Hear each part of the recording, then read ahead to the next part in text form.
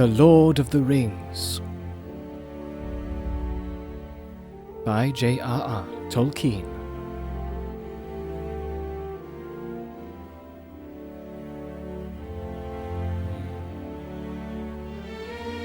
Book 1.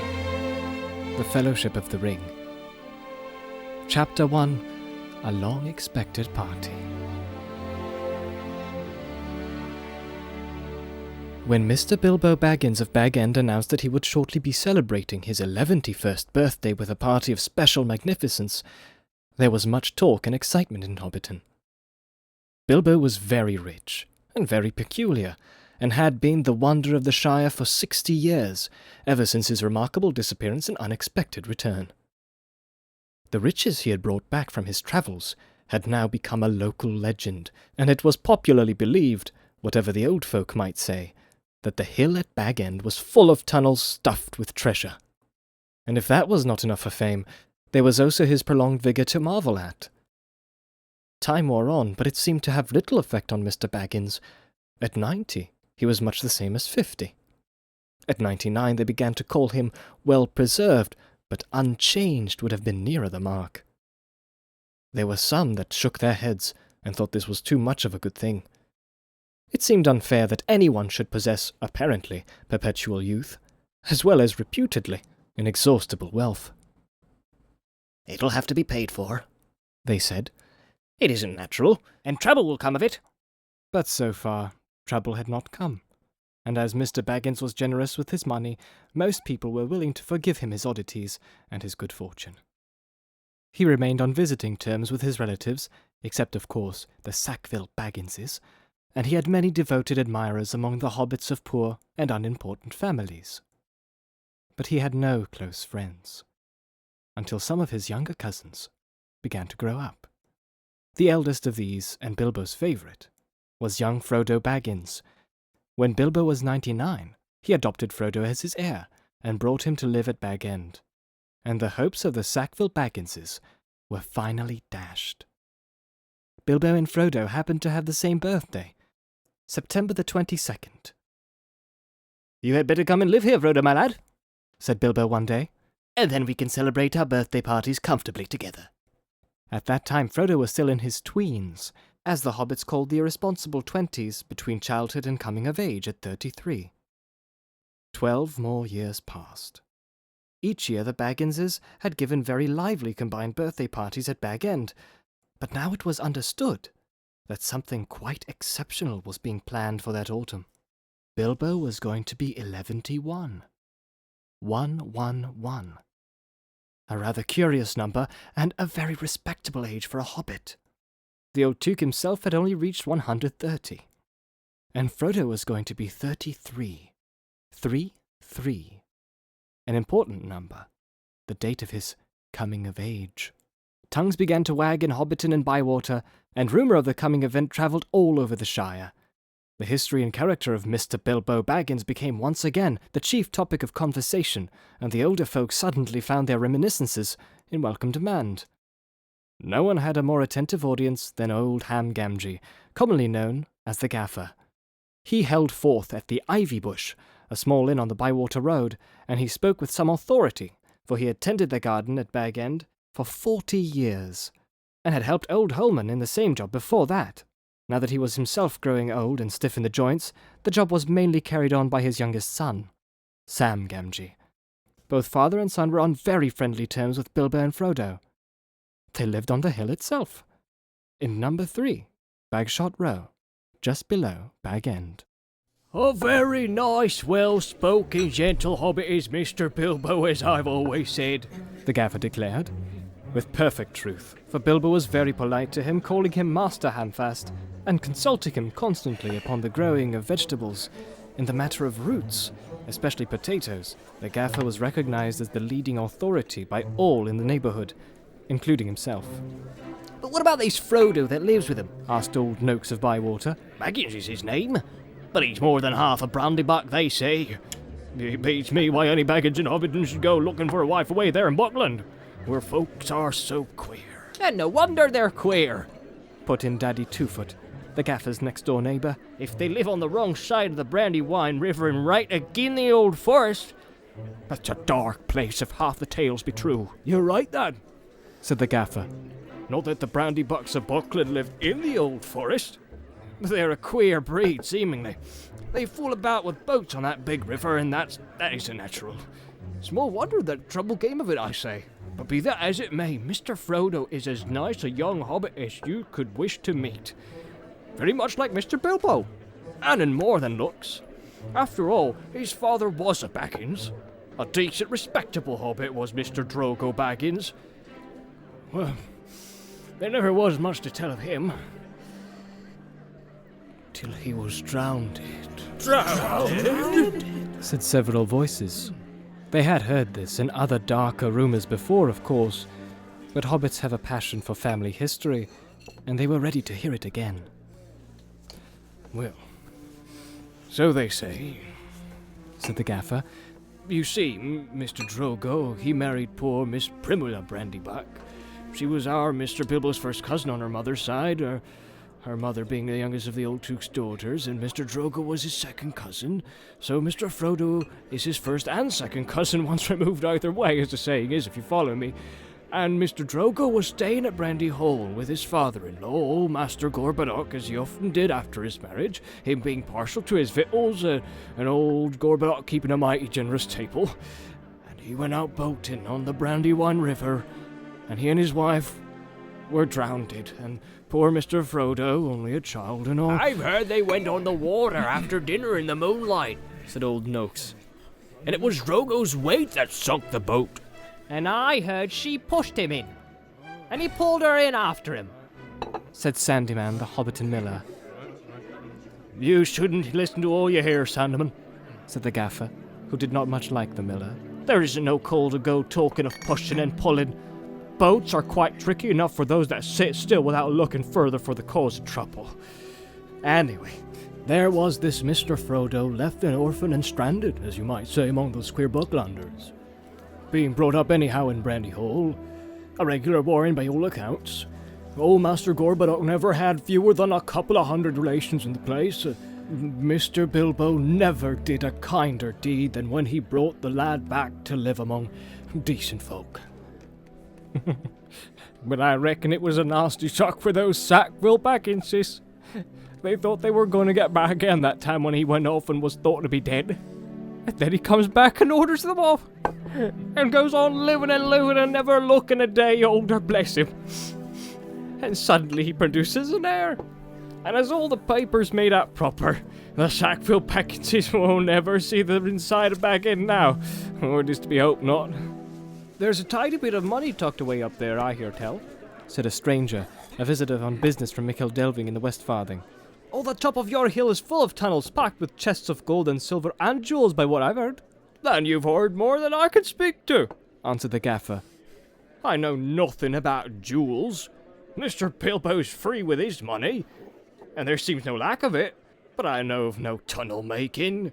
I saw Mr. Bilbo when he came back, a matter of 60 years ago when I was a lad. I'd not long come prentice to old Holman, him being my dad's cousin, but he had me up at Baggown helping him to keep folks from trampling and traipsing all over the garden while the sale was on.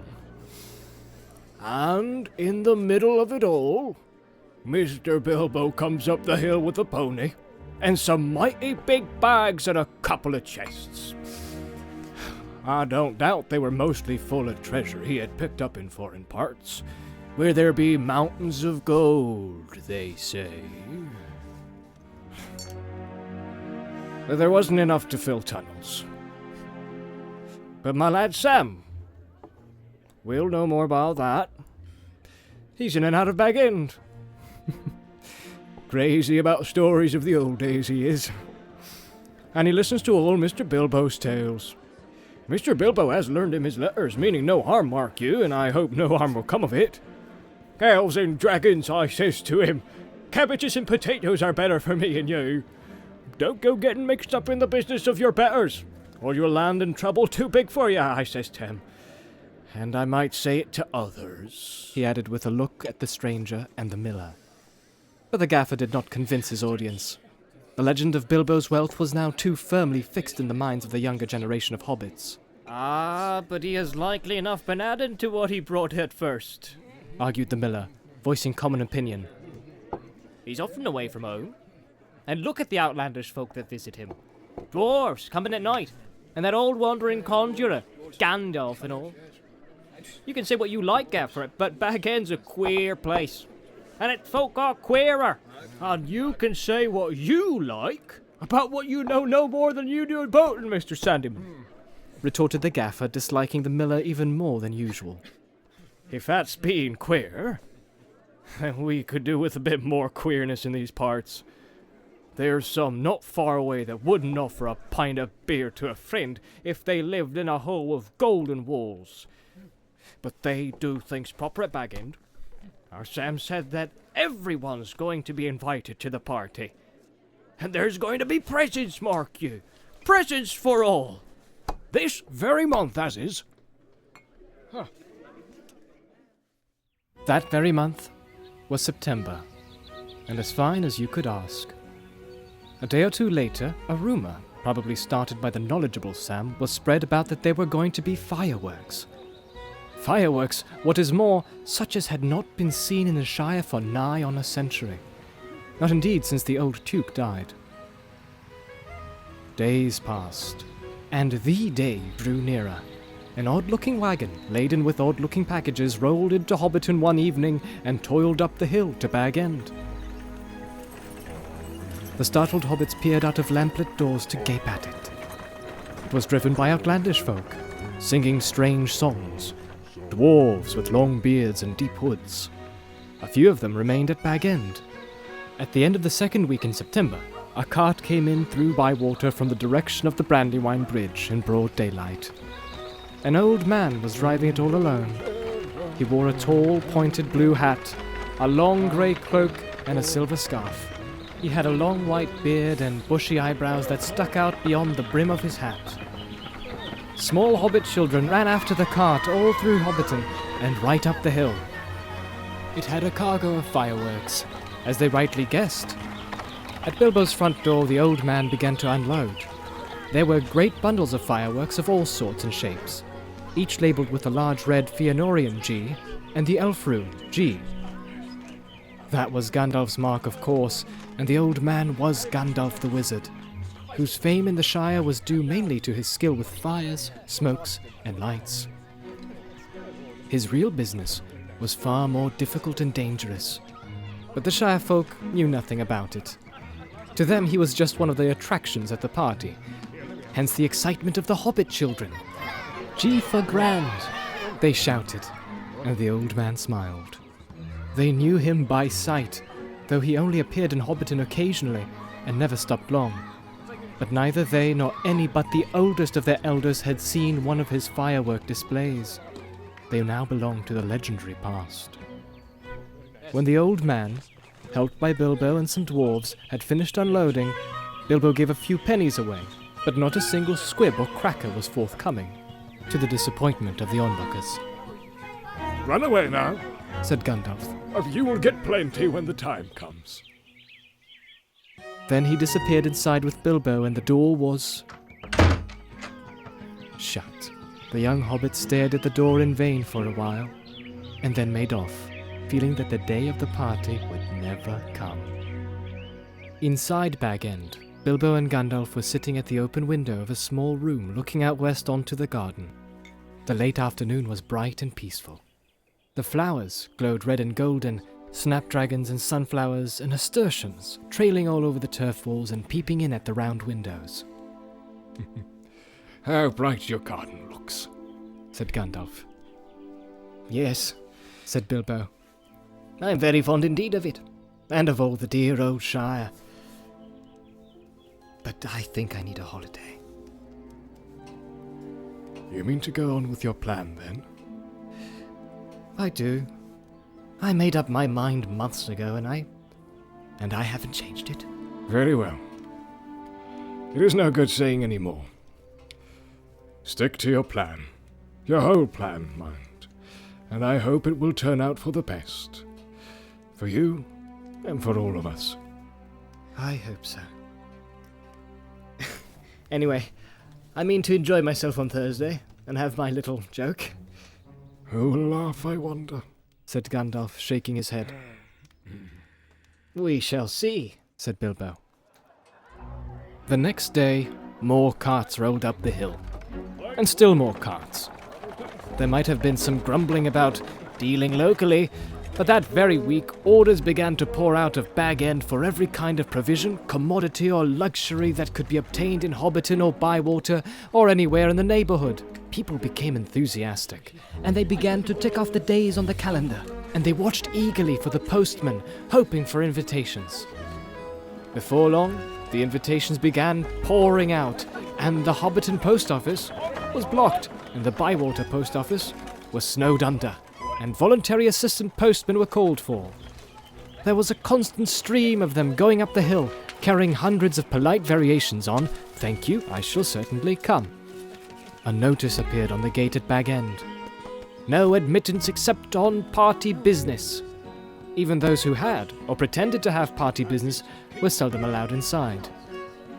Bilbo was busy, writing invitations, ticking off answers, packing up presents and making some private preparations of his own. From the time of Gandalf's arrival, he remained hidden from view. One morning, the hobbits woke to find the large field south of Bilbo's front door covered with ropes and poles for tents and pavilions. A special entrance was cut into the bank leading to the road, and wide steps and a large white gate were built there. And there, the 3 hobbit families of Bagshot Row adjoining the field were intensely interested and generally envied. Old Gaffer Gamgee stopped even pretending to work in his garden. The tents began to go up. There was a specially large pavilion, so big that the tree that grew in the field was right inside it and stood proudly near one end, at the head of the chief table. Lanterns were hung on all its branches. More promising still, to the hobbit's mind, an enormous open-air kitchen was erected in the north corner of the field. A draft of cooks from every inn and eating house for miles around arrived to supplement the dwarves and other odd folk that were quartered at Bag End. Excitement rose to its height. Then the weather clouded over. That was on Wednesday, the eve of the party. Anxiety was intense. Then Thursday, September the 22nd, actually dawned. The sun got up, the clouds vanished, flags were unfurled, and the fun began. Bilbo Baggins called it a party, but it was really a variety of entertainments rolled into one. Practically everybody living near was invited. A very few were overlooked by accident, but as they turned up all the same, that did not matter. Many people from other parts of the Shire were also asked, and there were even a few from outside the borders. Bilbo met the guests and additions at the new White Gate in person. He gave away presents to all and sundry. The latter were those who went out again by a back way and came in again by the gate. Hobbits give presents to other people on their own birthdays. Not very expensive ones as a rule, and not so lavishly as on this occasion. But it was not a bad system.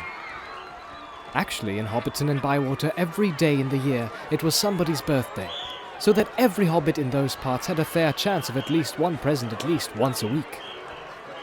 But they never got tired of them. On this occasion, the presents were unusually good. The hobbit children were so excited that for a while they almost forgot about eating. There were toys the like of which they had never seen before, all beautiful, and some obviously magical. Many of them had indeed been ordered a year before, and had come all the way from the mountain and from Dale, and were of real dwarf make. When every guest had been welcomed and was finally inside the gate, there were songs, dances, music, games, and of course, food and drink. There were 3 official meals: lunch, tea, and dinner, or supper. But lunch and tea were marked chiefly by the fact that at those times all the guests were sitting down and eating together. At other times, there were merely lots of people eating and drinking, continuously from 11 until 6:30, when the fireworks started. The fireworks were by Gandalf. They were not only brought by him, but designed and made by him. And the special effects, set pieces, and flights of rockets were let off by him. But there was also a generous distribution of squibs, crackers, bacca wrappers, sparklers, torches, dwarf candles, elf fountains, goblin barkers, and thunderclaps. They were all superb. The art of Gandalf improved with age. There were rockets like a flight of scintillating birds singing with sweet voices. There were green trees with trunks of dark smoke. Their leaves opened like a whole spring unfolding in a moment, and their shining branches dropped glowing flowers down upon the astonished hobbits, disappearing with a sweet scent just before they touched their upturned faces. There were fountains of butterflies that flew, glittering into the trees. There were pillars of coloured fires that rose and turned into eagles, or sailing ships, or a phalanx of flying swans. There was a red thunderstorm and a shower of yellow rain. There was a forest of silver spears that sprang suddenly into the air with a yell like an embattled army, and came down again into the water with a hiss like 100 hot snakes. And there was also one last surprise. In honor of Bilbo, and it startled the hobbits exceedingly, as Gandalf intended. The lights went out. A great smoke went up. It shaped itself like a mountain seen in the distance, and began to glow at the summit. It spouted green and scarlet flames. Out flew a red golden dragon, not life-size, but terribly lifelike. Fire came from its jaws. Its eyes glared down. There was a roar, and he whizzed 3 times over the heads of the crowd. They all ducked, and many fell flat on their faces. The dragon passed like an express train, turned a somersault, and burst over Bywater with a deafening explosion. That is the signal for supper, said Bilbo. The pain and alarm vanished at once, and the prostrate hobbits leapt to their feet. There was a splendid supper for everyone, that is, except those invited to the special family dinner party. This was held in the great pavilion with the tree. The invitations were limited to 12 dozen, a number also called by the hobbits 1 gross, though the word was not considered proper to use of people. And the guests were selected from all the families to which Bilbo and Frodo were related, with the addition of a few special unrelated friends, such as Gandalf. Many young hobbits were included, and present by parental permission, for hobbits were easygoing with their children in the matter of sitting up late, especially when there was a chance of getting them a free meal. Bringing up young hobbits took a lot of provender. There were many Bagginses and Boffins, and also many Tooks and Brandybucks. There were various Grubbs, relations of Bilbo Baggins' grandmother, and various Chubbs, connections of his Took grandfather, and a selection of Burrowses, Bolgers, Bracegirdles, Brockhouses, Goodbodies, Hornblowers, and Proudfulls. Some of these were only very distantly connected with Bilbo, and some of them had hardly ever been in Hobbiton before, as they lived in remote corners of the Shire. The Sackville Bagginses were not forgotten. Otho and his wife Lobelia were present. They disliked Bilbo and detested Frodo, but so magnificent was the invitation card, written with golden ink, that they had felt it was impossible to refuse. Besides, their cousin, Bilbo, had been specializing in food for many years, and his table had a high reputation. All the 144 guests expected a pleasant feast, though they rather dreaded the after-dinner speech of their host, an inevitable item. He was liable to drag in bits of what he called poetry, and sometimes after a glass or two would allude to the absurd adventures of his mysterious journey. The guests were not disappointed. They had a very pleasant feast. In fact, an engrossing entertainment, rich, abundant, varied, and prolonged. The purchase of provisions fell almost to nothing throughout the district in the ensuing weeks. But as Bilbo's catering had depleted the stocks of most stores, cellars, and warehouses for miles around, that did not matter much. After the feast, more or less, came the speech. Most of the company were, however, now in a tolerant mood, at that delightful stage which they called filling up the corners. They were sipping their favourite drinks and nibbling at their favourite dainties, and their fears were forgotten. They were prepared to listen to anything and to cheer at every full stop. My dear people, began Bilbo, rising in his place. Hear, hear, hear, hear, they shouted, and kept on repeating it in chorus, seeming reluctant to follow their own advice. Bilbo left his place, and went and stood on a chair under the illuminated tree. The light of the lanterns fell on his beaming face. The golden buttons shone on his embroidered silk waistcoat. They could all see him standing, waving one hand in the air, the other was in his trouser pocket. my dear Bagginses and Boffins, He began again. and my dear Tooks and Brandybucks, and Grubs, and Chubs, and Burrowses, and Hornblowers, and Bolgers, Brace Girdles, Good Bodies, Brockhouses, and Proudfoots. Proud feet! Shouted an elderly hobbit from the back of the pavilion. His name, of course, was Proudfoot, and well merited. His feet were large, exceptionally furry, and both were on the table, Proudfoots. repeated Bilbo. Also, my good Sackville Bagginses that I welcome back at last to Bag End. Today is my 111th birthday. I am 11 today. Hooray! Hooray! Many happy returns, they shouted. And they hammered joyously on the tables. Bilbo was doing splendidly. This was the sort of stuff they liked. Short and obvious. I hope you're all enjoying yourselves as much as I am. Deafening cheers. Cries of yes and no. Noises of trumpets and horns, pipes and flutes, and other musical instruments. There were, as has been said, many young hobbits present. Hundreds of musical crackers had been pulled. Most of them bore the mark Dale on them, which did not convey much to most of the hobbits, but they all agreed they were marvellous crackers. They contained instruments, small but of perfect make, and enchanting tones. Indeed, in one corner, some of the young Tooks and Brandybucks, supposing Uncle Bilbo to have finished, since he had plainly said all that was necessary, now got up an impromptu orchestra and began a merry dance tune. Master Everard Took and Miss Melilot Brandybuck got on the table and with bells in their hands began to dance the Springle Ring. A pretty dance, but rather vigorous. But Bilbo had not finished. Seizing a horn from a youngster nearby, he blew 3 loud hoots. The noise subsided. I shall not keep you long. He cried. Cheers from all the assembly. I have called you all together for a purpose. Something in the way that he said this made an impression. There was almost silence, and 1 or 2 of the Tooks pricked up their ears. Indeed, for 3 purposes. First of all, to tell you that I am immensely fond of you all, and that 11 years is too short a time to live among such excellent and admirable hobbits. Tremendous outburst of approval. I don't know half of you half as well as I should like, and I like less than half of you half as well as you deserve.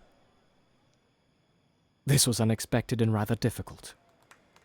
There was some scattered clapping, but most of them were trying to work it out and see if it came to a compliment. Secondly, to celebrate my birthday. Cheers again. I should say our birthday, for it is, of course, also the birthday of my heir and nephew Frodo. He comes of age and into his inheritance today. Some perfunctory clapping from the elders, and some loud shouts of Frodo, Frodo, jolly old Frodo from the juniors. The Sackville Bagginses scowled, and wondered what was meant by coming into his inheritance. Together, we score 144. Your numbers were chosen to fit this remarkable total. 1 gross, if I may use the expression. No cheers. This was ridiculous. Many of his guests, and especially the Sackville Bagginses, were insulted, feeling sure they had only been asked to fill up the required number, like goods in a package. 1 gross indeed.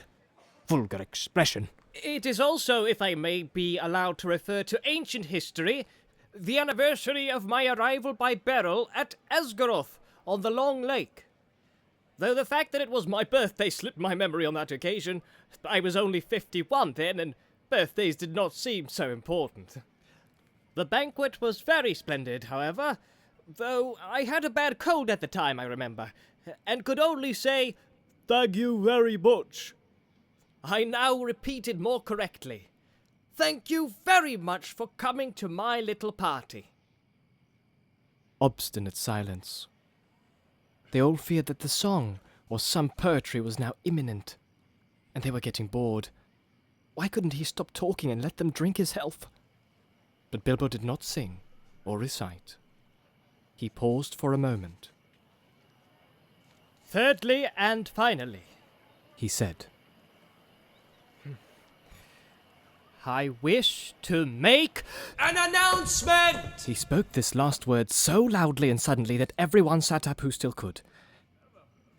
"I regret to announce that, though, as I said, 11 years is far too short a time to spend among you.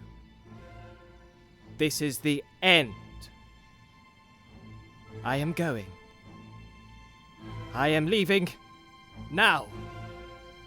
Goodbye." He stepped down and vanished.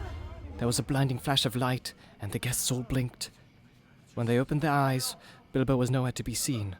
144 flabbergasted hobbits sat speechless. Old Odo Proudfoot removed his feet from the table and stamped. Then there was a dead silence, until suddenly, after several deep breaths, every Baggins, Boffin, Tuke, Brandybuck, Grubb, Chubb, Burrows, Bulger, Bracegirdle, Brockhouse, Goodbody, Hornblower, and Proudfoot began to talk at once. It was generally agreed that the joke was in very bad taste, and more food and drink were needed to cure guests of shock and annoyance. "He's mad, I always said so," was probably the most popular comment. Even the Tukes, with a few exceptions, thought Bilbo's behavior was absurd. For the moment, most of them took it for granted that his disappearance was nothing more than a ridiculous prank. But old Rory Brandybuck was not so sure. Neither age nor an enormous dinner had clouded his wits, and he said to his daughter-in-law Esmeralda, "There's something fishy in this, my dear. I believe that mad Baggins is off again. Silly old fool, but why worry? He hasn't taken the victuals with him." He called loudly to Frodo to send the wine round again. Frodo was the only one present who had said nothing. For some time he had sat silent beside Bilbo's empty chair, and ignored all remarks and questions. He had enjoyed the joke, of course, even though he had been in the know. He had difficulty in keeping from laughter at the indignant surprise of the guests, but at the same time, he felt deeply troubled. He realized suddenly that he loved the old hobbit dearly. Most of the guests went on eating and drinking, and discussing Bilbo Baggins' oddities, past and present, but the Sackville Bagginses had already departed in wrath. Frodo did not want to have any more to do with the party. He gave orders for more wine to be served. Then he got up and drained his own glass silently, to the health of Bilbo, and slipped out of the pavilion. As for Bilbo Baggins, even while he was making his speech, he had been fingering the golden ring in his pocket, his magic ring that he had kept secret for so many years. As he stepped down, he slipped it on his finger, and he was never seen by any hobbit in Hobbiton again. He walked briskly back to his hole, and stood for a moment listening with a smile to the din in the pavilion and to the sounds of merrymaking in other parts of the field. Then he went in. He took off his party clothes, folded up and wrapped in tissue paper his embroidered silk waistcoat, and put it away. Then he put on quickly some old untidy garments, and fastened round his waist a worn leather belt. On it he hung a short sword in a battered black leather scabbard. From a locked drawer, smelling of old mothballs, he took out an old cloak and hood. They had been locked up as if they were very precious, but they were so patched and weather-stained that their original color could hardly be guessed. It might have been dark green. They were rather too large for him. He then went into his study, and from a large strong box took out a bundle wrapped in old cloths, and a leather-bound manuscript, and also a large bulky envelope. The book and bundle he stuffed into the top of a heavy bag that was standing there, already nearly full. Into the envelope he slipped his golden ring, and its fine chain, and then sealed it, and addressed it to Frodo. At first he put it on the mantelpiece, but suddenly he removed it and stuck it in his pocket. At that moment the door opened and Gandalf came quickly in. Oh! Hello. Said Bilbo. I wondered if you would turn up. I am glad to find you visible, Replied the wizard, sitting down in a chair. I wanted to catch you and have a few final words. I suppose you feel that everything has gone off splendidly and according to plan? Yes, I do. Said Bilbo. Though that flash was surprising. It quite startled me, let alone the others. A little addition of your own, I suppose. It was. You have wisely kept the ring secret all these years, and it seemed to me necessary to give your guests something else that would seem to explain your sudden vanishment. It would spoil my joke. Oh, you are an interfering old busybody. Laughed Bilbo. But I expect you know best. As usual. I do. When I know anything. But I don't feel too sure about this whole affair. It has now come to the final point. You've had your joke, and alarmed or offended most of your relations, and given the whole Shire something to talk about for 9 days, or 99 more likely. Are you going any further? Yes, I am. I feel I need a holiday. A very long holiday, as I have told you before. Probably a permanent holiday. I don't expect I shall return.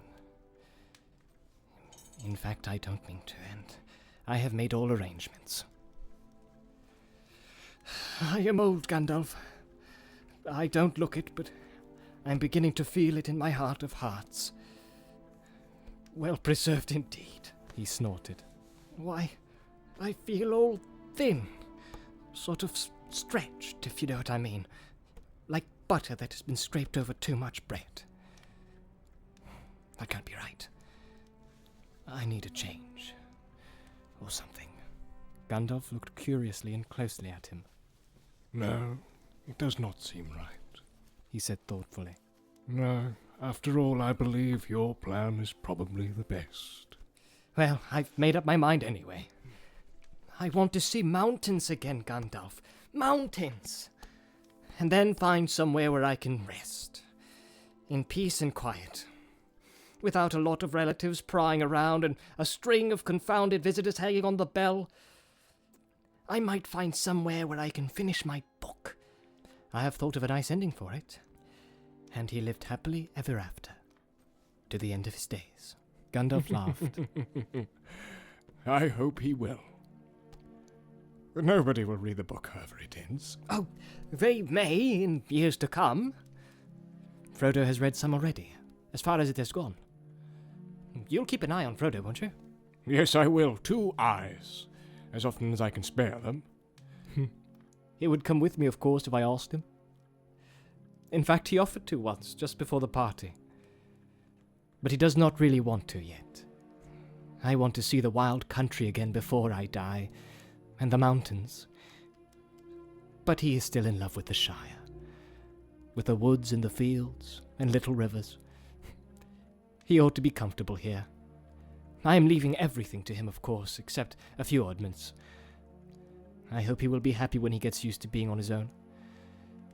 It's time he was his own master now. Everything? Said Gandalf. The ring as well? You agreed to that, you remember? Well, yes, I suppose so. Stammered Bilbo. Where is it? In an envelope, if you must know. Said Bilbo impatiently. There, on the mantelpiece. Well, no. Here it is in my pocket. He hesitated. Isn't that odd now? He said softly to himself. Yet after all, why not? Why shouldn't it stay there? Gandalf looked again very hard at Bilbo, and there was a gleam in his eyes. I think, Bilbo, He said quietly. I should leave it behind. Don't you want to? Well, yes. And no. Now it comes to it, I don't feel like parting with it at all, I might say. And I don't really see why I should. Why do you want me to? He asked, and a curious change came over his voice. It was sharp with suspicion and annoyance. You are always badgering me about my ring, but you have never bothered me about the other things that I got on my journey. No, but I had to badger you. Said Gandalf. I wanted the truth. It was important. Magic rings are, well, magical, and they are rare and curious. I was professionally interested in your ring, you may say, and I still am. I should like to know where it is if you go wandering again. Also, I think you have had it quite long enough. You don't need it anymore, Bilbo, unless I am quite mistaken. Bilbo flushed, and there was an angry light in his eyes. His kindly face grew hard. Why not? He cried. And what business is it of yours anyway to know what I do with my own things? It is my own. I found it. It came to me. Yes, yes, said Gandalf. there is no need to get angry. If I am angry, it is your fault. Said Bilbo. It is mine, I tell you. My own. My precious. Yes, my precious. The wizard's face remained grave and attentive, and only a flicker in his deep eyes showed that he was startled and indeed alarmed. It has been called that before, He said. but not by you. But I say it now, and why not? Even if Gollum said the same once, it's not his now, but mine. I shall keep it, I say. Gandalf stood up. He spoke sternly. You will be a fool if you do, Bilbo. He said. You make that clearer in every word you say. It has got far too much hold on you. Let it go, and then you can go yourself and be free.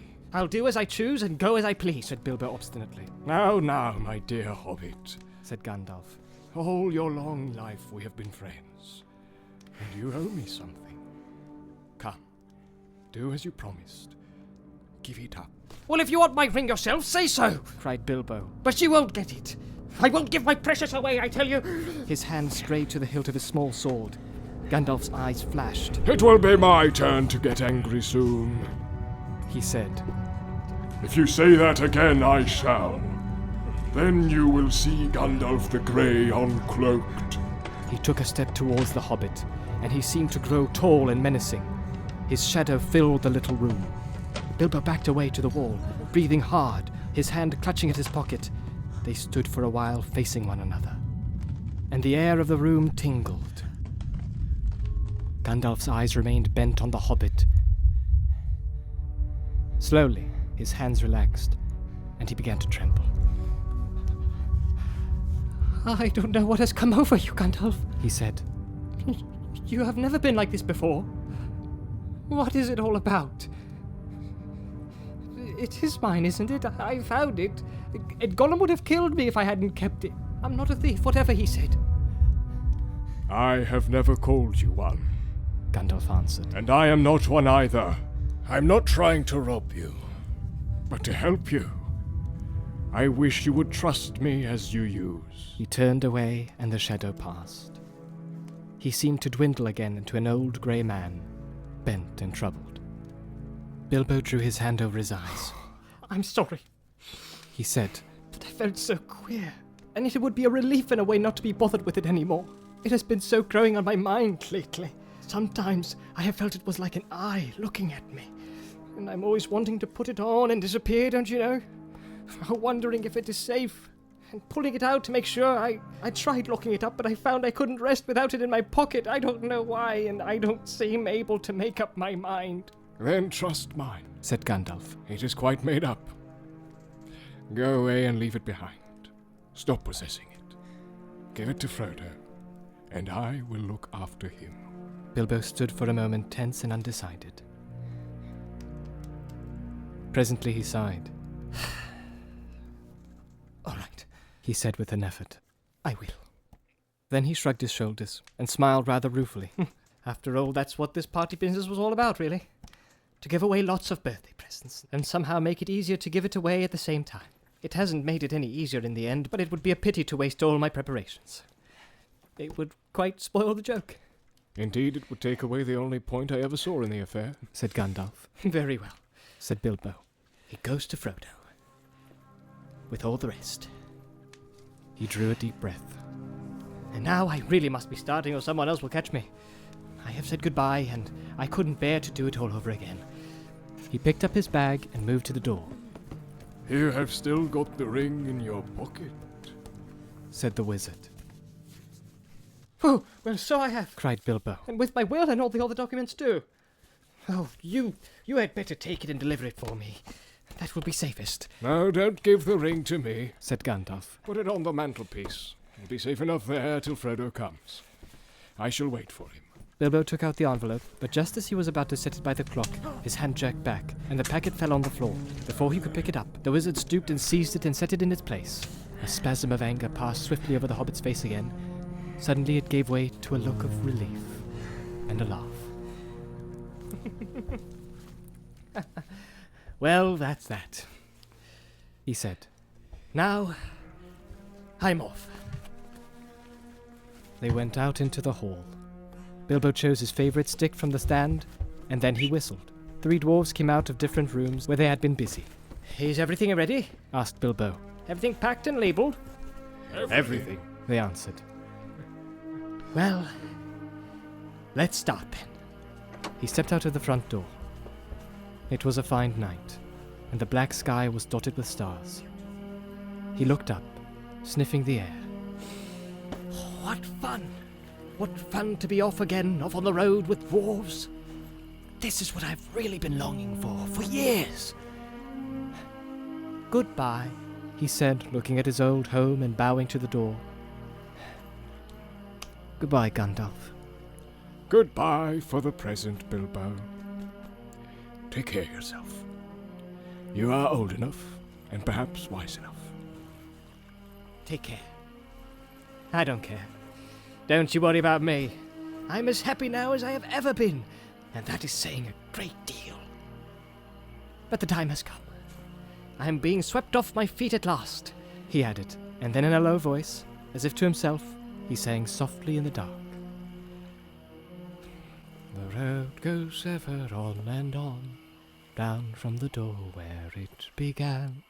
Now far ahead the road has gone, and I must follow if I can, pursuing it with eager feet, until it joins some larger way, where many paths and errands meet, and whither then I cannot say. He paused, silent for a moment. Then, without another word, he turned away from the lights and voices in the fields and tents, and followed by his 3 companions, went round into his garden, and trotted down the long sloping path. He jumped over a low place in the hedge at the bottom, and took to the meadows, passing into the night like a rustle of wind in the grass. Gandalf remained for a while staring after him into the darkness. Goodbye, my dear Bilbo. Until our next meeting, he said softly, and went back indoors.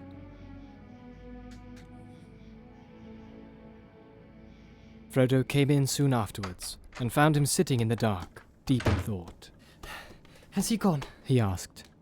Yes, Answered Gandalf. he has gone at last. I hoped until this evening that it was only a joke. Said Frodo. But I knew in my heart that he really meant to go. He always used to joke about serious things. I wish I'd come back sooner, just to see him off. I think really he preferred slipping off quietly in the end. Said Gandalf. Don't be too troubled. He'll be all right. Now, he left a packet for you. There it is. Frodo took the envelope from the mantelpiece and glanced at it, but did not open it. You'll find his will and all other documents in there, I think. Said the wizard. You are the master of Bag End now. And also, I fancy, you will find a golden ring. The ring! Exclaimed Frodo. Has he left me that? Wonder why. Still, may be useful.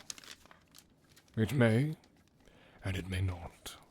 Said Gandalf. I should not make use of it if I were you. But keep it secret, and keep it safe. Now, I am going to bed. As master of Bag End, Frodo felt it his painful duty to say goodbye to the guests. Rumours of strange events had by now spread all over the field, but Frodo would only say, "No doubt everything will be cleared up in the morning." About midnight, carriages came for the important folk. One by one they rolled away, filled with full but very unsatisfied hobbits. Gardeners came by arrangement, and removed in wheelbarrows those that had inadvertently remained behind. Night slowly passed. The sun rose. The hobbits rose rather later. Morning went on.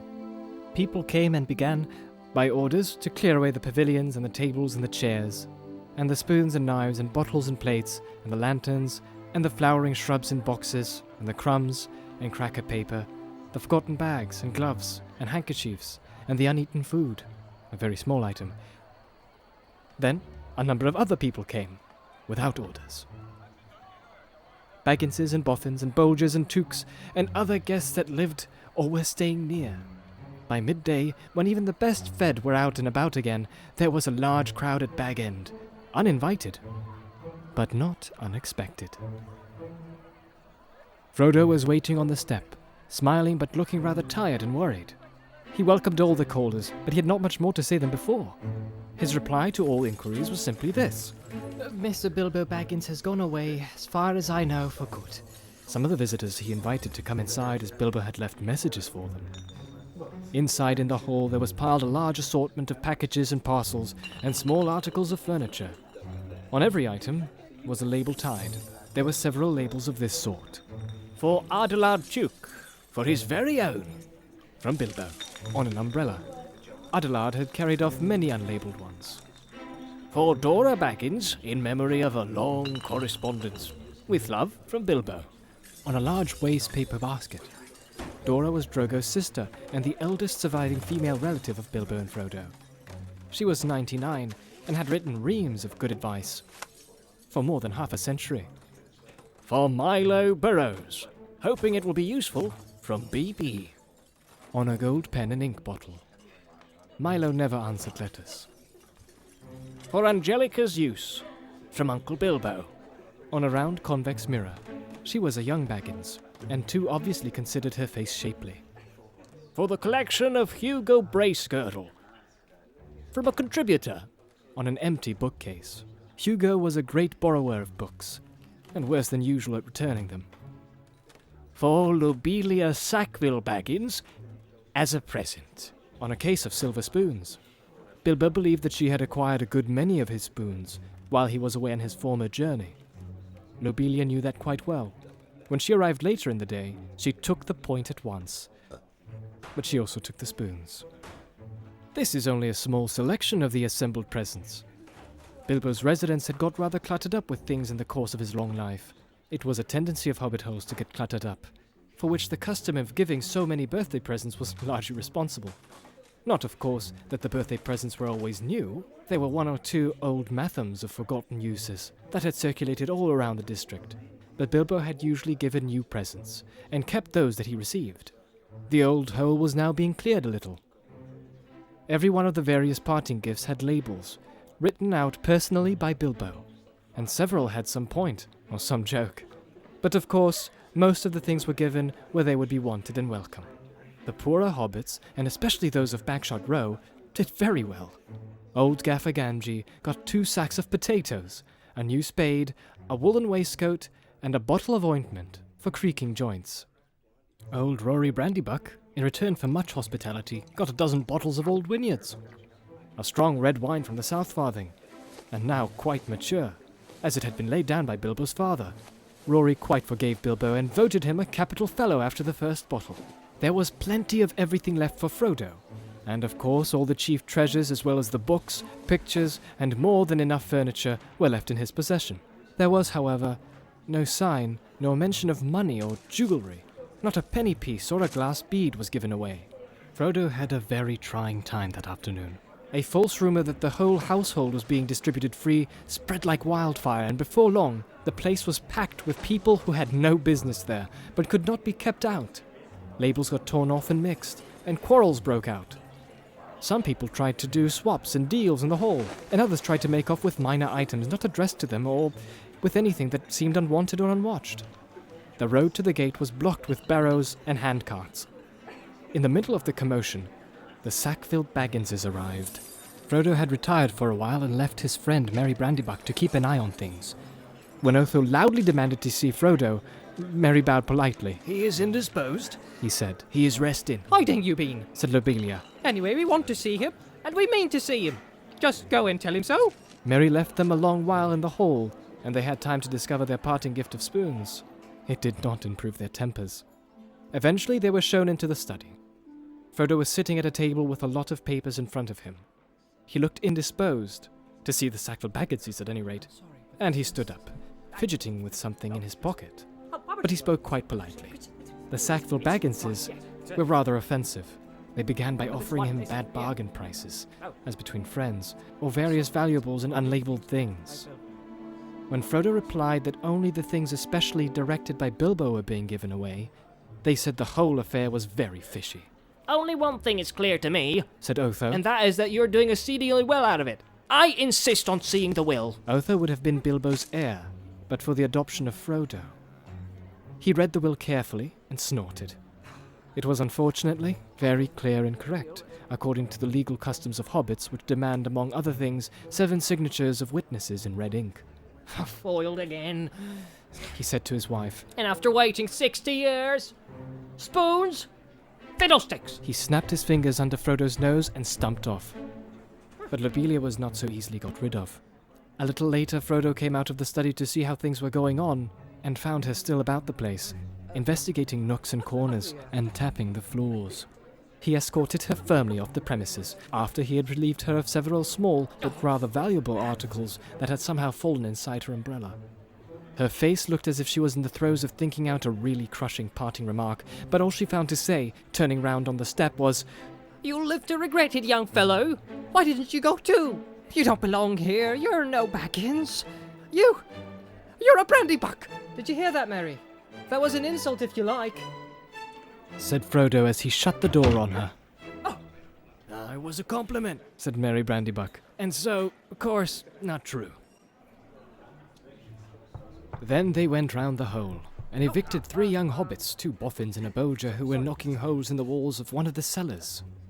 Frodo also had a tussle with young Sancho Proudfoot, old Odo Proudfoot's grandson, who had begun an excavation in a larger pantry, where he thought there was an echo. The legend of Bilbo's gold excited both curiosity and hope, for legendary gold, mysteriously obtained if not positively ill-gotten, is, as everyone knows, anyone's for the finding, unless the search is interrupted. When he had overcome Sancho and pushed him out, Frodo collapsed on a chair in the hall. It's time to close the shop, Mary. He said, Lock the door, and don't open it to anyone today, not even if they bring a battering ram. Then he went to revive himself with a belated cup of tea. He had hardly sat down when there came a soft knock at the front door. Lobelia again, most likely. He thought. She must have thought of something really nasty, and I've come back again to say it. It can wait. He went on with his tea. The knock was repeated, much louder, but he took no notice. Suddenly the wizard's head appeared at the window. If you don't let me in, Frodo, I shall blow your door right down your hole and out through the hill. He said. My dear Gandalf! Half a minute! Cried Frodo, running out of the room to the door. Come in, come in! I thought it was Lobelia. Well, then I forgive you. But I saw her some time ago, driving a pony trap towards Bywater, with a face that would have curdled new milk. She had nearly curdled me, honestly. I nearly tried on Bilbo's ring. I longed to disappear. Don't do that, said Gandalf, sitting down. Do be careful of that ring, Frodo. In fact, it is partly about that I have come to say a last word. Well, what about it? What do you know already? Only what Bilbo told me. I've heard his story, how he'd found it and how he used it. On his journey, I mean. Which story, I wonder? Said Gandalf. Oh, not what he told the dwarves and put in his book. Said Frodo. He told me the true story soon after I came to live here. He said you had pestered him till he told you. So I had better know too. No secrets between us, Frodo, he said. But they're not to go any further, it's mine anyway. That's interesting, said Gandalf. Well, what did you think of it all? If you mean inventing all that about a present, well, I thought the true story much more likely, and I couldn't see the point of altering it at all. It was very unlike Bilbo to do so anyway, and I thought it rather odd. So did I. But odd things may happen to people that have such treasures, if they use them. Let it be a warning to you to be very careful with it. It may have other powers than just making you vanish when you wish to. I don't understand, said Frodo. Neither do I, answered the wizard. I have merely begun to wonder about the ring, especially since last night. No need to worry, but if you take my advice, you will use it very seldom or not at all. At least I beg you not to use it in any way that will cause talk or rouse suspicion. I say again, keep it safe and keep it secret. You are very mysterious. What are you afraid of? I am not certain, so I will say no more. I may be able to tell you something when I come back. I'm going off at once, so this is goodbye for the present. He got up, At once? cried Frodo. Why, I thought you were staying on for at least a week. I was looking forward to your help. I did mean to, but I have had to change my mind. I may be away for a good while, but I'll come and see you again as soon as I can. Expect me when you see me. I shall slip in quietly. I shan't often be visiting the Shire openly again. I find that I have become rather unpopular. They say I am a nuisance and a disturber of the peace. Some people are actually accusing me of spiriting Bilbo away, or worse. If you want to know, there is supposed to be a plot between you and me to get hold of his wealth. Some people. exclaimed Frodo. You mean Otho and Lobelia? How abominable. I would give the bag end and everything else if I could get Bilbo back and go off tramping in the country with him. I love the Shire, but I begin to wish somehow that I had gone too. I wonder if I shall ever see him again. So do I, Said Gandalf. and I wonder many other things. Goodbye now. Take care of yourself. Look out for me, especially at unlikely times. Goodbye. Frodo saw him to the door. He gave a final wave of his hand and walked off at a surprising pace. But Frodo thought the old wizard looked unusually bent, almost as if he was carrying a great weight. The evening was closing in, and his cloaked figure quickly vanished into the twilight. Frodo did not see him again for a long time.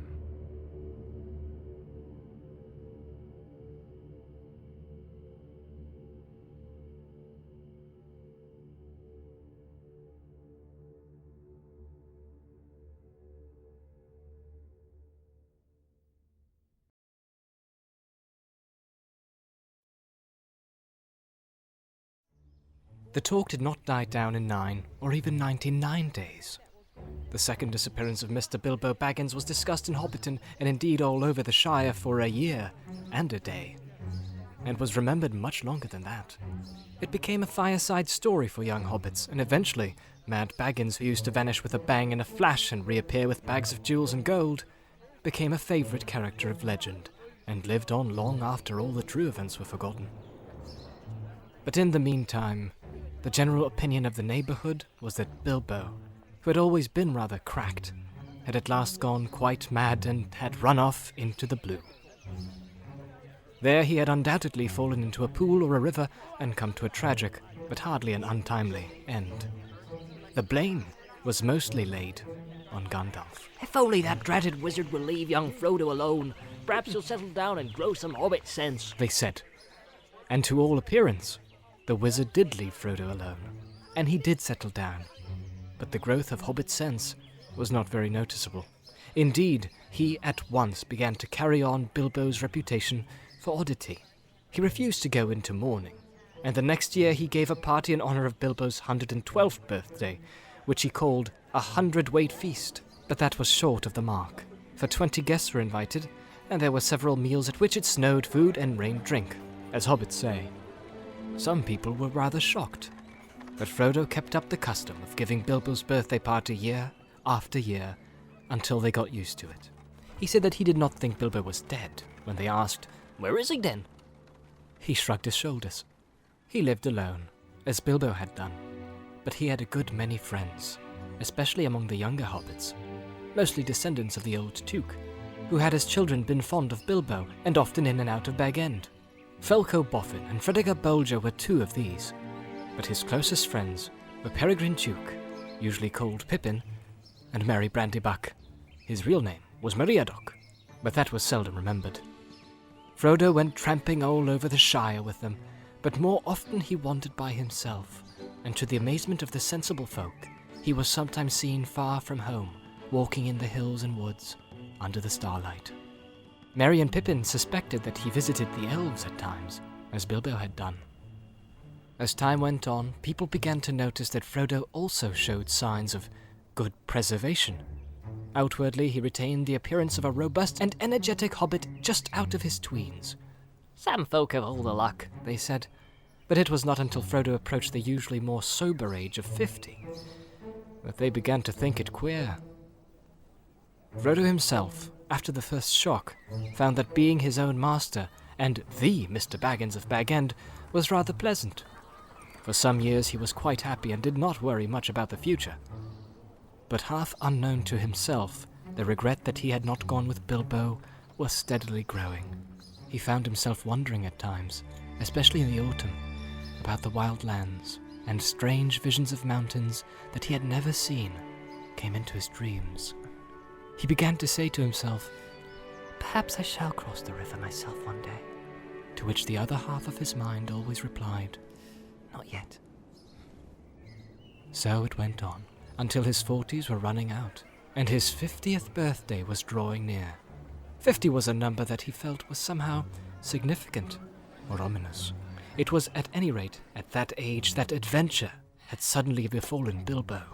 Frodo began to feel restless, and the old paths seemed too well trodden. He looked at maps and wondered what lay beyond their edges. Maps made in the Shire showed mostly white spaces beyond its borders. He took to wandering further afield and more often by himself, and Merry and his other friends watched him anxiously. Often he was seen walking and talking with the strange wayfarers that began at this time to appear in the Shire. There were rumors of strange things happening in the world outside, and as Gandalf had not at the time appeared or sent any message for several years, Frodo gathered all the news he could.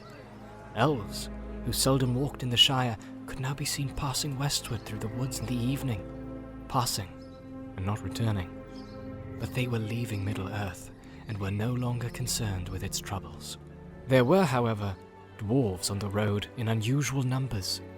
The ancient east-west road ran through the Shire to its end at the Grey Havens, and dwarves had always used it on their way to their mines in the Blue Mountains. They were the hobbits' chief source of news from distant parts, if they wanted any. As a rule, dwarves said little, and hobbits asked no more.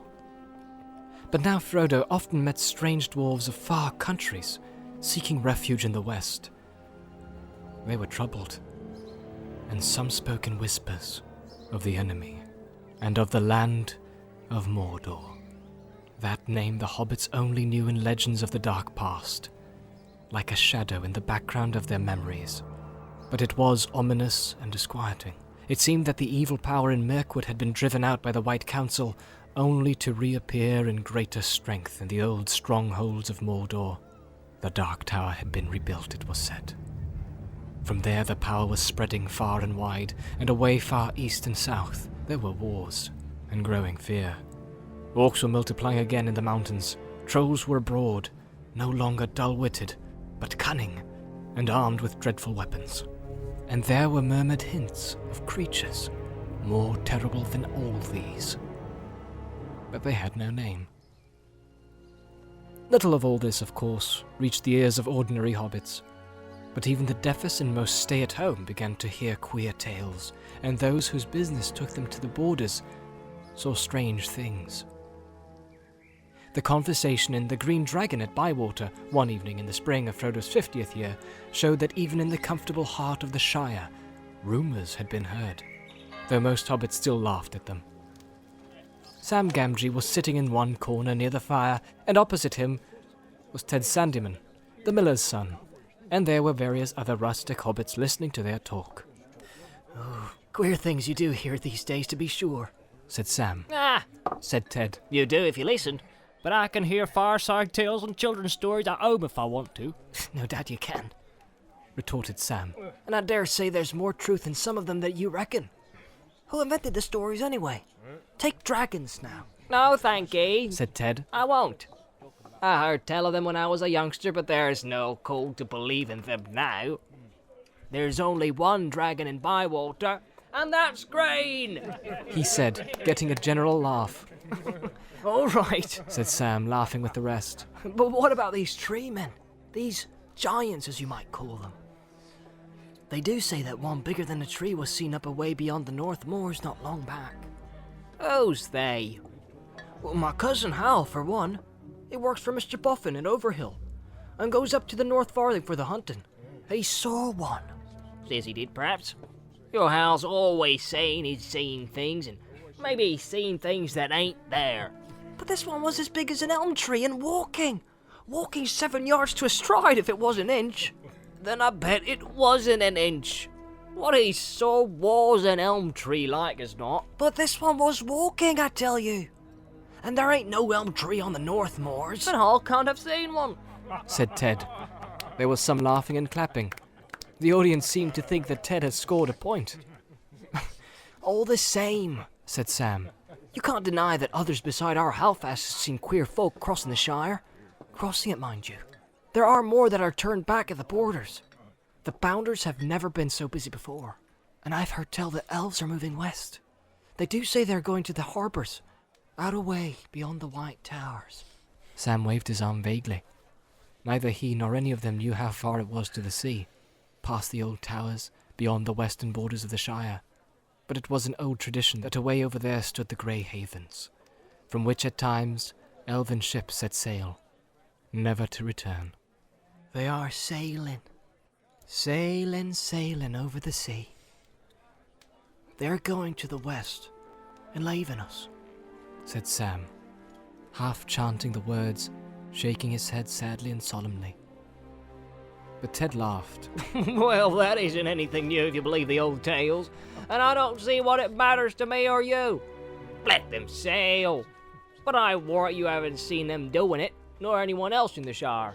Well, I don't know, said Sam thoughtfully. He believed he had once seen an elf in the woods, and still hoped to see more one day. Of all the legends that he had heard in his early years, such fragments of tales and half-remembered stories about the elves as the hobbits knew had always moved him most deeply.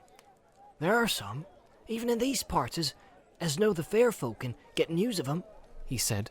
There's Mr. Baggins now, that I work for. He told me that they were sailing and he knows a bit about elves. And old Mr. Bilbo knew more. Many's the talk that I had with him when I was a little lad. Oh, they're both cracked, said Ted. Leastways, old Bilbo was cracked. Frodo's cracking. If that's where you get your news from, you'll never walk for moonshine. Well, friends, I'm off home. Your good health. He drained his mug and went out noisily. Sam sat silent and said no more. He had a good deal to think about. For one thing, there was a lot to do up in the Bag End garden, and he would have a busy day tomorrow, if the weather cleared. The grass was growing fast, but Sam had more on his mind than gardening. After a while, he sighed, and got up and went out. It was early April, and the sky was now clearing after heavy rain. The sun was down, and a cool, pale evening was quietly fading into the night. He walked home under the early stars through Hobbiton and up the hill, whistling softly and thoughtfully. It was just at this time that Gandalf reappeared after his long absence. For 3 years after the party he had been away. Then he paid Frodo a brief visit, and after taking a good look at him, he went off again. During the next year or two, he had turned up fairly often, coming unexpectedly after dusk, and going off without warning before sunrise. He would not discuss his own business and journeys, and seemed chiefly interested in small news about Frodo's health and doings. Then suddenly his visits had ceased. It was over 9 years since Frodo had seen or heard of him, and he had begun to think that the wizard would never return, and had given up all interest in hobbits. But that evening, as Sam was walking home and twilight was fading, there came the once familiar tap on the study window. Frodo welcomed his old friend with surprise and great delight. They looked hard at one another. "Ah, well, said Gandalf. You look the same as ever, Frodo." "So do you," Frodo replied, but secretly he thought that Gandalf looked older and more careworn. He pressed him of news of himself and of the wide world, and soon they were deep in talk, and they stayed up far into the night. Next morning, after a late breakfast, the wizard was sitting with Frodo by the open window of the study. A brief fire was on the hearth, but the sun was warm, and the wind was in the south.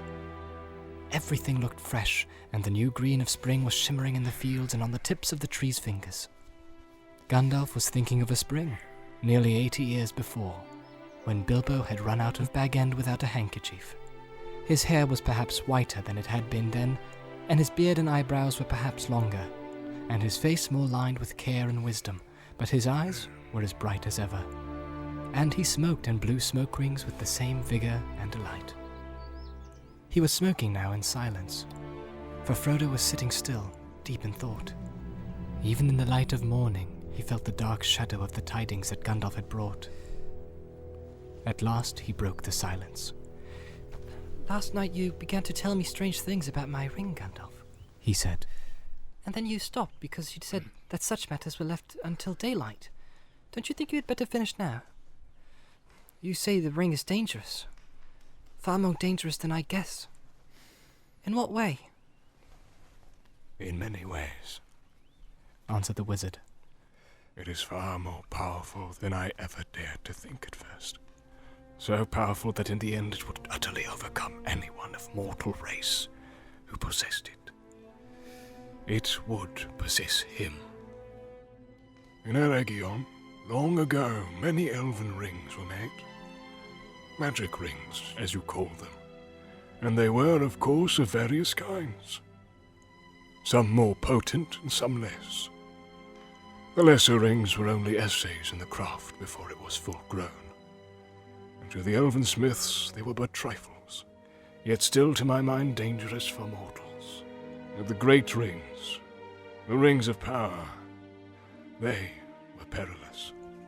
A mortal Frodo who keeps one of the great rings does not die, but he does not grow or obtain more life. He merely continues, until at last every minute is a weariness. And if he often uses the ring to make himself invisible, he fades. He becomes, in the end, invisible permanently, and walks in the twilight under the eye of the dark power that rules the rings. Yes, sooner or later. Later, if he is strong or well-meaning to begin with, but neither strength nor good purpose will last, sooner or later, the dark power will devour him. How terrifying, said Frodo. There was another long silence. The sound of Sam Gamgee cutting the lawn came in from the garden. How long have you known this? Asked Frodo at length. And how much did Bilbo know? Bilbo knew no more than he told you, I am sure, said Gandalf. He would certainly never have passed on to you anything that he thought would be a danger, even though I promised to look after you.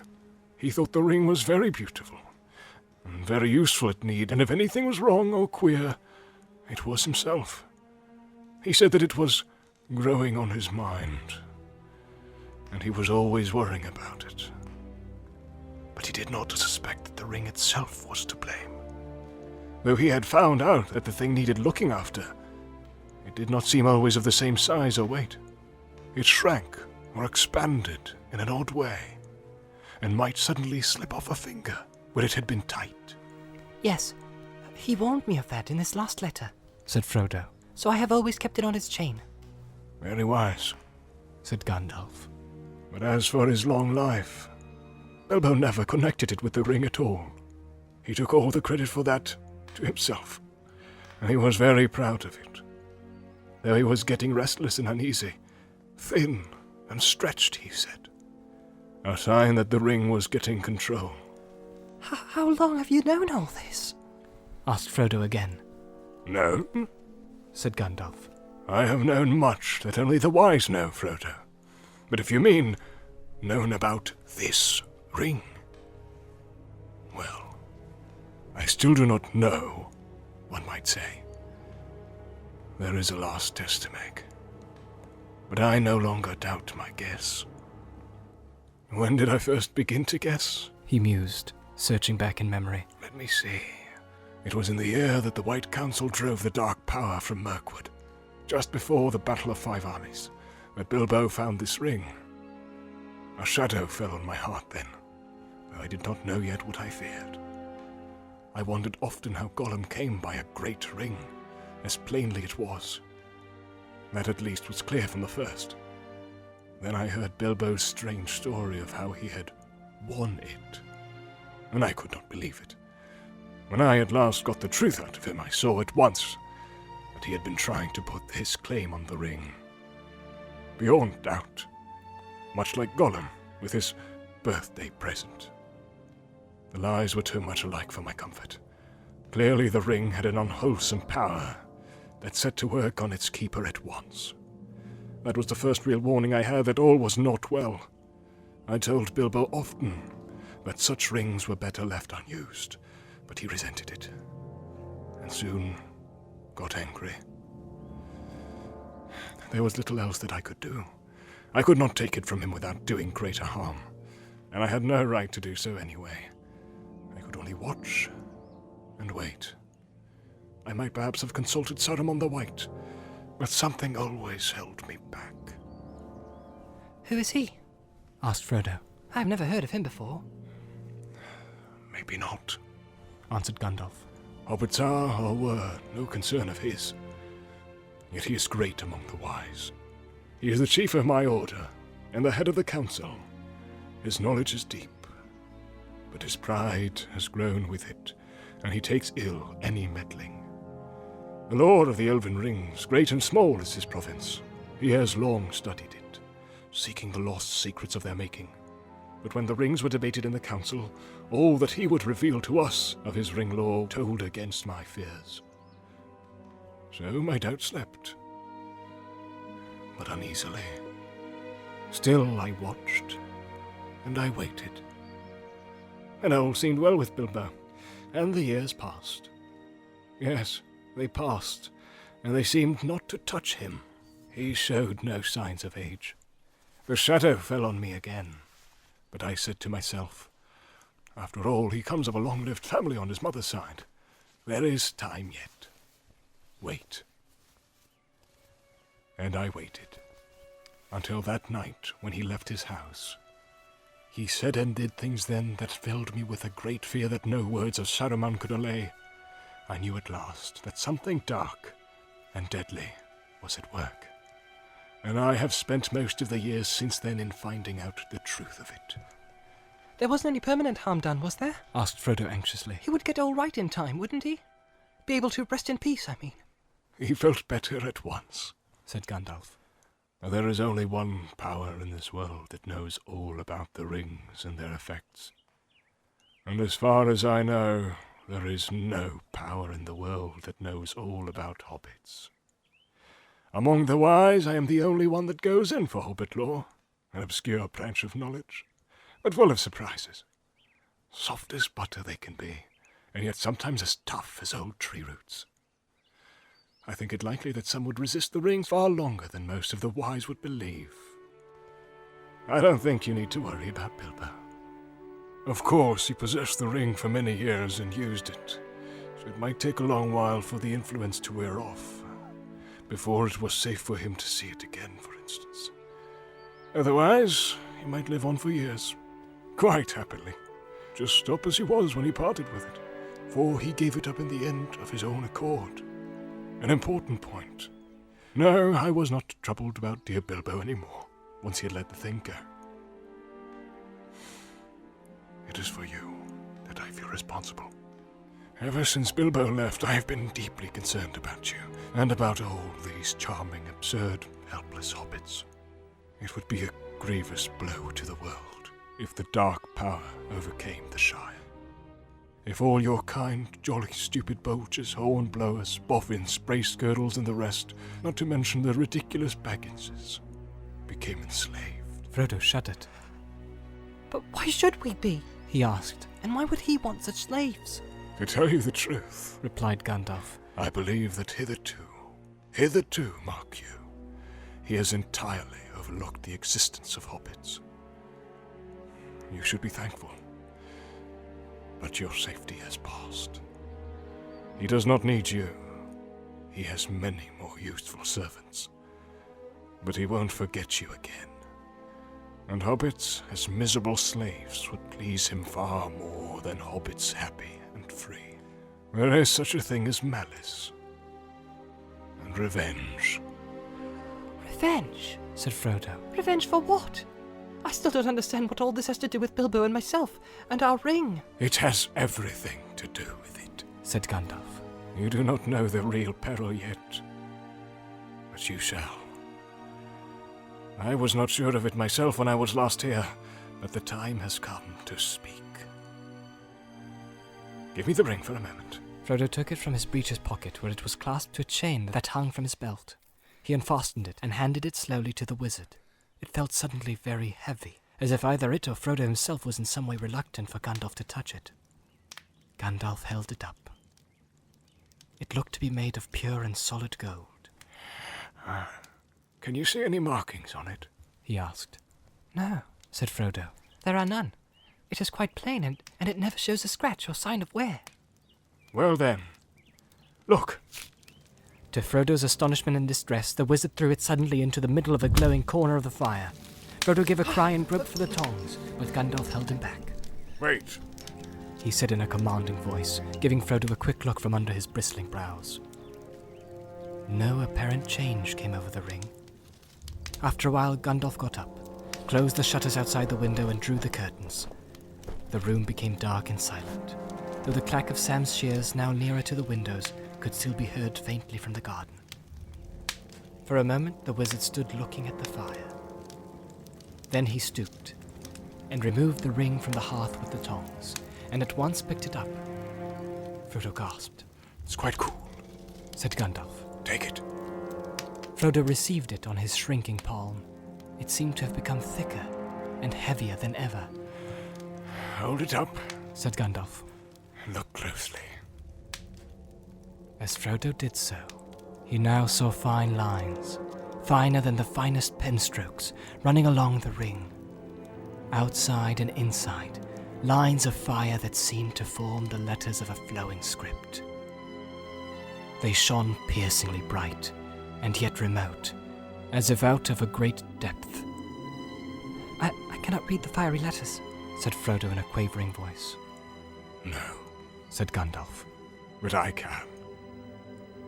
The letters are Elvish, of an ancient mode, but the language is that of Mordor, which I will not utter here. But this, in the common tongue, is what it said, close enough. One ring to rule them all, one ring to find them, one ring to bring them all, and in the darkness bind them.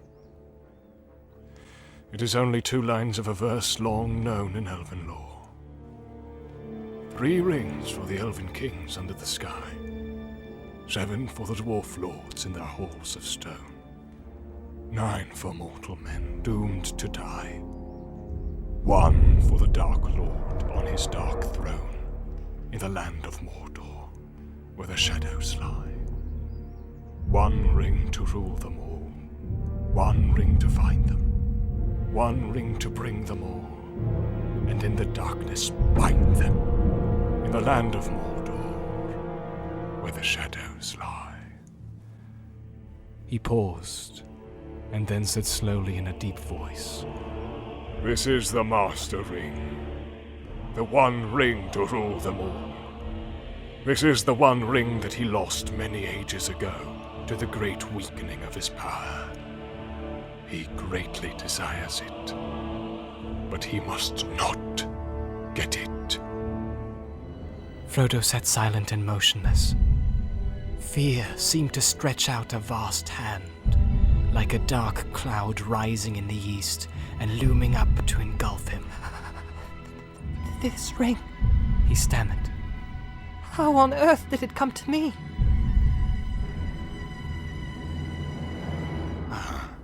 Said Gandalf. That is a very long story. The beginnings lie back in the Black Years, which only the lore masters now remember. If I were to tell you all that tale, we should be sitting here when spring had passed into winter.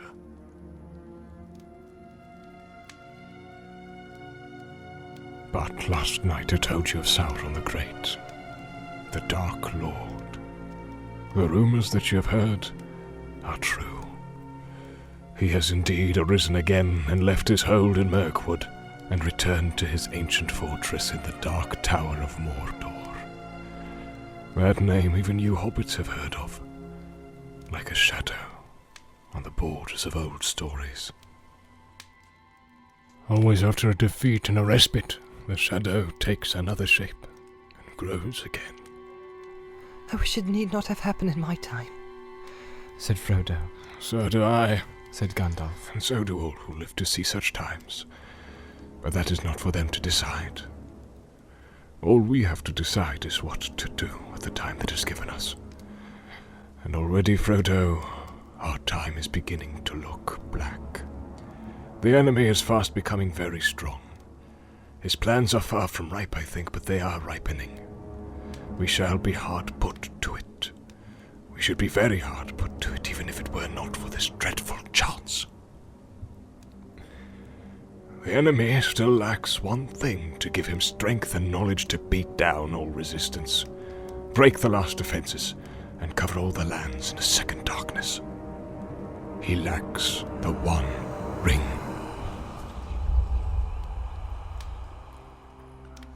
The three, fairest of all the elf lords, hid from him, and his hand never touched them or sullied them.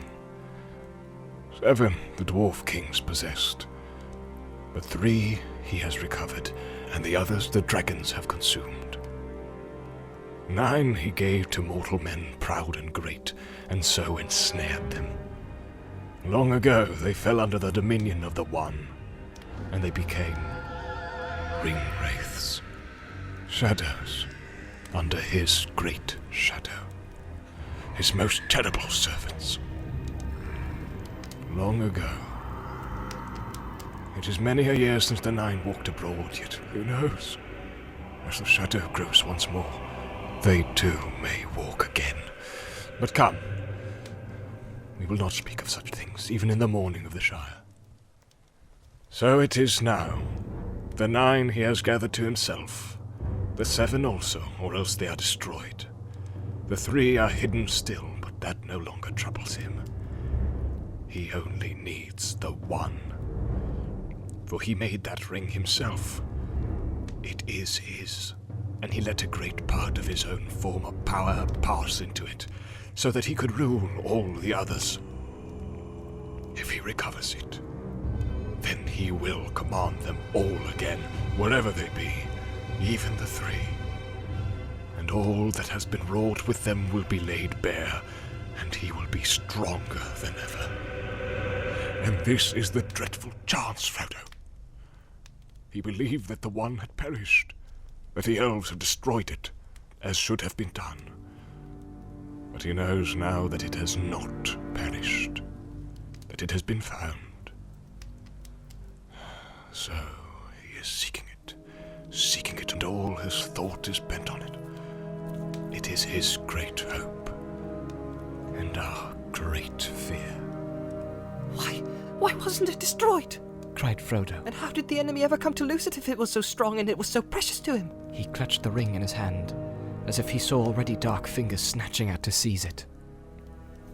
It was taken from him, said Gandalf. The strength of the elves to resist him was greater long ago, and not all men were estranged from them. The men of Westernesse came to their aid. That is a chapter of ancient history which it might be good to recall, for there was sorrow then too, and gathering dark, but great valor and great deeds that were not wholly vain.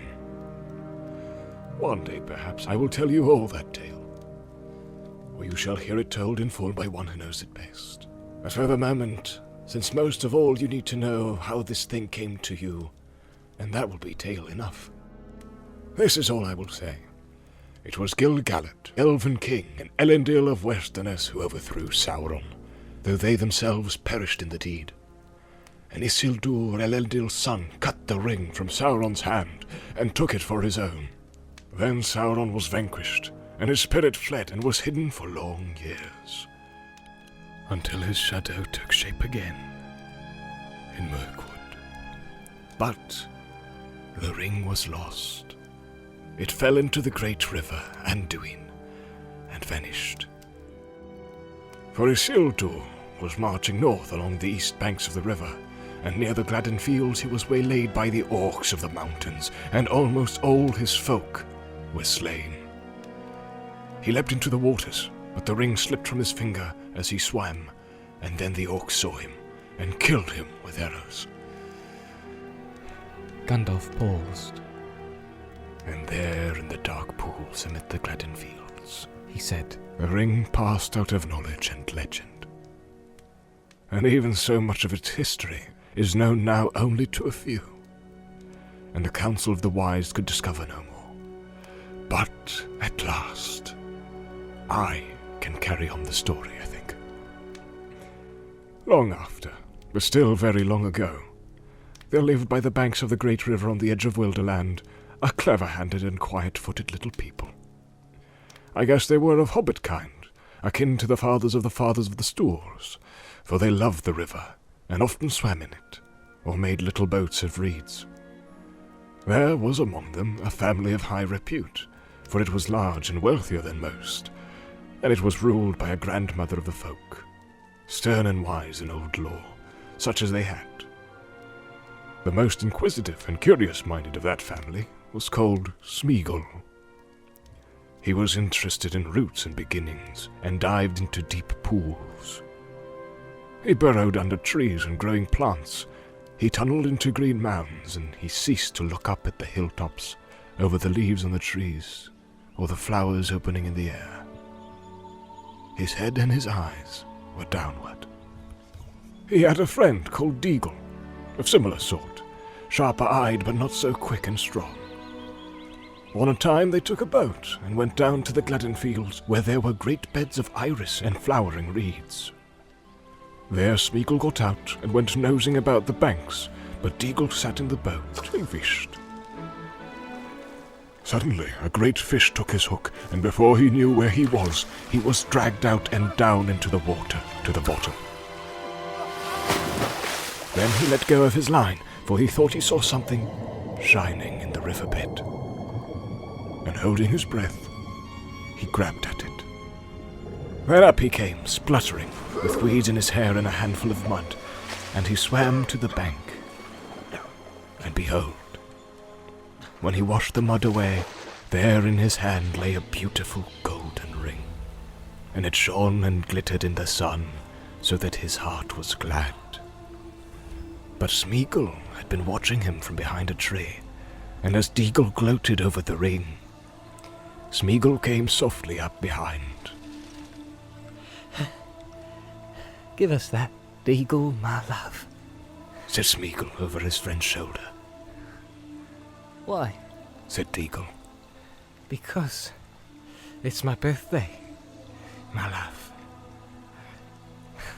And I want it, said Smeagol. I don't care, said Deagle. I've given you a present already. More than I could afford. I found this, and I'm going to keep it. Are you indeed, my love? Said Smeagol, and he caught Deagle by the throat and strangled him, because the gold looked so bright and beautiful. Then he put the ring on his finger. No one ever found out what had become of Deagle.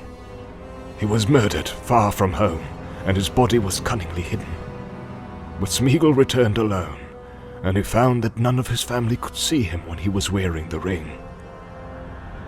He was very pleased with his discovery, and he concealed it, and he used it to find out secrets, and he put his knowledge to crooked and malicious uses. He became sharp-eyed and keen-eared for all that was hurtful. The ring had given him power according to his stature. It is not to be wondered at that he became very unpopular and was shunned, when visible, by all his relations. They kicked him, and he bit their feet. He took to thieving and going about muttering to himself and gurgling in his throat. So they called him Gollum, and cursed him, and told him to go far away. And his grandmother, desiring peace, expelled him from the family and turned him out of their home. He wandered in loneliness, weeping a little for the hardness of the world, and he journeyed up the river till he came to a stream that flowed down from the mountains, and he went that way. He caught fish in deep pools with invisible fingers and ate them raw. One day it was very hot, and as he was bending over a pool, he felt a burning on the back of his head, and a dazzling light from the water pained his wet eyes. He wondered at it, for he had almost forgotten about the sun. Then for the last time he looked up and shook his fist at her. But as he lowered his eyes, he saw far above the tops of the misty mountains, out of which the stream came. And he thought suddenly, it would be cool and shady under those mountains. The sun could not watch me there. The roots of those mountains must be roots indeed. There must be great secrets buried there which have not been discovered since the beginning. So he journeyed by night up into the highlands, and he found a little cave out of which the dark stream ran. And he wormed his way like a maggot into the heart of the hills and vanished out of all knowledge. The ring went into the shadows with him, and even the Maker, when his power had begun to grow again, could learn nothing of it. Gollum! cried Frodo. Gollum? Do you mean that this is the very Gollum creature that Bilbo met? How loathsome. I think it is a sad story, Said the wizard. and it might have happened to others, even to some hobbits that I have known. I can't believe that Gollum was connected with hobbits, however distantly. Said Frodo with some heat. What an abominable notion. It is true all the same. Replied Gandalf. About their origins at any rate. I know more than hobbits do themselves, and even Bilbo's stories suggest the kinship. There was a great deal in the background of their minds and memories that was very similar. They understood one another remarkably well. Very much better than a hobbit would understand, say, a dwarf or an orc, or even an elf. Think of the riddles they both knew, for one thing. Yes. Said Frodo. Though other folk beside Hobbit asked riddles, and much of the same sort. And hobbits don't cheat. Gollum meant to cheat all the time. He was just trying to put poor Bilbo off his guard.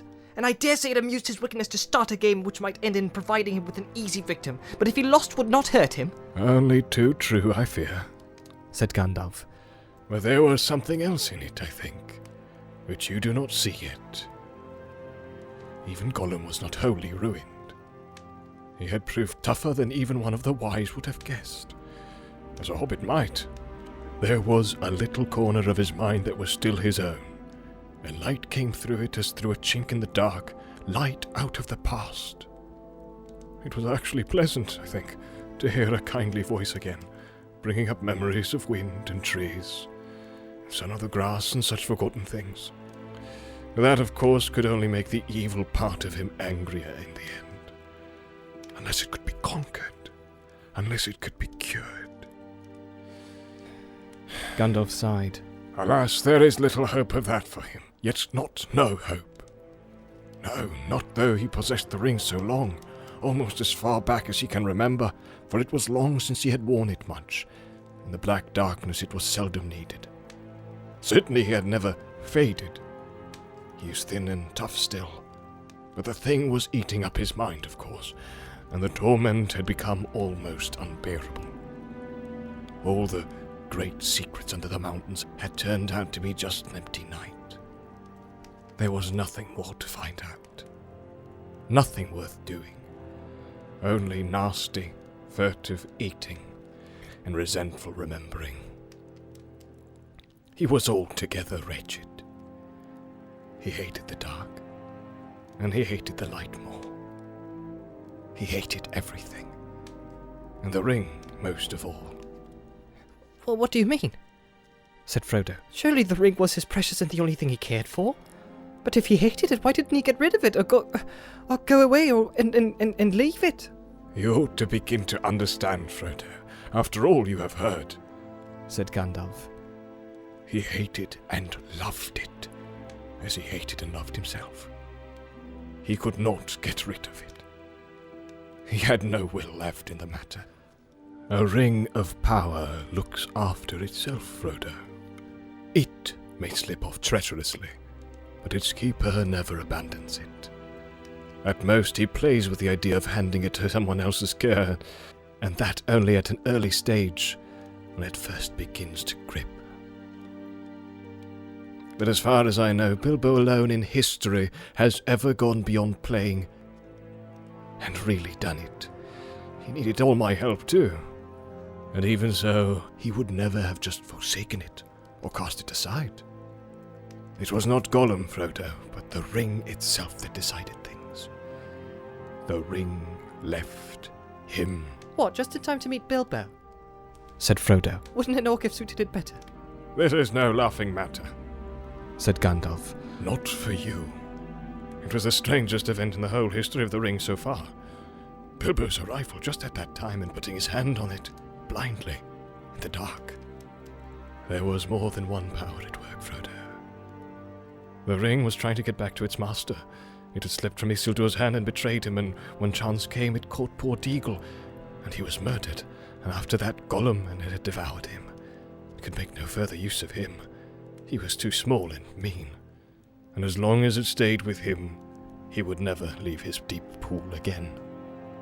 So now, when its master was awake once more and sending out his dark thought from Mirkwood, it abandoned Gollum, only to be picked up by the most unlikely person imaginable. Bilbo, from the Shire. Behind that, there was something else at work, beyond any design of the ring maker.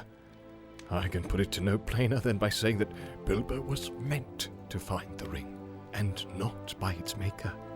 In which case, you also were meant to have it. And that may be an encouraging thought. It is not, said Frodo. Though I'm not sure that I understand you. But how have you learned all this about the ring? And about Gollum? Do you really know it all, or are you just guessing still? Gandalf looked at Frodo. His eyes glinted. I knew much, and I have learned much, he answered. But I am not going to give an account of all my doings to you. The history of Elendil and Isildur and the One Ring is known to all the wise. Your ring is shown to be that one ring by the fire writing alone, apart from any other evidence. And when did you discover that? Asked Frodo, interrupting. Just now in this room, of course, answered the wizard sharply. But I expected to find it. I have come back from dark journeys and long search to make that final test. It is the last proof, and all is now only too clear. Making out Gollum's part and fitting it into the gap in the history required some thought. I may have started with guesses about Gollum, but I am not guessing now. I know. I have seen him. You've seen Gollum? Exclaimed Frodo with amazement. Yes. The obvious thing to do, of course, if one could. I tried long ago, but I have managed at last. Then what happened after Bilbo escaped from him? Do you know that? Not so clearly. What I have told you is what Gollum was willing to tell, though not, of course, in the way that I have reported it. Gollum is a liar. And you have to sift his words. For instance, he called the ring his birthday present, and he stuck to that. He said it came from his grandmother, who had lots of beautiful things of that kind. A ridiculous story. I have no doubt that Smeagol's grandmother was a matriarch, a great person in her way, but to talk of her possessing many elven rings was absurd. And as for giving them away, it was a lie. But a lie with a grain of truth. The murder of Deagle haunted Gollum, and he had made up a defense, repeating it to his precious over and over again as he gnawed bones in the dark, until he almost believed it. It was his birthday. Deagle ought to have given the ring to him. It had previously turned up just so as to be a present. It was his birthday present, so on and on. I endured him as long as I could, but the truth was desperately important, and in the end I had to be harsh. I put the fear of fire on him, and wrung the true story out of him, bit by bit, together with much snivelling and snarling. He thought he was misunderstood and ill-used, but when he had at last told me his history, as far as the end of the riddle game and Bilbo's escape, he would not say any more, except in dark hints. Some other fear was on him greater than mine. He muttered that he was going to get his own back. People would see if he would stand being kicked and driven into a hole and then robbed. Gollum had good friends now. Good friends, and very strong. They would help him. Baggins would pay for it. That was his chief thought. He hated Bilbo and cursed his name. What is more, he knew where he came from. But how did he find that out? Asked Frodo. Well, as for the name, Bilbo very foolishly told Gollum himself. And after that, it would not be difficult to discover his country once Gollum came out. Oh yes, he came out. His longing for the ring proved stronger than his fear of the orcs, or even the light. After a year or two, he left the mountains. You see, though still bound by desire of it, the ring was no longer devouring him. He began to revive a little. He felt old, terribly old, yet less timid, and he was mortally hungry. Light of sun and moon, he still feared and hated, and he always will, I think. But he was cunning. He found out he could hide from daylight and moonshine and make his way swiftly and softly by dead of night with his pale, cold eyes and catch small, frightened or unwary things. He grew stronger and bolder with new food and new air. He found his way into Mirkwood, as one would expect. Is that where you found him? asked Frodo. I saw him there, Answered Gandalf. but before that he had wandered far, following Bilbo's trail. It was difficult to learn anything from him for certain, for his talk was constantly interrupted by curses and threats. What has it got in its pockets? He said, It wouldn't say no, precious little cheat. Not a fair question. It cheated first, it did. It broke the rules. We ought to have squeezed it. Yes, precious, and we will. Precious. That is a sample of his talk. I don't suppose you want any more. I had weary days of it. But from hints dropped among the snarls, I even gathered that his padding feet had taken him at last to Esgaroth, and even to the streets of Dale, listening secretly and peering. Well, the news of the great events went far and wide in Wilderland, and many had heard Bilbo's name and knew where he came from. We had made no secret of our return journey to his home in the west. Gollum's sharp ears would soon learn what he wanted. Then why didn't he track Bilbo further? Asked Frodo. Why didn't he come to the Shire? Ah, Said Gandalf. now we come to it. I think Gollum tried to. He set out and came back westward, as far as the Great River. But then he turned aside. He was not daunted by the distance, I am sure. No, something else drew him away. So my friends think, those that hunted him for me. The Wood Elves tracked him first, an easy task for them, for his trail was still fresh then. Through Mirkwood and back again it led them, though they never caught him. The wood was full of the rumor of him, dreadful tales, even among beasts and birds. The woodmen said that there was some new terror abroad, a ghost that drank blood. It climbed trees to find nests. It crept into holes to find the young. It slipped through windows to find cradles. But at the western edge of Mirkwood, the trail turned away. It wandered off southwards and passed out of the Wood Elves' ken, and was lost. And then I made a great mistake. Yes, Frodo, and not the first. I fear it may prove the worst. I let the matter be. I let him go, for I had much else to think of at that time, and I still trusted the lore of Saruman. Well, that was years ago. I have paid for it since with many dark and dangerous days. The trail was long cold when I took it up again after Bilbo left here, and my search would have been in vain but for the help that I had from a friend. Aragorn, the greatest traveller and huntsman of this age of the world. Together we sought for Gollum down the whole length of Wilderland, without hope and without success. And at last, when I had given up the chase and turned to other parts, Gollum was found. My friend returned out of great perils, bringing the miserable creature with him. What he had been doing he would not say. He only wept and called us cruel, with many a Gollum in his throat. And when we pressed him, he whined and cringed and rubbed his long hands, licking his fingers as if they pained him, as if he remembered some old torture. But I'm afraid there is no possible doubt he had made his slow, sneaking way, step by step, mile by mile, south, down at last, to the land of Mordor. A heavy silence fell in the room. Frodo could hear his heart beating. Even outside, everything seemed still. No sound of Sam's shears could now be heard. Yes, to Mordor, said Gandalf. Alas, Mordor draws all wicked things, and the dark power was bending all its will to gather them there.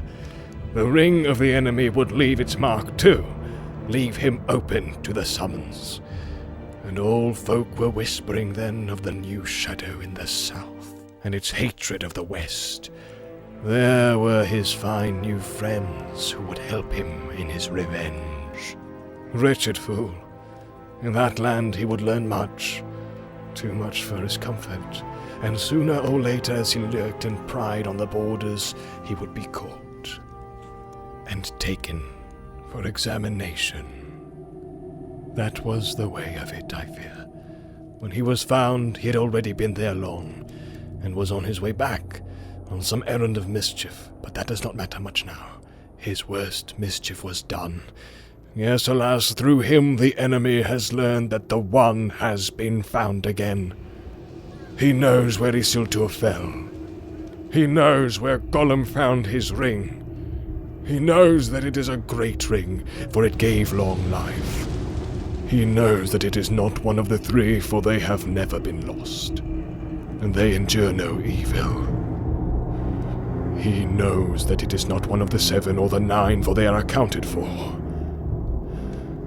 He knows that it is the One, and he has at last heard, I think, of hobbits and the Shire. The Shire. He may be seeking for it now, if he has not already found out where it lies. Indeed, Frodo, I fear that he may even think that the long-unnoticed name of Baggins has become important. But this is terrible, cried Frodo. Far worse than the worst that I imagined from your hints and warnings. Oh, Gandalf, best of friends, what am I to do? For now I am really afraid. What am I to do? What a pity that Bilbo did not stab the vile creature when he had the chance. Pity? It was pity that stayed his hand. Pity and mercy. Not to strike without need. And he has been well rewarded, Frodo. Be sure that he took so little hurt from the evil and escaped in the end, because he began his ownership of the ring so. With pity. I'm sorry, said Frodo. but I am frightened. And I do not feel any pity for Gollum. You have not seen him. Gandalf broke in. No, and I don't want to. Said Frodo. I can't understand you. Do you mean to say that you and the elves have let him live on after all those horrible deeds? Now at any rate he is as bad as an orc, and just an enemy. He deserves death. Deserves it? I dare say he does. Many that live deserve death, and some that die deserve life.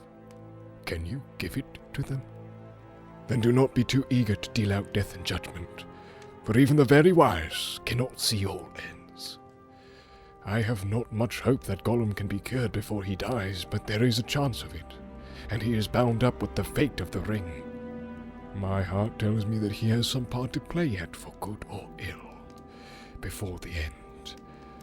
And when that comes, the pity of Bilbo may rule the fate of many, yours not least. In any case, we did not kill him. He is very old and very wretched. The Wood Elves have him in prison, where they treat him with such kindness as they can find in their wise hearts. All the same, said Frodo. even if Bilbo could not kill Gollum, I wish he had not kept the ring. I wish he had never found it and that I had not got it. Why did you let me keep it? Why didn't you make me throw it away or destroy it? Let you? Make you? Said the wizard. Haven't you been listening to all that I've said? You are not thinking of what you are saying. But as for throwing it away, that was obviously wrong. These rings have a way of becoming found. In evil hands it might have done great evil. Worst of all, it might have fallen into the hands of the enemy.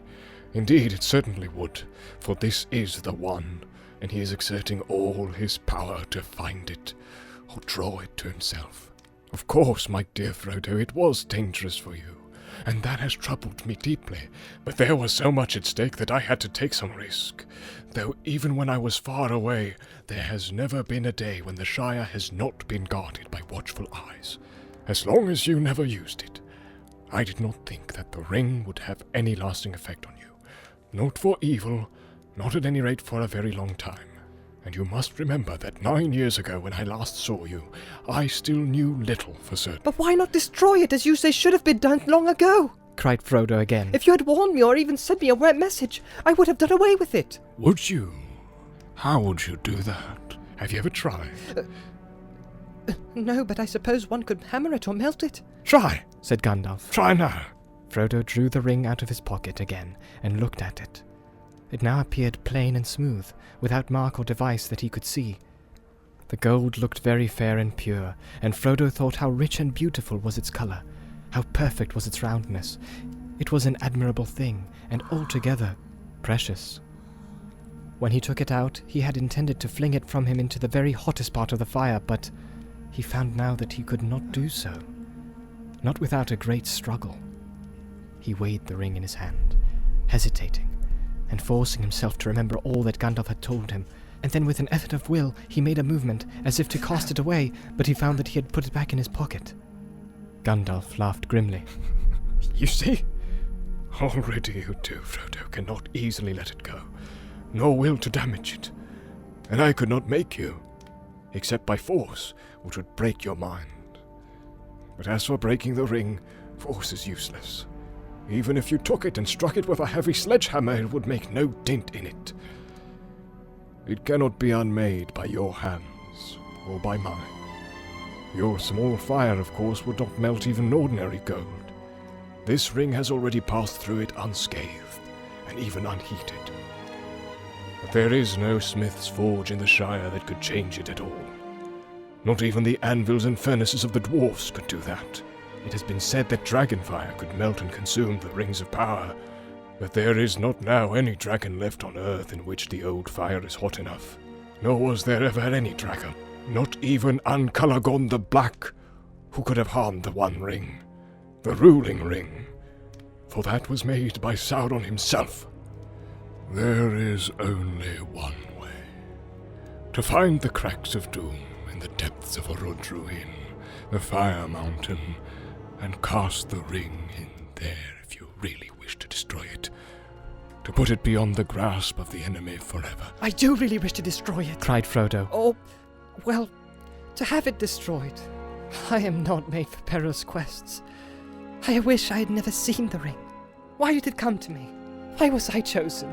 Such questions cannot be answered, said Gandalf. You may be sure that it was not for any merit that others do not possess, not for power or wisdom at any rate. But you have been chosen, and you must therefore use such strength and heart and wits as you have. But I have so little of any of these things. You are wise and powerful. Will you not take the ring? No! cried Gandalf, springing to his feet. With that power I should have power too great and terrible. And over me, the ring would gain a power still greater and more deadly. His eyes flashed and his face was lit by a fire within. Do not tempt me, for I do not wish to become like the Dark Lord himself. Yet the way of the ring to my heart is by pity. Pity for weakness and the desire of strength to do good. Do not tempt me. I dare not take it, not even to keep it safe, unused. The wish to wield it would be too great for my strength. I shall have such need of it. Great perils lie before me. He went to the windows and drew aside the curtains and the shutters. Sunlight streamed back again into the room. Sam passed along the path outside, whistling. And now, said the wizard, turning back to Frodo, the decision lies with you. But I will always help you. He laid his hand on Frodo's shoulder. I will help you bear this burden, as long as it is yours to bear. But we must do something soon. The enemy is moving. There was a long silence. Gandalf sat down again and puffed at his pipe, as if lost in thought. His eyes seemed closed, but under the lids he was watching Frodo intently. Frodo gazed fixedly at the red embers of the hearth, until they filled all his vision, and he seemed to be looking down into profound wells of fire. He was thinking of the fabled cracks of doom, and the terror of the fiery mountain. Well, Said Gandalf at last. what are you thinking about? Have you decided what to do? No, answered Frodo, coming back to himself out of darkness, and finding to his surprise that it was not dark, and that out of the window he could see the sunlit garden. Or perhaps, yes. As far as I understand what you have said, I suppose I must keep the ring, and guard it, at least for the present, whatever it may do to me. Whatever it may do, it will be slow. Slow to evil if you keep it with that purpose, said Gandalf. I hope so. Said Frodo. But I hope that you may find some other better keeper soon. But in the meantime, it seems that I am a danger to all that live near me. I cannot keep the ring and stay here. I ought to leave Bag End. Leave the Shire. Leave everything and go away. He sighed. I should like to save the Shire if I could, though there have been times when I thought the inhabitants too stupid and dull for words, and have felt that an earthquake or an invasion of dragons might be good for them. But I don't feel like that now. I feel that as long as the Shire lies behind, safe and comfortable, I shall find wandering more bearable. I shall know that somewhere there is a firm foothold, even if my feet cannot stand there again. Of course, I have sometimes thought of going away, but I imagined it as a kind of holiday, a series of adventures like Bilbo's or better, ending in peace. But this would mean exile, a flight from danger into danger, drawing it after me. And I suppose I must go alone if I am to do that and save the Shire. But I feel very small, and very uprooted, and well, desperate. The enemy is so strong and terrible. He did not tell Gandalf, but as he was speaking, a great desire to follow Bilbo flamed up in his heart. To follow Bilbo, and even perhaps to find him again. It was so strong that it overcame his fear. He could almost have run out there and then down the road without his hat, as Bilbo had done on a similar morning long ago. My dear Frodo, Exclaimed Gandalf. hobbits really are amazing creatures, as I have said before. You can learn all that there is to know about their ways in a month, and yet after 100 years, they can still surprise you at a pinch. I hardly expected to get such an answer, not even from you. But Bilbo made no mistake in choosing his heir, though he little thought how important it would prove. I'm afraid you are right.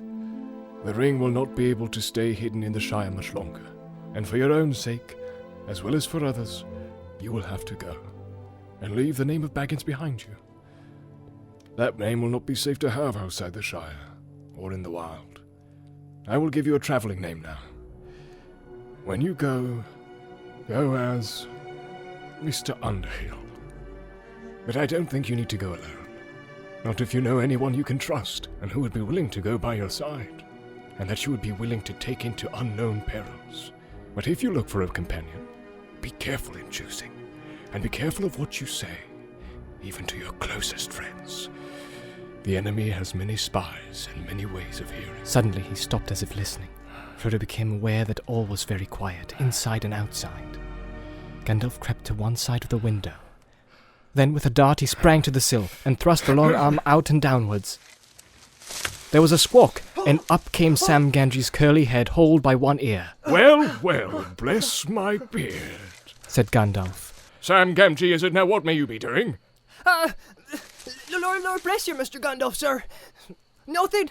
Leastways, I was just trimming the grass border under the window, if you follow me. He picked up the shears and exhibited them as evidence. I don't, said Gandalf grimly. It is some time since I heard the sound of your shears. How long have you been eavesdropping?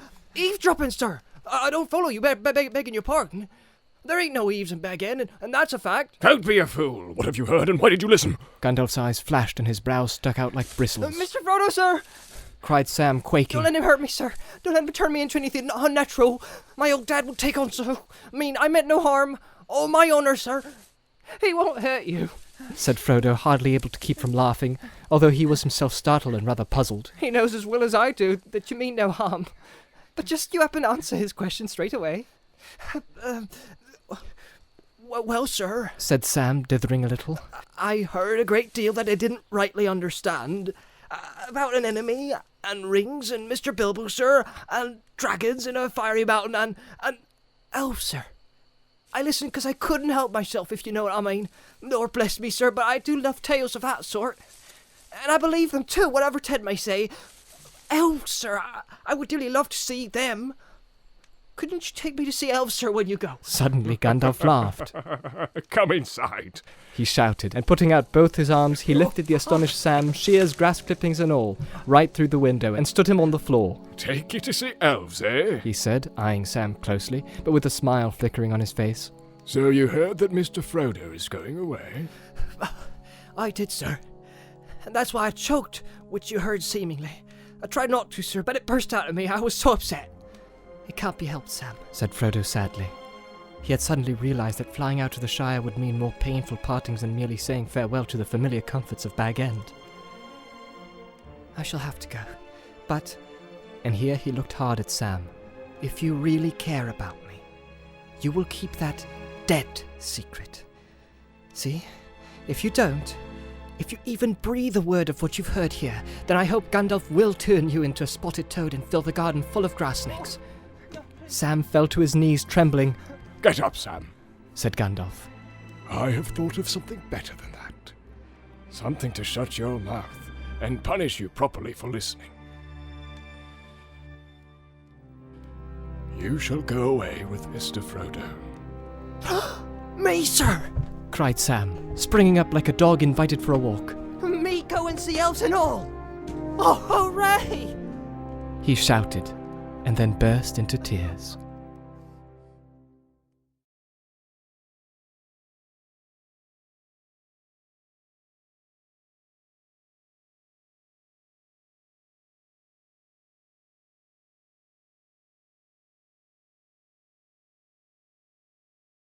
You ought to go quietly, and you ought to go soon, said Gandalf. 2 or 3 weeks had passed, and still Frodo made no sign of getting ready to go. I know, but it's difficult to do both.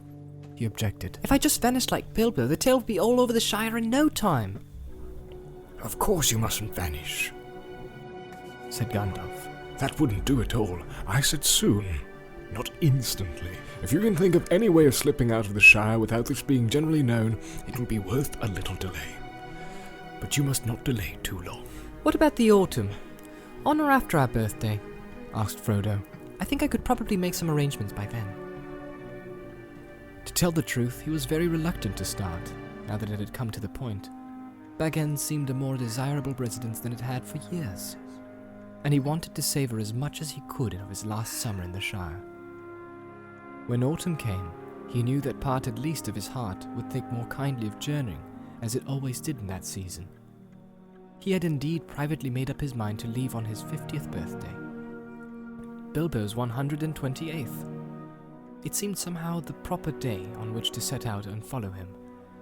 Following Bilbo was uppermost in his mind, and the one thing that made the thought of leaving bearable. He thought as little as possible about the ring, and where it might lead him in the end. But he did not tell all his thoughts to Gandalf. What the wizard guessed was always difficult to tell. He looked at Frodo and smiled. Very well, He said. I think that will do. But it must not be any later. I'm getting very anxious. In the meanwhile, do take care and don't let out any hint of where you are going. And see that Sam Gamgee does not talk.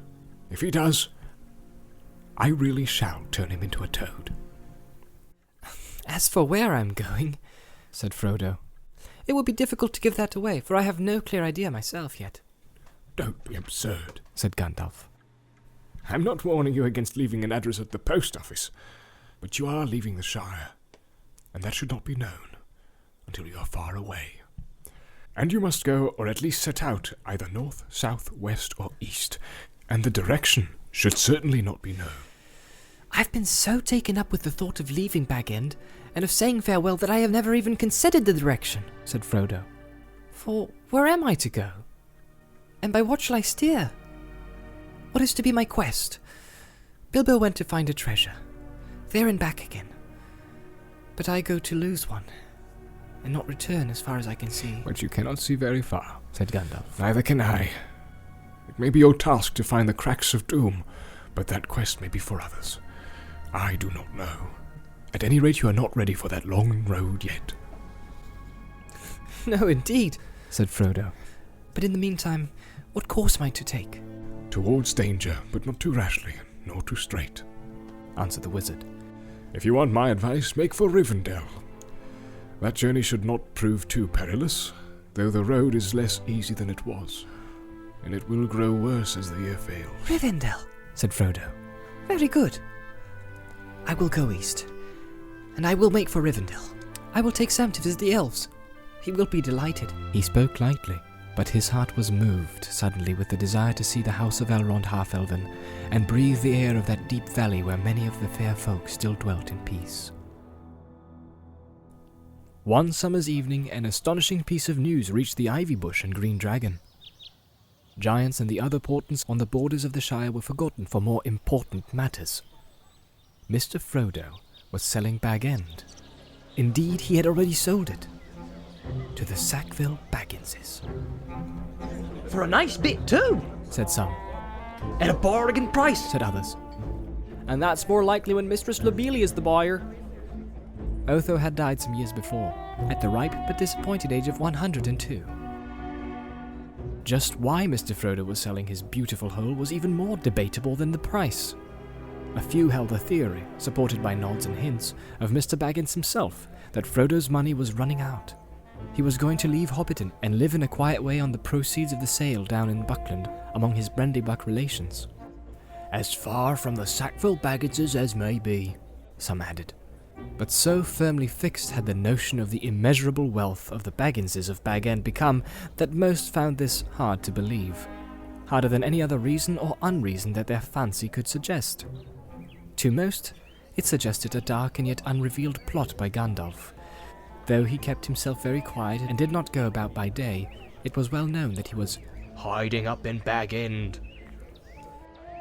But however a removal might fit with the designs of his wizardry, there was no doubt about the fact. Frodo Baggins was going back to Buckland. Yes, I shall be moving this autumn, he said. Mary Brandybuck is looking out for a nice hole for me, or perhaps a small house. As a matter of fact, with Mary's help, he had already chosen and bought a little house at Crickhollow in the country beyond Bucklebury. To all but Sam, he pretended he was going to settle down there permanently. The decision to set out eastwards had suggested the idea to him, for Buckland was on the eastern borders of the Shire, and as he had lived there in childhood, his going back would at least seem credible. Gandalf stayed in the Shire for over 2 months. Then one evening, at the end of June, soon after Frodo's plan had been finally arranged, he suddenly announced that he was going off again the next morning. Only for a short while, I hope, he said. But I'm going down beyond the southern borders to get some news if I can. I have been idle longer than I should. He spoke lightly, but it seemed to Frodo that he looked rather worried. Has anything happened? He said. Well, no, but I have heard something that has made me anxious and needs looking into.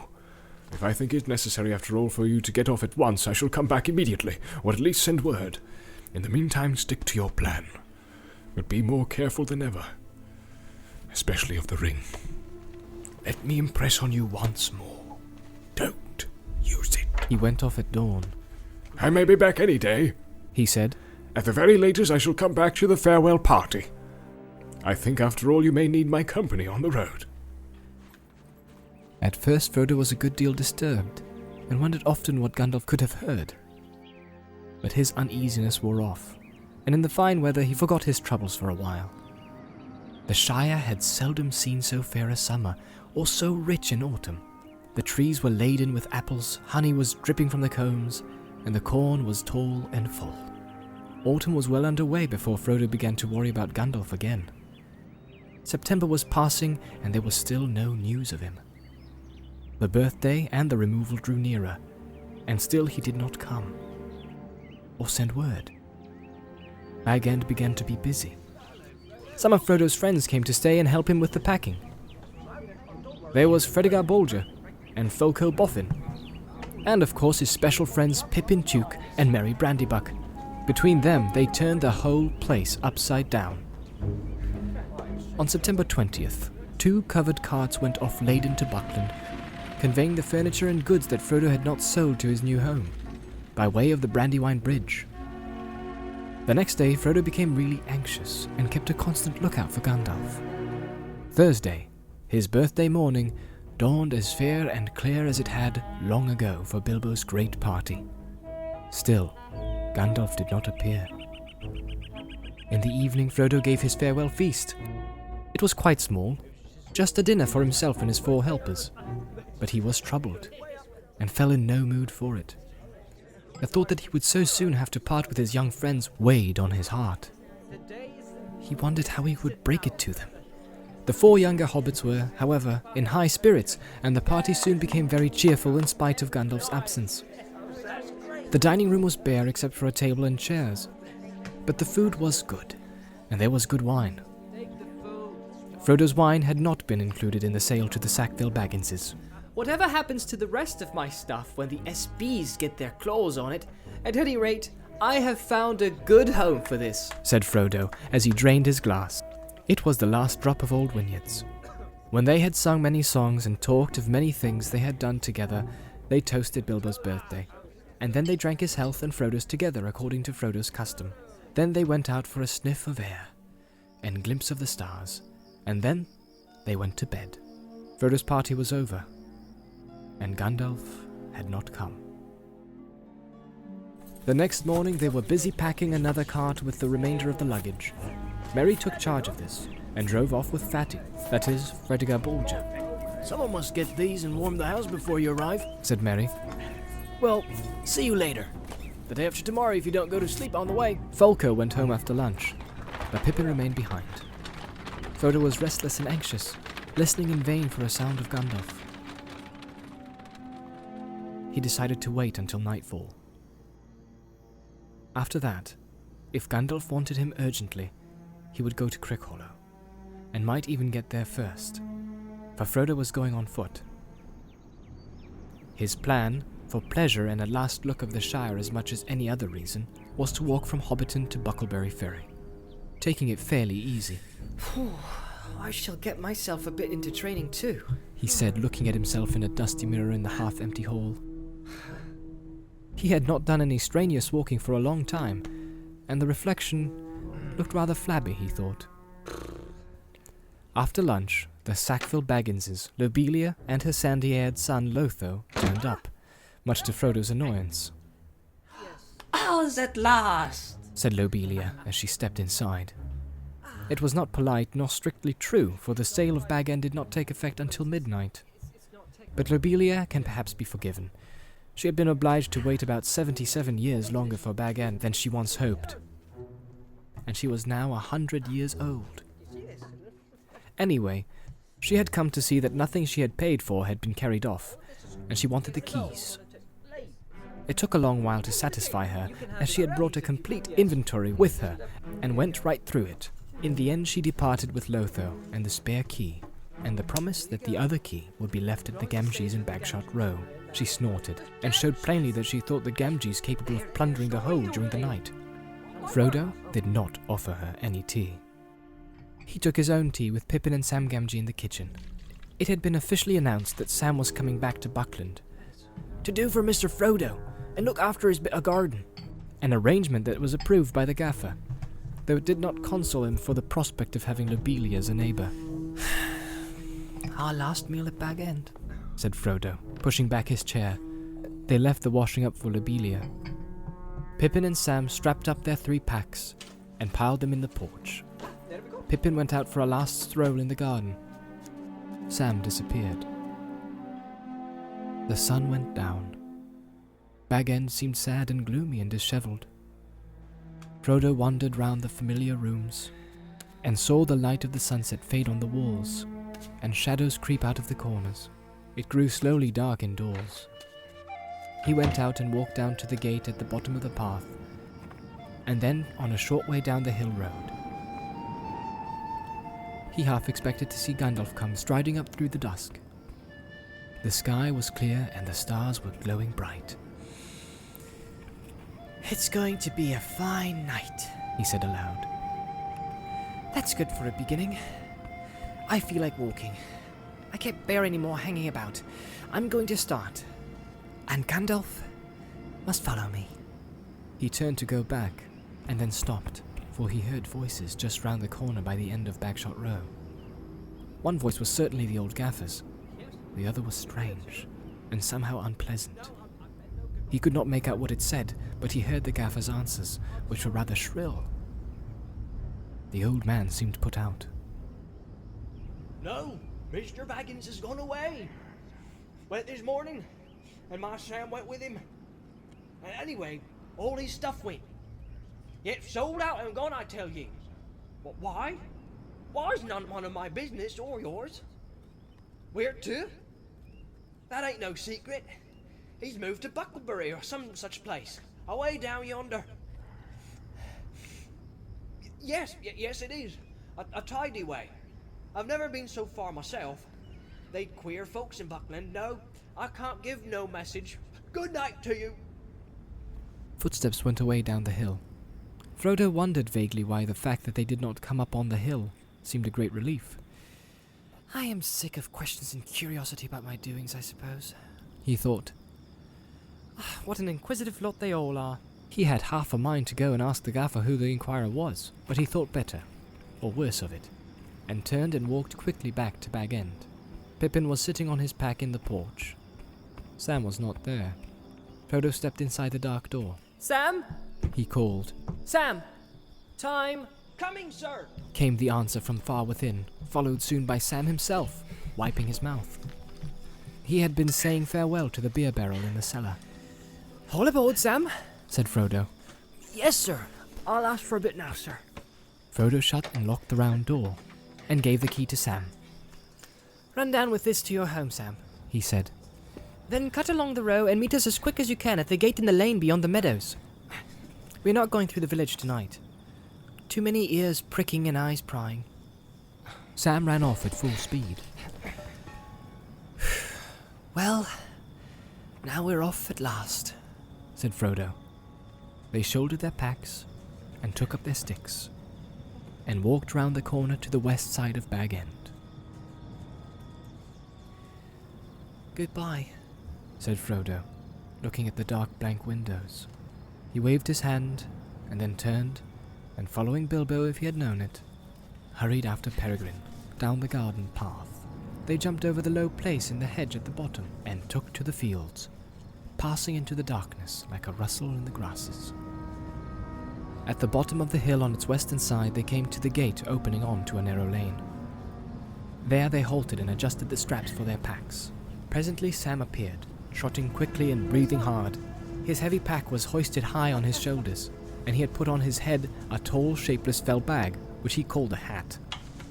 In the gloom, he looked very much like a dwarf. I'm sure you have given me all the heaviest stuff, said Frodo. I pity snails, and all that carry their homes on their backs. I could take a lot more yet, sir. My packet is quite light, said Sam stoutly and untruthfully.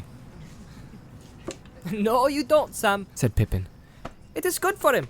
He's got nothing except what he ordered us to pack. He's been slack lately, and he'll feel the weight less when he's walked off some of his own. Be kind to a poor old hobbit, laughed Frodo. I shall be as thin as a willow wand, I'm sure, before I get to Buckland. But I was talking nonsense. I suspect you have taken more than your share, Sam. And I shall look into it at our next packing. He picked up his stick again. Well, we all like walking in the dark, he said. So let's put some miles behind us before bed. For a short way they followed the lane westwards. Then leaving it they turned left and took quietly to the fields again. They went in single file, along hedgerows and the borders of coppices, and night fell dark about them. In their dark cloaks they were as invisible as if they all had magic rings. Since they were all hobbits, and were trying to be silent, they made no noise that even hobbits would hear. Even the wild things in the fields and woods hardly noticed their passing. After some time they crossed the water, west of Hobbiton, by a narrow plank bridge. The stream was there no more than a winding black ribbon, bordered with leaning Ardler trees. A mile or two further south they hastily crossed the great road from the Brandywine Bridge. They were now in the Tukeland, and bending southeastwards they made for the Green Hill country. As they began to climb its first slopes, they looked back and saw the lamps in Hobbiton far off twinkling in the gentle valley of the water. Soon it disappeared in the folds of the darkened land, and was followed by Bywater beside its grey pool. When the light of the last farm was far behind, peeping among the trees, Frodo turned and waved a hand in farewell.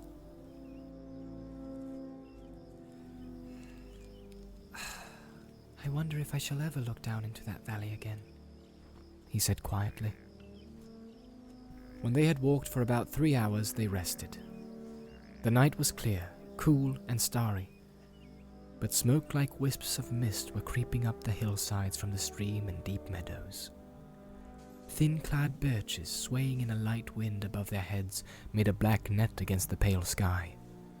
They ate a very frugal supper, for hobbits, and then went on again.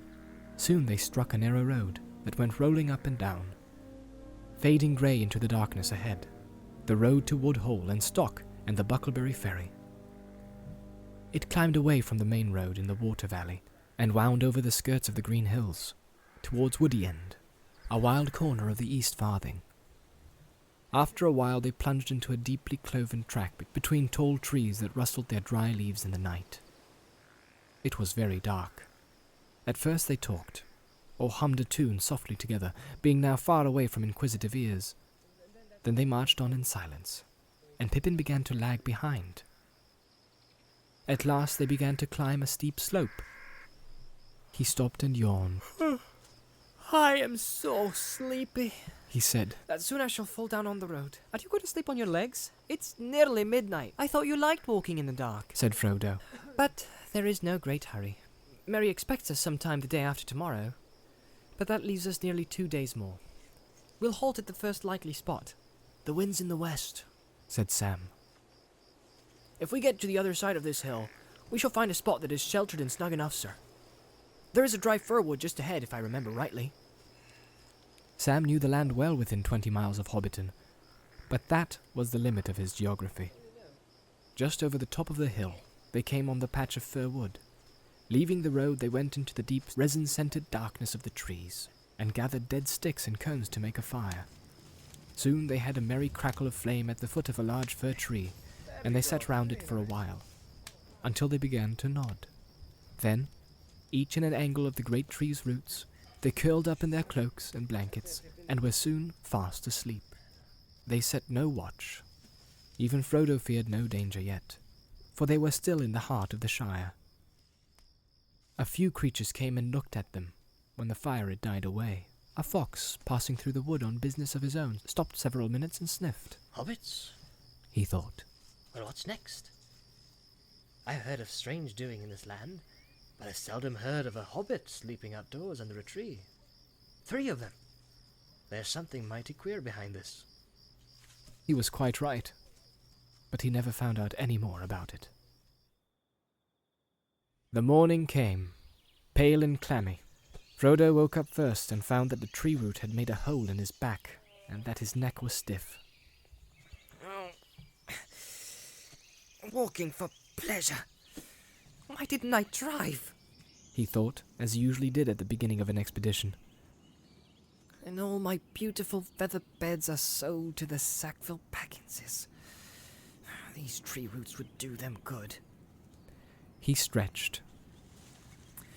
Wake up, hobbits! He cried. It's a beautiful morning. Oh, what's so beautiful about it? Said Pippin, peering over the edge of his blanket with one eye. Sam, get breakfast ready for 9:30. Have you got the bath water hot? Sam jumped up, looking rather bleary. Oh, no, sir. I haven't, sir. He said. Frodo stripped the blankets from Pippin and rolled him over, and then walked off to the edge of the wood. Away eastward, the sun was rising red out of the mists that lay thick in the world. Touched with gold and red, the autumn trees seemed to be sailing rootless in a shadowy sea. A little below him, to the left, the road ran down steeply into a hollow and disappeared. When he returned, Sam and Pippin had got a good fire going. Water! Shouted Pippin. Where's the water? I don't keep water in my pockets, said Frodo, We thought you had gone to find some. said Pippin, busy setting out the food in cups. You had better go now, You can come too, said Frodo. and bring all the water bottles. There was a stream at the foot of the hill. They filled their bottles, and the small camping kettle at a little fall where the water fell, a few feet over an outcrop of grey stone. It was icy cold, and they spluttered and puffed as they bathed their faces and hands. When their breakfast was over, and their packs all trussed up again, it was after 10 o'clock, and the day was beginning to turn fine and hot. They went down the slope and across the stream where it divided under the road, and up the next slope, and up and down another shoulder of the hills. And by that time, their cloaks, blankets, water, food, and other gear already seemed a heavy burden. The day's march promised to be warm and tiring work. After some miles, however, the road ceased to roll up and down. It climbed to the top of a steep bank in a weary, zigzagging sort of way, and then prepared to go down for the last time. In front of them, they saw the lower lands, dotted with small clumps of trees that melted away in the distance to a brown woodland haze. They were looking across the woody end towards the Brandywine River. The road wound away before them like a piece of string. The roads go on forever, Said Pippin. but I can't without rest. It's high time for lunch.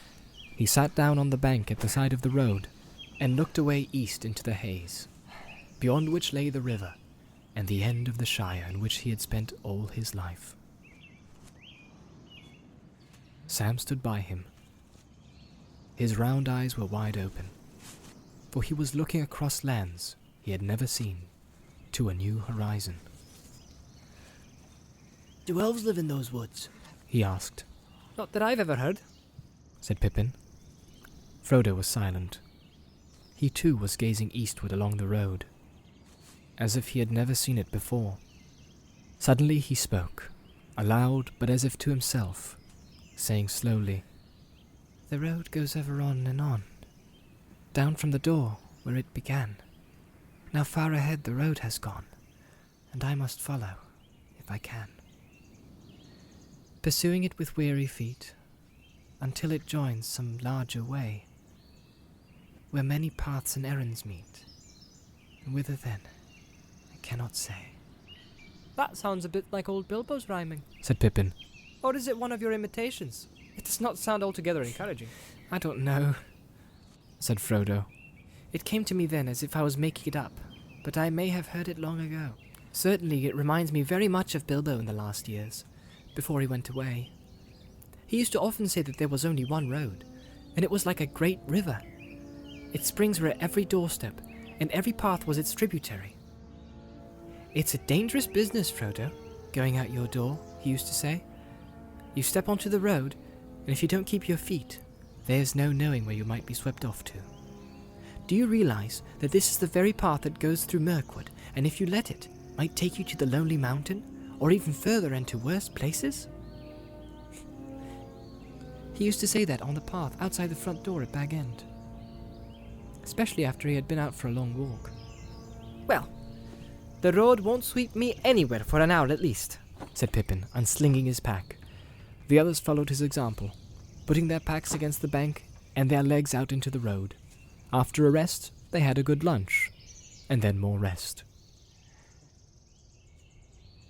The sun was beginning to get low, and the light afternoon was on the land as they went down the hill. So far they had not met a soul on the road. This way was not much used, being hardly fit for carts, and there was little traffic to the woody end. They had been jogging along again for an hour or more, when Sam stopped for a moment as if listening.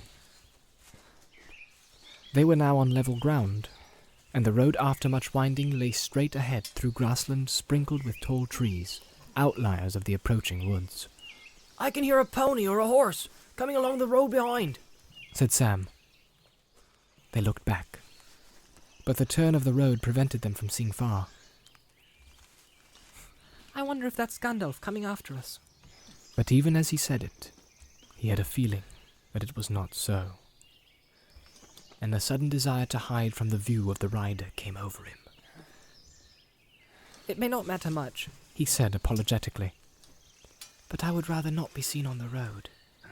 By anyone. I'm sick of my doings being noticed and discussed. And if it is Gandalf, he added as an afterthought, we can give him a little surprise to pay him out for being so late. Let's get out of sight. The other two ran quickly to the left and down into a little hollow not far from the road. There they lay flat. Frodo hesitated for a second. Curiosity or some other feeling was struggling with his desire to hide. The sound of hoofs drew nearer. Just in time, he threw himself down in a patch of long grass behind the tree that overshadowed the road. Then he lifted his head and peered cautiously above one of the great doors. Round the corner came a black horse. No hobbit pony, but a full-sized horse. And on it sat a large man who seemed to crouch in the saddle, wrapped in a great black cloak and hood, so that only his boots in the high stirrups showed below. His face was shadowed and invisible. When it reached the tree and was level with Frodo, the horse stopped. The riding figure sat quite still with his head bowed, as if listening. From inside the hood came a noise as of someone sniffing to catch an elusive scent. The head turned from side to side of the road. A sudden, unreasoning fear of discovery laid hold on Frodo, and he thought of his ring. He hardly dared to breathe, and yet the desire to get it out of his pocket became so strong that he began slowly to move his hand. He felt that he had only to slip it on, and he would be safe. The advice of Gandalf had seemed absurd. Bilbo had used the ring, and I am still in the Shire, he thought, as his hand touched the chain on which it hung. At that moment the rider sat up and shook the reins. The horse stepped forward, walking slowly at first, and then breaking into a quick trot. Frodo crawled out to the edge of the road and watched the rider until he dwindled into the distance. He could not be quite sure, but it seemed to him that suddenly, before it passed out of sight, the horse turned aside and went into the trees on the right. Well, I call that very queer, and indeed disturbing, said Frodo to himself as he walked towards his companions. Pippin and Sam had remained flat in the grass, and had seen nothing, so Frodo described the rider and his strange behaviour. I can't say why, but I felt certain he was looking or smelling for me. And also I felt certain that I did not want him to discover me.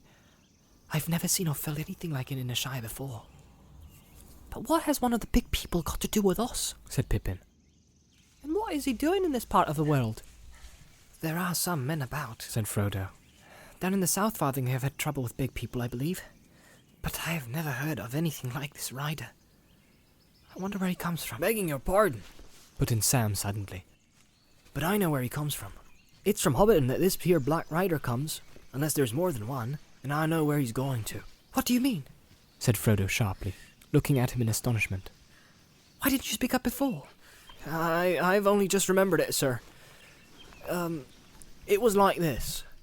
When I got back to our hole yesterday evening with the key, my dad, he says to me, "Hello, Sam," he says. "I thought you might be away with Mr. Frodo this morning. There's been a strange customer asking for Mr. Baggins of Bag End. He's only just gone. I've sent him to Bucklebury. Not that I like the sound of him. He seemed mighty put out when I told him Mr. Baggins had left his old home for good. Hissed at me, he did. It gave me quite a shudder. What sort of a fellow was he? Says I to the gaffer. I don't know, says he, but he wasn't a hobbit. He was tall and black-like, and he stooped over me. I reckon it was one of the big folk from foreign parts. He spoke funny. I couldn't stay to hear more, sir, since you were waiting. I didn't give much heed to it myself. The gaffer is getting old, and more than a bit blind. And it must have been near dark when this fellow came up the hill, and I found him taking the air at the end of our row. I hope he hasn't done no harm, sir, nor me." The gaffer can't be blamed anyway, said Frodo. As a matter of fact, I heard him talking to a stranger who seemed to be inquiring for me, and I nearly went to ask him who it was. I wish I had, or you had told me about it before. I might have been more careful on the road. Still, there may be no connection between the rider and the gaffer's stranger, said Pippin. We left Hobbiton secretly enough, and I don't see how he could have followed us. What about the smelling, sir? Said Sam. And the gaffer said he was a black chap. I wish I had waited for Gandalf, Frodo muttered. but perhaps it would only have made matters worse. Then you know or guess something about this rider, Said Pippin, who had caught the muttered words. I don't know, and I would rather not guess. Said Frodo. All right, Cousin Frodo. You can keep your secret for the present if you want to be mysterious. In the meanwhile, what are we to do? I should like a bite and a sup, but somehow I think we had better move on from here. Your talk of sniffing riders with invisible noses has unsettled me. Yes, I think we will move on now, Said Frodo. but not on the road in case the rider comes back, or another follows him. We ought to do a good step more today. Buckland is still miles away. The shadows of the trees were long and thin on the grass as they started off again. They now kept the stone's throw to the left of the road and kept out of sight of it as much as they could. This hindered them, for the grass was thick and tussocky, and the ground uneven, and the trees began to draw together into thickets. The sun had gone down red behind the hills at their backs, and evening was coming on before they came back to the road at the end of the long level, over which it had run straight for some miles. At that point it bent left, and went down into the lowlands of the Yale, making for Stock. But a lane branched right, winding through a road of ancient oak trees on its way to Woodhall. That is the way for us, Said Frodo. Not far from the road meeting, they came on the huge hulk of a tree. It was still alive and had leaves on the small branches that it had put out round the broken stumps of its long fallen limbs. But it was hollow, and could be entered by a great crack on the side away from the road. The hobbits crept inside, and sat there upon the floor of old leaves and decayed wood. They rested and had a light meal, talking quietly and listening from time to time. Twilight was about them as they crept back into the lane. The west wind was sighing in the branches. Leaves were whispering. Soon the road began to fall gently, but steadily, into the dusk. A star came out above the trees in the darkening east before them. They went abreast and in step to keep up their spirits. After a time, as the stars grew thicker and brighter, the feeling of disquiet left them, and they no longer listened for the sound of hoofs. They began to hum softly, as hobbits have a way of doing as they walk along, especially when they are drawing near to home at night. With most hobbits, it is a supper song or a bed song, but these hobbits hummed a walking song, though not, of course, without any mention of supper and bed. Bilbo Baggins had made the words to a tune that was as old as the hills, and taught it to Frodo as they walked in the lanes of the Water Valley and talked about adventure. Beneath the roof there is a bed, but not yet weary are our feet. Still round the corner we may meet a sudden tree or standing stone that none have seen but we alone. Tree and flower, leaf and grass, let them pass, hill under water, on the sky. Pass them by, still round the corner there may wait a new road or secret gate. And though we pass them by today, tomorrow we may come this way and take the hidden paths that run towards the moon or to the sun. Apple, thorn, and nut and sloe, let them go, let them go. Sand and stone and pool and dell, fare you well, fare you well. Home is behind, the world ahead, and there are many paths to tread through shadow to the edge of night. You're going too fast. Until the stars are all alight.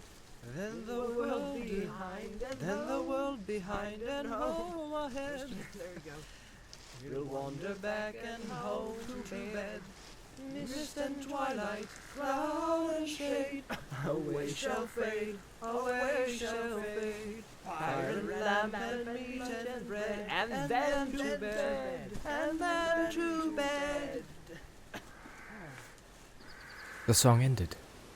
And now to bed, and now to bed. Sang Pippin in a high voice. Hush, Said Frodo. I think I hear hooves again. They stopped suddenly and stood as silent as tree shadows, listening. There was a sound of hoofs in the lane, some way behind, but coming slow and clear down the wind. Quickly and quietly they slipped off the path and ran into the deeper shade under the oak trees. Don't let us go too far, said Frodo. I don't want to be seen, but I want to see if this is another Black Rider. Very well, said Pippin. But don't forget the sniffing. The hoofs drew nearer. They had no time to find any hiding place better than the general darkness under the trees. Sam and Pippin crouched behind a large tree bole, while Frodo crept back a few yards towards the lane. It showed grey and pale, a line of fading light through the wood.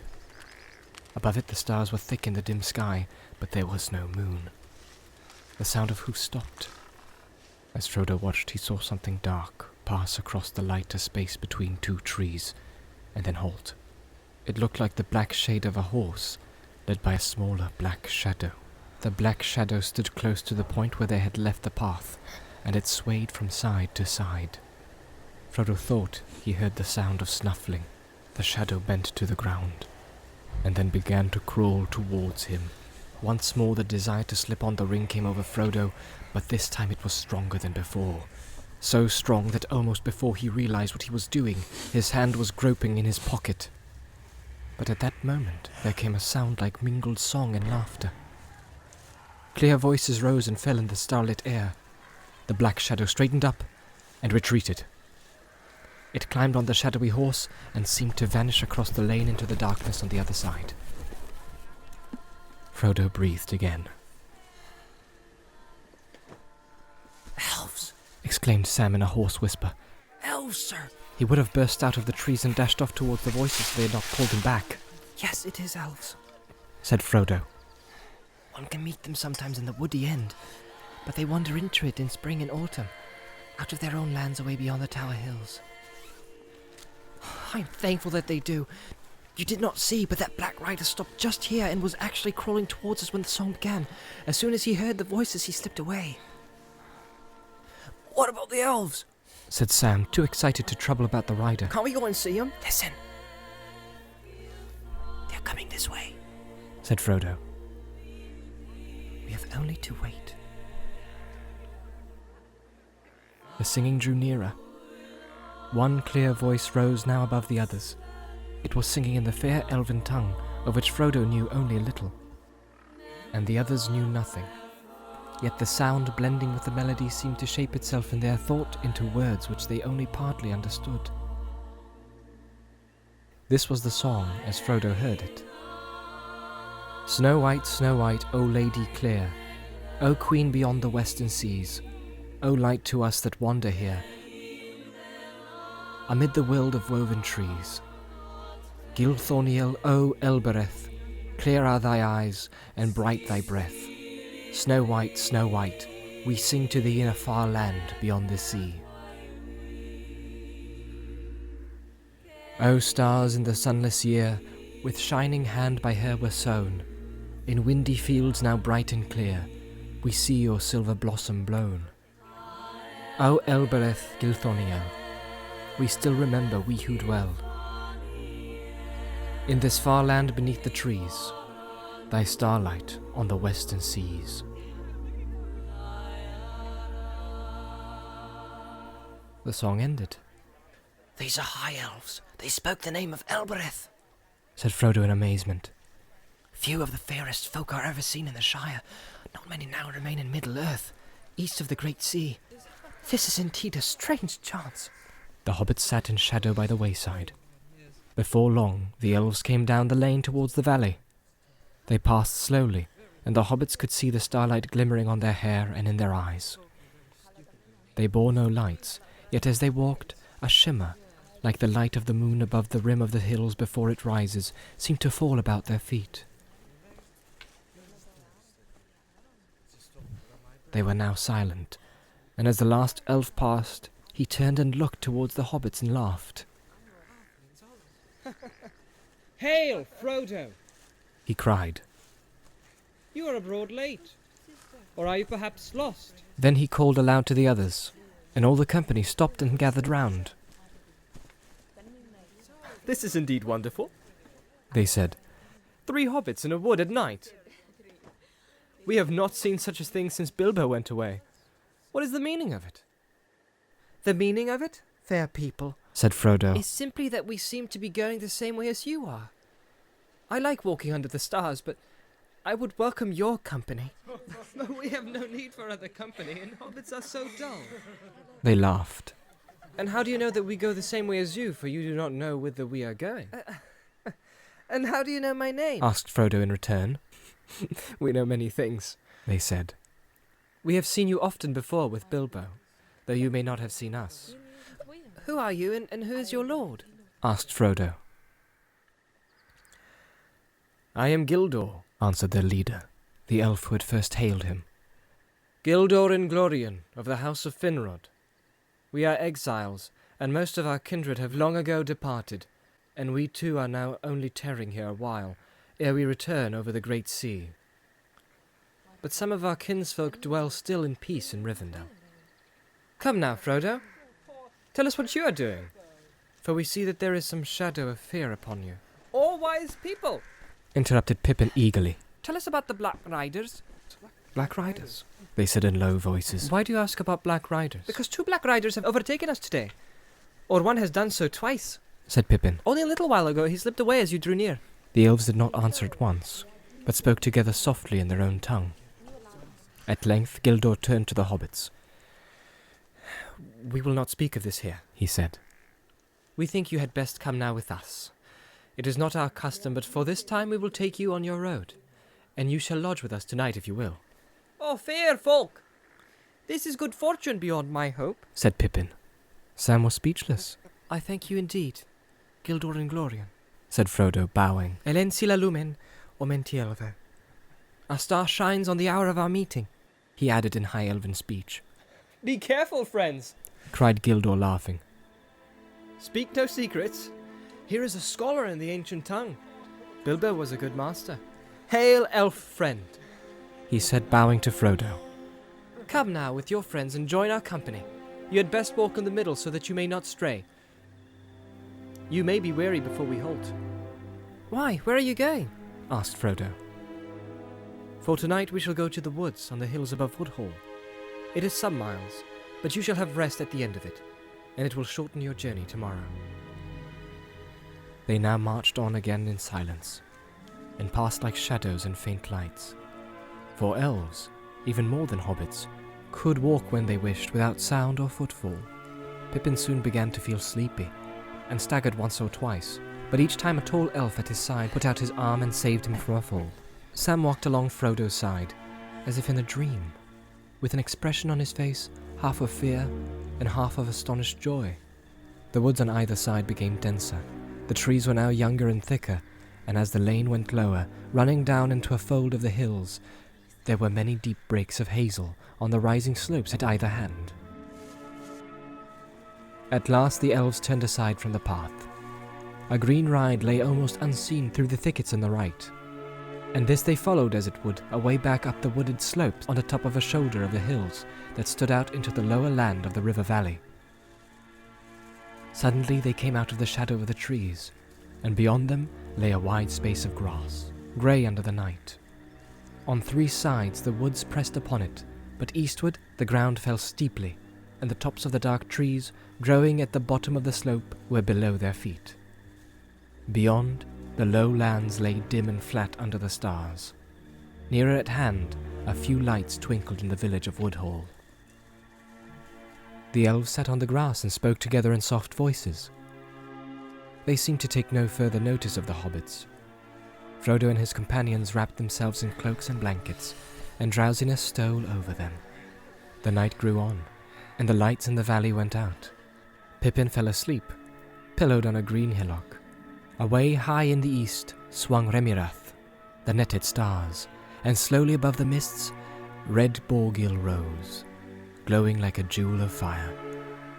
Then, by some shift of airs, all the mists was drawn away like a veil, and there leaned up, as he climbed over the rim of the world, the swordsman of the sky, Menelvagor with his shining belt. The elves all burst into song. Suddenly, under the trees, a fire sprang up with a red light. Come, the elves called to the hobbits. Come, now is the time for speech and merriment. Pippin sat up and rubbed his eyes. He shivered. There is a fire in the hall, and food for hungry guests, said an elf standing before him. At the south end of the greensward there was an opening. There the green floor ran into the wood, and formed a wide space like a hall, roofed by the boughs of trees. Their great trunks ran like pillars down each side. In the middle there was a wood fire blazing, and upon the tree pillars torches with lights of gold and silver were burning steadily. The elves sat round the fire upon the grass, or upon the sawn rings of old trunks. Some went to and fro bearing cups and pouring drink. Others brought food on heaped plates and dishes. "Well, this is poor fare," they said to the hobbits, "for we are lodging in the greensward far from our halls. If ever you are our guests at home, we will treat you better." "It seems to me good enough for a birthday party," said Frodo. Pippin afterwards recalled little of either food or drink, for his mind was filled with the light upon the elf faces, and the sound of voices so various and so beautiful that he felt in a waking dream. But he remembered that there was bread, surpassing the savour of a fair white loaf to one who is starving, and fruits sweet as wild berries, and richer than the tended fruits of gardens. He drained a cup that was filled with fragrant draught, cool as a clear fountain, golden as a summer afternoon. Sam could never describe in words, nor picture clearly to himself, what he felt or thought that night, though it remained in his memory as one of the chief events of his life. The nearest he ever got was to say, "Well, sir, if I could grow apples like that, I would call myself a gardener. But it was the singing that went to my heart, if you know what I mean." Frodo sat, eating, drinking and talking with delight, but his mind was chiefly on the words spoken. He knew a little of the elf speech and listened eagerly. Now and again he spoke to those that served him and thanked them in their own language. They smiled at him and said, laughing, "Here is a jewel among hobbits." After a while Pippin fell fast asleep, and was lifted up and borne away to a bower under the trees. There he was laid upon a soft bed, and slept the rest of the night away. Sam refused to leave his master. When Pippin had gone, he came and sat curled up at Frodo's feet, where at last he nodded and closed his eyes. Frodo remained long awake, talking with Gildor. They spoke of many things, old and new, and Frodo questioned Gildor much about happenings in the wide world outside of the Shire. The tidings were mostly sad and ominous, of gathering darkness, the wars of men, and the flight of the elves. At last Frodo asked the question that was nearest to his heart. "Tell me, Gildor, have you ever seen Bilbo since he left us?" Gildor smiled. "Yes," he answered. "Twice. He said farewell to us on this very spot." "But I saw him once again, far from here." He would say no more about Bilbo, and Frodo fell silent. "You do not ask me or tell me much that concerns yourself, Frodo," said Gildor. "But I already know a little, and I can read more in your face and in the thought behind your questions. You are leaving the Shire, and yet you doubt that you will find what you seek, or accomplish what you intend, or that you will ever return. Is that not so?" "It is," said Frodo. "but I thought my going was a secret known only to Gandalf and my faithful Sam." He looked down at Sam, who was snoring gently. "The secret will not reach the enemy from us," said Gildor. "The enemy?" said Frodo.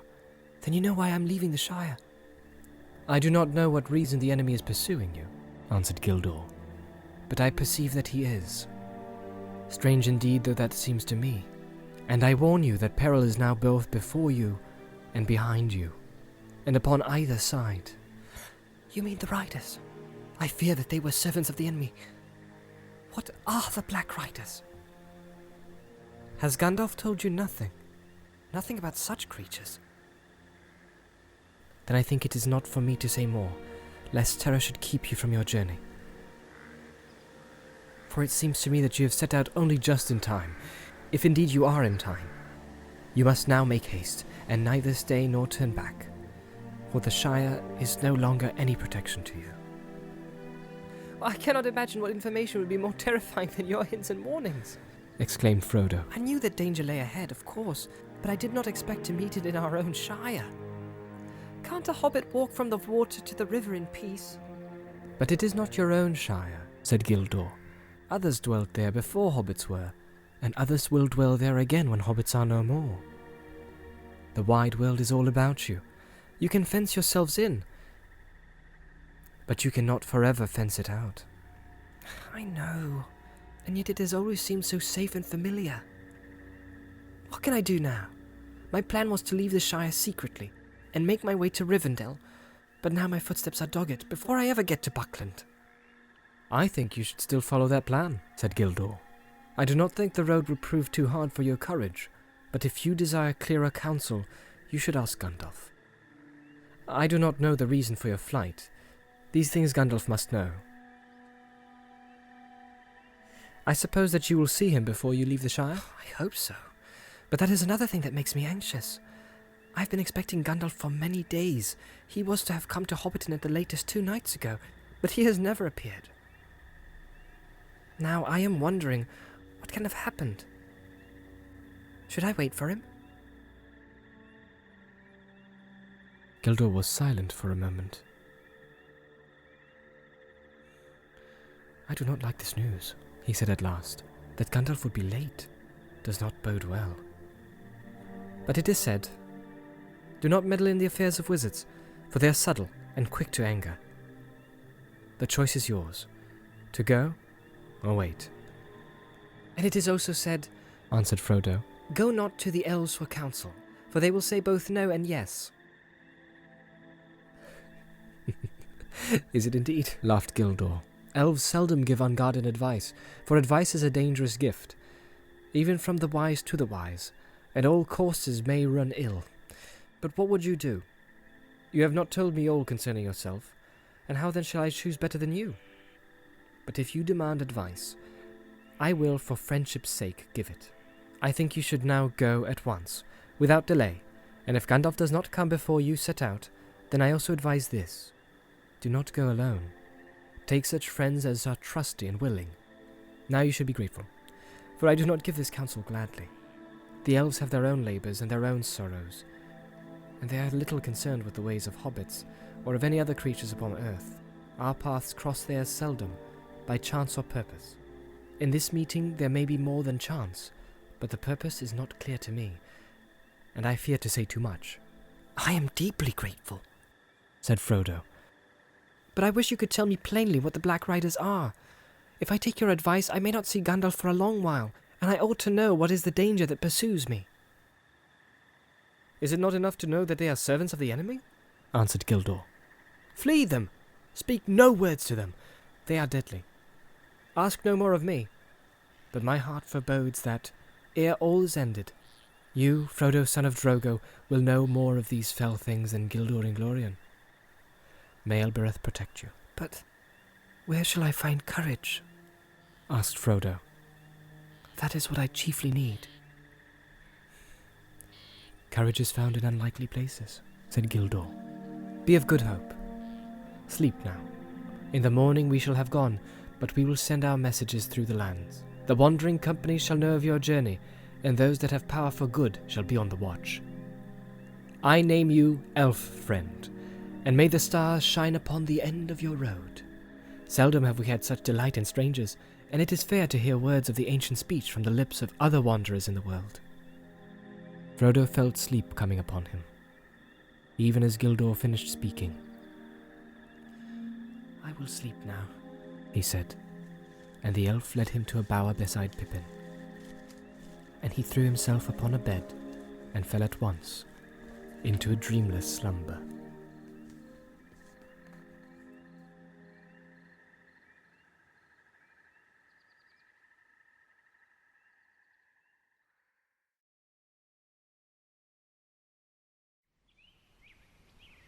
In the morning, Frodo woke refreshed. He was lying in a bower made by a living tree with branches laced and drooping to the ground. His bed was of fern and grass, deep and soft, and strangely fragrant. The sun was shining through the fluttering leaves, which were still green upon the tree. He jumped up and went out. Sam was sitting on the grass near the edge of the wood. Pippin was standing, studying the sky and weather. There was no sign of the elves. They've left us food and drink and bread, said Pippin. Come and have your breakfast. The bread tastes almost as good as it did last night. I did not want to leave you any, but Sam insisted. Frodo sat down beside Sam and began to eat.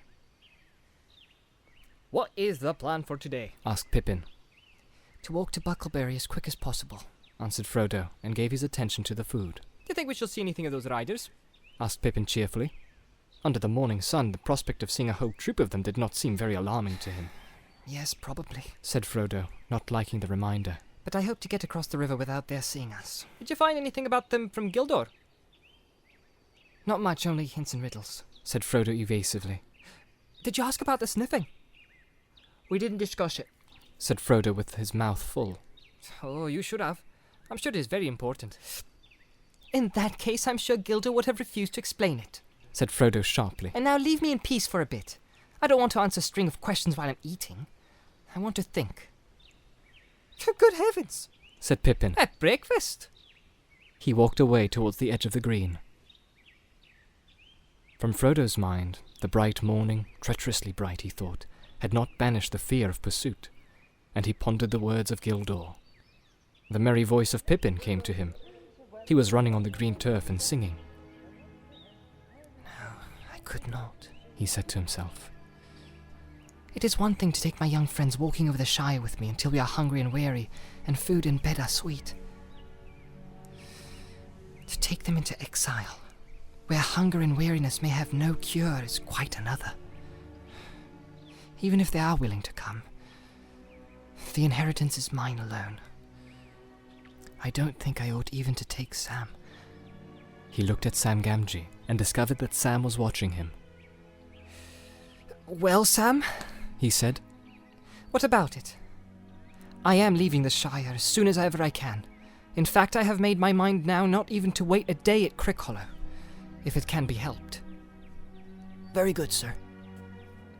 You still mean to come with me? I do. It is going to be very dangerous, Sam. It is already dangerous. Most likely neither of us will come back. If you don't come back, sir, then I shan't. That's certain, said Sam. Don't you leave him, they said to me. Leave him, I said. I never meant to. I'm going with him, if he climbs to the moon. And if any of those Black Riders try to stop him, they'll have Sam Gamgee to reckon with, I said. They laughed. Who are they, and what are you talking about? The elves, sir. We had some talk last night, and they seemed to know you were going away. So I didn't see the use of denying it. Wonderful folk elves are, sir. Wonderful. They are, said Frodo. Do you like them still now you have had a closer view? They seem a bit above my likes and dislikes, so to speak, answered Sam slowly. It don't seem to matter what I think about them. They are quite different from what I expected. So old and young, and so gay and sad, as it were. Frodo looked at Sam rather startled, half expecting to see some outward sign of the odd change that seemed to have come over him. It did not sound like the voice of the old Sam Gamgee that he thought he knew, but it looked like the old Sam Gamgee sitting there, except that his face was unusually thoughtful. Do you feel any need to leave the Shire now that your wish to see them has come true already? He asked. Yes, sir. I don't know how to say it, but after last night, I feel different. I seem to see ahead in a kind of way. I know we're going to take a very long road into darkness, but I know I can't turn back. It isn't to see elves now, nor dragons, nor mountains that I want. I don't rightly know what I want, but I have something to do before the end, and it lies ahead. Not in the Shire. I must see it through, sir, if you understand me. I don't altogether, but I understand that Gandalf chose me a good companion. I am content. We will go together. Frodo finished his breakfast in silence. Then, standing up, he looked over the land ahead and called to Pippin. Pippin! All ready to start? He said as Pippin ran up. We must be getting off at once. We slept late, and there are a good many miles to go. You slept late, you mean? Said Pippin. I was up long before, and we are only waiting for you to finish eating and thinking. I have finished both now, and I'm going to make for Buckleberry Ferry as quick as possible. I'm not going out of the way. Back to the road we left last night. I'm going to cut straight across country from here. Then you are going to fly, said Pippin.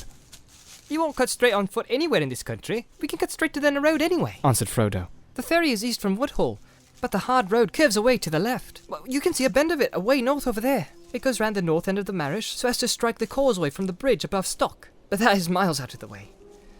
We could save a quarter of the distance if we made a line for the ferry from where we stand. Shortcuts make long delays, argued Pippin. The country is rough around here, and there are bogs and all kinds of difficulties down in the Marish.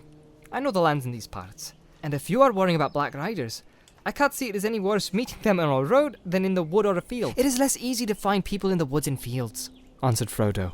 And if you're supposed to be on the road, there's some chance that you will be looked for on the road and not off it. All right, said Pippin. I will follow you into every bog and ditch, but it is hard. I had counted on passing the Golden Perch at Stock before sundown. The best beer in the East Farthing. Or it used to be. It is a long time since I tasted it. Well, that settles it, said Frodo. Shortcuts make delays, but inns make longer ones. At all costs, we must keep you away from the Golden Perch. We want to get to Buckleberry before dark. What do you say, Sam? I will go along with you, Mr. Frodo, said Sam, in spite of private misgiving and a deep regret for the best beer in the East Farthing. Then if we are going to toil through bog and briar, let's go now, said Pippin. It was already nearly as hot as it had been the day before, but clouds were beginning to come up from the west. It looked likely to turn to rain. The hobbits scrambled down a deep green bank and plunged into the thick trees below. Their course had been chosen to leave Woodhall on their left, and to cut slanting through the woods that clustered along the eastern side of the hills, until they reached the flats beyond. Then they could make straight for the ferry, over country that was open, except for a few ditches and fences. Frodo reckoned they had 18 miles to go in a straight line. He soon found that the thicket was closer and more tangled than it had appeared. There were no paths in the undergrowth, and they did not get on very fast. When they had struggled to the bottom of the bank, they found a stream running down from the hills behind in a deeply dug bed with steep, slippery sides overhung with brambles. Most inconveniently, it cut across the line they had chosen. They could not jump over it, nor indeed get across it at all without getting wet, scratched and muddy. They halted, wondering what to do. First check, said Pippin, smiling grimly. Sam Gamgee looked back. Through an opening in the trees, he caught a glimpse of the top of a green bank from which they had climbed down. Look, he said, clutching Frodo by the arm. They all looked. And on the edge high above them, they saw against the sky a horse standing. Beside it stooped a black figure. They at once gave up any idea of going back. Frodo led the way, and plunged quickly into the thick bushes behind the stream. Phew, he said to Pippin. We were both right. The shortcut has gone crooked already. But we got undercover only just in time. You got sharp ears, Sam. Can you hear anything coming? They stood still, almost holding their breath as they listened. But there was no sound of pursuit. I don't fancy he would try bringing his horse down that bank, said Sam. But I guess he knows we came down it. We had better be going on.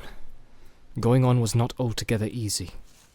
They had packs to carry, and the bushes and brambles were reluctant to let them through. They were cut off from the wind by the ridge behind, and the air was still and stuffy. When they forced their way at last into more open ground, they were hot and tired, and very scratched, and they were also no longer certain of the direction in which they were going. The banks of the stream sank as it reached their levels, and became broader and shallower, wandering off towards the Marish and the river. Why, this is Stockbrook, said Pippin. If we are going to try and get back onto our course, we must cross at once and bear right. They waded the stream, and hurried over a wide open space, rush-grown and treeless on the further side. Beyond that, they came again to a belt of trees, tall oaks for the most part, with here and there an elm tree or an ash. The ground was fairly level, and there was little undergrowth. But the trees were too close for them to see far ahead. The leaves blew upwards in sudden gusts of wind, and spouts of rain began to fall from the overcast sky. Then the wind died away, and the rain came streaming down. They trudged along as fast as they could, over patches of grass and through thick drifts of old leaves, and all about them the rain pattered and trickled. They did not talk, but kept glancing back and from side to side. After half an hour, Pippin said, I hope you have not turned too much towards the south. We are not walking long ways through this wood. It is not a very broad belt. I should have said no more than a mile at the widest, and we ought to have been through it by now. It is no good our starting to go in zigzags, said Frodo. That won't mend matters. Let us keep on as we are going. I'm not sure that I want to come out into the open yet. They went on for perhaps another couple of miles. Then the sun gleamed out of ragged clouds again, and the rain lessened. It was now past midday, and they felt it was high time for lunch. They halted under an elm tree. Its leaves, though fast turning yellow, were still thick, and the ground at its feet was fairly dry and sheltered. When they came to make their meal, they found that the elves had filled their bottles with a clear drink, pale golden in colour. It had the scent of a honey made of many flowers, and was wonderfully refreshing. Very soon they were laughing, and snapping their fingers at rain and at black riders. The last few miles, they felt, would soon be behind them. Frodo propped his back against the tree trunk and closed his eyes. Sam and Pippin sat near, and they began to hum, and then to sing softly. Ho, ho, to the bottle I go, to heal my heart and drown my woe. Rain may fall and wind may blow, and many miles be still to go. But under a tall tree I will lie, and let the clouds go sailing by. Ho, ho, ho, to the bottle I go. They began again louder. They stopped short suddenly. Frodo sprang to his feet. A long-drawn wail came down the wind, like the cry of some evil and lonely creature. It rose and fell and ended on a high, piercing note. Even as they sat and stood, as if suddenly frozen, it was answered by another cry, fainter and further off, but no less chilling to the blood. There was then a silence, broken only by the sound of the wind and the leaves. What do you think that was? Pippin asked at last, trying to speak lightly, but quavering a little. If it was a bird, it was one that I have never heard in the Shire before. It was not a bird or beast, said Frodo. It was a call, or a signal. There were words in that cry, though I could not catch them. But no hobbit has such a voice. No more was said about it. They were all thinking of the riders, but no one spoke of them. They were now reluctant either to stay or go on, but sooner or later they had got to get across the open country to the ferry, and it was best to go sooner and in daylight. In a few moments they had shouldered their packs again and were off. Before long the wood came to a sudden end. Wide grasslands stretched before them. They now saw that they had, in fact, turned too much to the south. Away over the flats they could glimpse the low hill of Buckleberry across the river. But it was now to their left. Creeping cautiously out from the edge of the trees, they set off across the open as quickly as they could. At first they felt afraid. Away from the shelter of the wood, far back behind them stood the high place where they had breakfasted. Frodo half expected to see a small distant figure of a horseman on the ridge, dark against the sky. But there was no sign of one. The sun, escaping from the breaking clouds, as it sank towards the hills they had left, was now shining brightly again. Their fear left them, though they still felt uneasy, but the land became steadily more tame and well-ordered. Soon they came into well-tended fields and meadows. There were hedges and gates and dikes for drainage. Everything seemed quiet and peaceful, just an ordinary corner of the Shire. Their spirits rose with every step. The line of the river grew nearer, and the black riders began to seem like phantoms of the woods now left far behind. They passed along the edge of a huge turnip field, and came to a stout gate. Beyond it, A rutted lane ran between low, well-laid hedges towards a distant clump of trees. Pippin stopped. I know these fields and this gate, He said. This is Furlong, old Farmer Maggot's land. That's his farm away there in the trees. Oh, one trouble after another, said Frodo, looking nearly as much alarmed as if Pippin had declared the lane was the slot leading to a dragon's den. The others looked at him in surprise. What's wrong with old Maggot? Asked Pippin. He's a good friend to all the Brandybucks. Of course, there's a terror to trespassers and keeps ferocious stalks, but after all, folk down here are near the border and have to be more on their guard. I know, said Frodo. But all the same, He added with a shamefaced laugh. I'm terrified of him and his dogs. I have avoided this farm for years and years. He caught me several times trespassing after mushrooms when I was younger at Brandy Hall. On the last occasion, he beat me, and then took me and showed me to his dogs. See, lads, he said, next time this young varmint sets foot on my land, you can eat him. Now see him off. And they chased me all the way to the ferry. I've never got over the fright. Though I dare say the beasts knew their business and would not really have touched me. Pippin laughed. Well, it's time you made it up, especially if you're coming back to live in Buckland. Old Maggot is really a stout fellow, if you leave his mushrooms alone. Let's get into the lane and then we shan't be trespassing. If we meet him, I'll do the talking. He's a friend of Mary's and I used to come here with him a good deal at one time. They went along the lane until they saw the thatched roofs of a large house and farm buildings peeping out among the trees ahead. The Maggots and the Puddiefoots of Stock and most of the inhabitants of the Marish were house-dwellers, and this farm was stoutly built of brick and had a high wall all around it. There was a wide wooden gate opening out of the wall into the lane. As they drew nearer, a terrific baying and barking broke out, and a loud voice was heard shouting, Rip! Bang! Wolf! Come on, lads! Frodo and Sam stopped dead, but Pippin walked on a few paces. The gate opened and 3 huge dogs came pelting out into the lane and dashed towards the travellers, barking fiercely. They took no notice of Pippin, but Sam shrank against the wall, while 2 wolfish-looking dogs sniffed at him suspiciously and snarled if he moved. The largest and most ferocious of the 3 halted in front of Frodo, bristling and growling. Through the gate there now appeared a broad, thick-set hobbit with a round red face. Hello, hello. And who may you be and what may you be wanting? He asked. Good afternoon, Minister Maggot, said Pippin. The farmer looked at him closely. Well, if it isn't Master Pippin! Mr. Peregrine Took, I should say. He cried, changing from a scowl to a grin. It's a long time since I saw you round here. It's lucky for you that I know you. I was just going out to set my dogs on any strangers. There are some funny things going on today. Of course, we do get queer folk wandering in these parts at times, too near the river. He said, shaking his head. But this fellow was the most outlandish I've ever set eyes on. He won't cross my land without leave a second time, not if I can stop it. What fellow do you mean? Then you haven't seen him, said the farmer. He went up the lane towards the causeway not a long while back. Well, he was a funny customer and asking funny questions. Perhaps you'll come along inside and we'll pass the news more comfortable. I've a drop of good ale on tap, if you and your friends are willing, Mr. Duke. It seemed plain that the farmer would tell them more, if allowed to do it in his own time and fashion.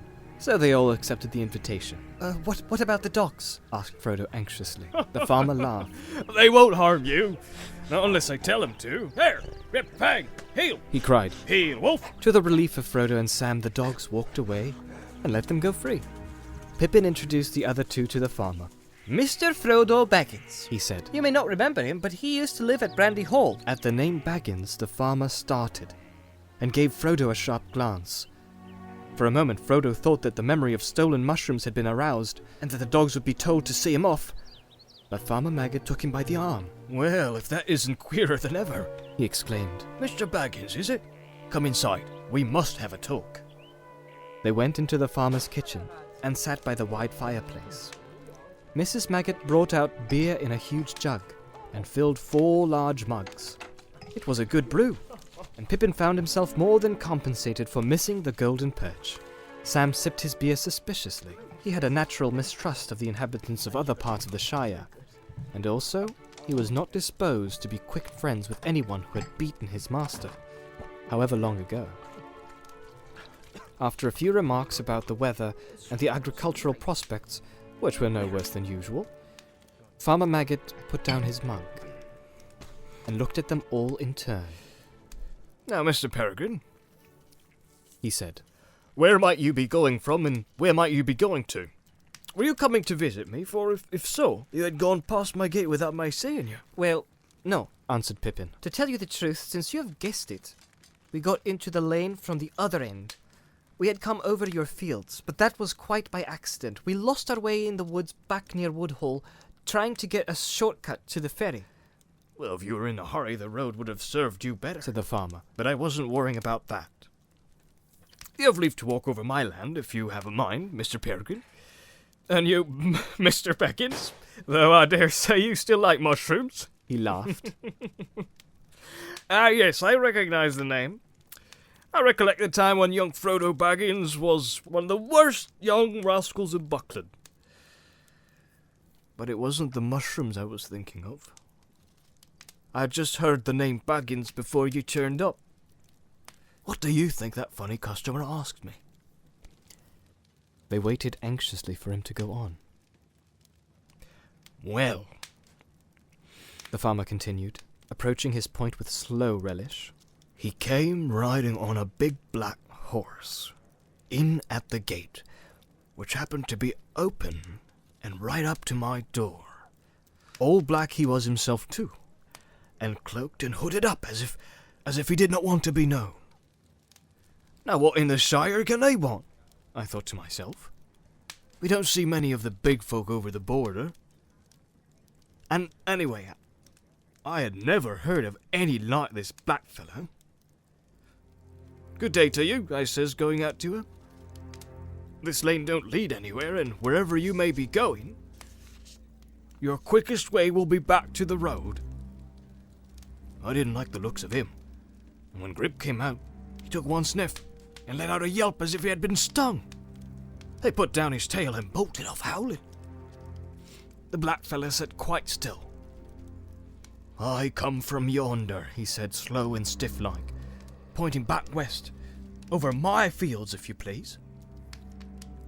Have you seen Baggins? He asked in a queer voice, and bent down towards me. I could not see any face, for his hood fell down so low, and I felt a sort of shiver down my back. But I did not see why he should come riding over my land so bold. Be off, I said. There are no Bagginses here. You're in the wrong part of the Shire. You had better go back west to Hobbiton, but you can go by road this time. Baggins has left, he answered in a whisper. He is coming. He is not far away. I wish to find him. If he passes, will you tell me? I will come back with gold. No, you won't, I said. You'll go back where you belong, double quick. I'll give you 1 minute before I call all my dogs. He gave a sort of hiss. It might have been laughing, and it might not. Then he spurred his great horse right at me, and I jumped out of the way only just in time. I called the dogs, but he swung off, and rode through the gate and up the lane towards the causeway, like a bolt of thunder. What do you think of that? Frodo sat for a moment looking at the fire, but his only thought was how on earth would they reach the ferry. I don't know what to think, He said at last. Then I'll tell you what to think. Said Maggot. You should never have gone mixing yourself up with Hobbiton folk, Mr. Frodo. Folk are queer up there. Sam stirred in his chair and looked at the farmer with an unfriendly eye. But you were always a reckless lad. When I heard you had left the brandy box and gone off to that old Mr. Bilbo, I said that you were going to find trouble. Mark my words, this all comes from those strange doings of Mr. Bilbo's. His money was got in some strange fashion in foreign parts, they say. Maybe there is some that want to know what has become of the golden jewels that he found buried in the hill in Hobbiton, as I hear. Frodo said nothing. The shrewd guesses of the farmer were rather disconcerting. Well, Mr. Frodo, Maggot went on, I'm glad that you've made the sense to come back to Buckland. My advice is, stay there. Don't get mixed up with these outlandish folk. You'll have friends in these parts. If any of these black fellows come after you again, I'll deal with them. I'll say you're dead, or have left the Shire, or anything you like. For as like as not, it is old Mr. Bilbo they want news of. Maybe you're right, said Frodo, avoiding the farmer's eye and staring at the fire. Maggot looked at him thoughtfully. Well, I see you have ideas of your own, he said. It is as plain as my nose that no accident brought you and that rider here on the same afternoon. And maybe my news was no great news to you, after all. I'm not asking you to tell me anything you have a mind to keep to yourself, but I see you are in some kind of trouble. Perhaps you're thinking it won't be too easy to get to the ferry without being caught. I was thinking so, said Frodo, but we have got to try and get there. And it won't be done by sitting and thinking. So I'm afraid we must be going. Thank you very much indeed for your kindness. I've been in terror of you and your dogs for over 30 years, Farmer Maggot, though you may laugh to hear it. It's a pity, for I've missed a good friend. And now, I'm sorry to leave you so soon, but I'll come back, perhaps one day, if I get the chance. You'll be welcome when you come, said Maggot. But now I've a notion. It's near sundown already, and we're going to have our supper, for we mostly go to bed soon after the sun. If you and Mr. Peregrine and all would stay and have a bite with us, we would be pleased. And so should we, said Frodo. But we must be going at once, I'm afraid. Even now, it will be dark before we can reach the ferry. But wait a minute. I was going to say, after a bit of supper, I'll get out a small wagon, and I'll drive you all to the ferry, and that will save you a good step, and it might also save you trouble of another sort. Frodo now accepted the invitation gracefully. To the relief of Pippin and Sam, the sun was already behind the western hills, and the light was failing. 2 of Maggot's sons and his 3 daughters came in, and a generous supper was laid on the large table. The kitchen was lit with candles, and the fire was mended. Mrs. Maggot bustled in and out. 1 or 2 other hobbits belonging to the farm household came in. In a short while, 14 sat down to eat. There was beer aplenty, and a mighty dish of mushrooms and bacon, besides much other solid farmhouse fare. The dogs lay by the fire and gnawed rinds and cracked bones. When they had finished, the farmer and his sons went out with a lantern and got the wagon ready. It was dark in the yard when the guests came out. They threw their packs on board and climbed in. The farmer sat in the driving seat and whipped up his 2 stout ponies. His wife stood in the light of the open door. You be careful of yourself, Maggot. She called, Don't go arguing with any foreigners and come straight back. I will, said he, and drove out of the gate. There was now no breath of wind stirring. The night was still and quiet, and a chill was in the air. They went without lights and took it slowly. After a mile or 2, the lane came to an end, crossing a deep dike, and climbing a short slope up on to the high-banked causeway. Maggot got down and took a good look either way, north and south. But nothing could be seen in the darkness, and there was not a sound in the still air. Thin strands of river mist were hanging above the dikes and crawling over the fields. It's going to be thick, said Maggot, but I'll not light my lantern till I turn for home. We'll hear anything on the road long before we meet it tonight. It was 5 miles or more from Maggot's Lane to the ferry. The hobbits wrapped themselves up, but their ears were strained for any sound above the creak of the wheels and the slow clop of the pony's hoofs. The wagon seemed slower than a snail to Frodo. Beside him, Pippin was nodding towards sleep, but Sam was staring forwards into the rising fog. They reached the entrance to the ferry lane at last. It was marked by 2 tall white posts that suddenly loomed up on their right. Farmer Maggot drew in his ponies, and the wagon creaked to a halt. They were just beginning to scramble out, when suddenly they heard what they had all been dreading. Hoofs on the road ahead. The sound was coming towards them. Maggot jumped down and stood holding the ponies' heads, and peering forward into the gloom. Clip, clop, came the approaching rider. The fall of the hoofs sounded loud in the still foggy air. You'd better be hidden, Mr. Frodo, said Sam anxiously. You get down in the wagon and cover up with blankets, and we'll send this rider to the rightabouts. He climbed out and went to the farmer's side. Black riders would have to ride over him to get near the wagon. Clop, clop, clop, clop. The rider was nearly on them. Hello there, said the farmer, throwing the reins to Sam and striding forward. Don't you come a step nearer! What do you want, and where are you going?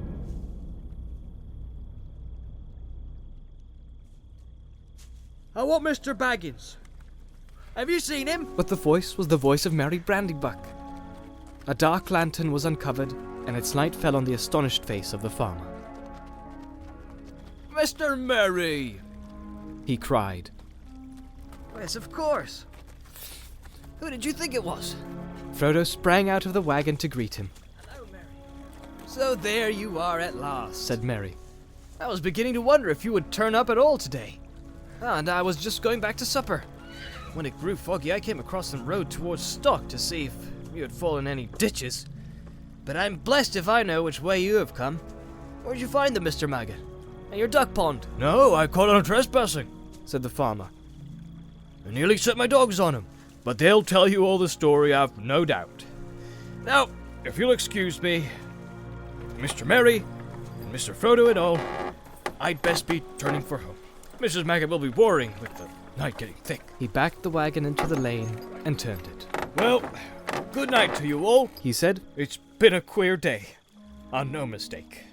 But all's well that ends well, though perhaps we should not say that until we reach our own doors. I'll not deny that I'll be glad now when I do. He lit his lanterns and got up. Suddenly he produced a large basket from under the seat. Oh, I was nearly forgetting, he said. Mrs. Maggot put this up for Mr. Baggins, with her compliments. He handed it down and moved off, followed by a chorus of thanks and good nights. They watched the pale rings of light round his lanterns as they dwindled into the foggy night. Suddenly Frodo laughed. From the covered basket he held, the scent of mushrooms was rising.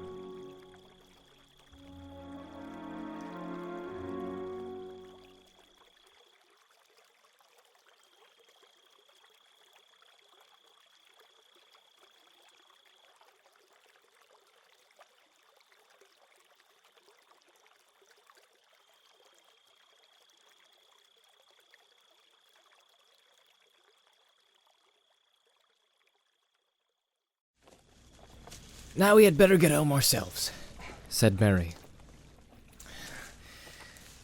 There's something funny about all this, I see, but it must wait till we get in. They turned down the ferry lane, which was straight and well kept, and edged with large whitewashed stones. In 100 yards or so it brought them to the river bank, where there was a broad wooden landing stage. A large flat ferry boat was moored beside it.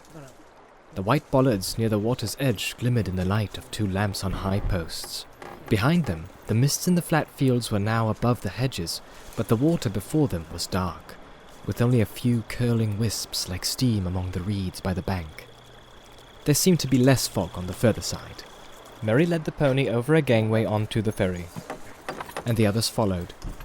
Merry then pushed slowly off with the long pole. The Brandywine flowed slow and broad before them. On the other side the bank was steep, and up it a winding path climbed from the further landing. Lamps were twinkling there. Behind loomed up the Buck Hill, and out of it, through stray shrouds of mist, shone many round windows, yellow and red. They were the windows of Brandy Hall, the ancient home of the Brandybucks. Long ago, Gorhendad Oldbuck, head of the Oldbuck family, one of the oldest in the Marish or indeed in the Shire, had crossed the river, which was the original boundary of the land eastwards. He built and excavated Brandy Hall, changed his name to Brandybuck, and settled down to become master of what was virtually a small independent country. His family grew and grew, and after his days continued to grow until Brandy Hall occupied the whole of the low hill and had 3 large front doors, many side doors, and about 100 windows. The Brandybucks and their numerous dependents then began to burrow, and later to build, all round about. That was the origin of Buckland, a thickly inhabited strip between the river and the old forest. A sort of colony from the Shire. Its chief village was Bucklebury, clustering in the banks and slopes behind Brandy Hall.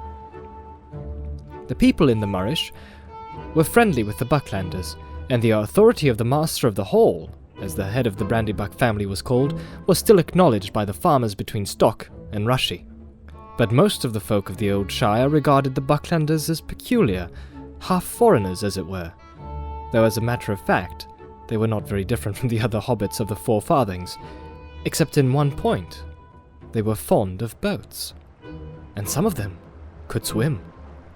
Their land was originally unprotected from the east, but on that side they had built a hedge, the High Hay. It had been planted many generations ago, and was now thick and tall, for it was constantly tended.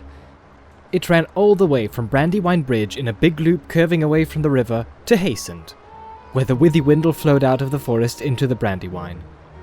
Well over 20 miles from end to end. But of course, it was not a complete protection. The forest drew close from the hedge in many places. The Bucklanders kept their doors locked after dark, and that also was not usual in the Shire. The ferry boat moved slowly across the water. The Buckland shore drew nearer. Sam was the only member of the party who had not been over the river before. He had a strange feeling as the slow, gurgling stream slipped by. His old life lay behind in the mists. Dark adventure lay in front. He scratched his head, and for a moment had a passing wish that Mr. Frodo could have gone on living quietly at Bag End. The four hobbits stepped off the ferry. Merry was tying it up, and Pippin was already leading the pony up the path, when Sam, who had been looking back as if to take farewell of the Shire, said in a hoarse whisper, Look back, Mr. Frodo. Do you see anything? On the far stage, under the distant lamps, they could just make out a figure. It looked like a dark black bundle left behind, but as they looked, it seemed to move and sway this way and that, as if searching the ground. It then crawled, or went crouching back into the gloom beyond the lamps. What in the Shire was that? Exclaimed Merry. Something that's following us. Said Frodo. But don't ask any more now. Let's get away at once. They hurried up the path to the top of the bank, but when they looked back, the far shore was shrouded in mist, and nothing could be seen. Thank goodness you don't keep any boats on the west bank, said Frodo. Can horses cross the river? Oh, they can go 20 miles north of the Brandywine Bridge. Or they might swim, answered Merry. Though I never heard of any horse swimming in the Brandywine. But what have horses to do with it? I'll tell you later. Let's get indoors and then we can talk. Alright. You and Pippin know your way, so I'll just ride on and tell Fatty Bolger that you're coming. We'll see about supper and things. We had our supper early with Farmer Maggot, said Frodo. But we could do with another. You shall have it. And give me that basket, said Merry, and rode ahead into the darkness. It was some distance from the Brandywine to Frodo's new house at Crickhollow. They passed Buck Hill and Brandy Hall on their left, and on the outskirts of Bucklebury struck the main road of Buckland that ran south from the bridge. Half a mile northward along this, they came to a lane opening on their right. This they followed a couple of miles as it climbed up and down into the country. At last, they came to a narrow gate in a thick hedge. Nothing could be seen of the house in the dark. It stood back from the lane in the middle of a wide circle of lawn, surrounded by a belt of low trees inside the outer hedge. Frodo had chosen it because it stood in an out-of-the-way corner of the country, and there were no other dwellings close by. You could get in and out without being noticed. It had been built a long while before by the Brandybucks, for the use of guests or members of the family that wished to escape from the crowded life of Brandy Hall for a time. It was an old-fashioned, countrified house, as much like a hobbit hole as possible. It was long and low, with no upper story, and it had a roof of turf, round windows, and a large round door. As they walked up the green path from the gate, no light was visible. The windows were dark and shuttered.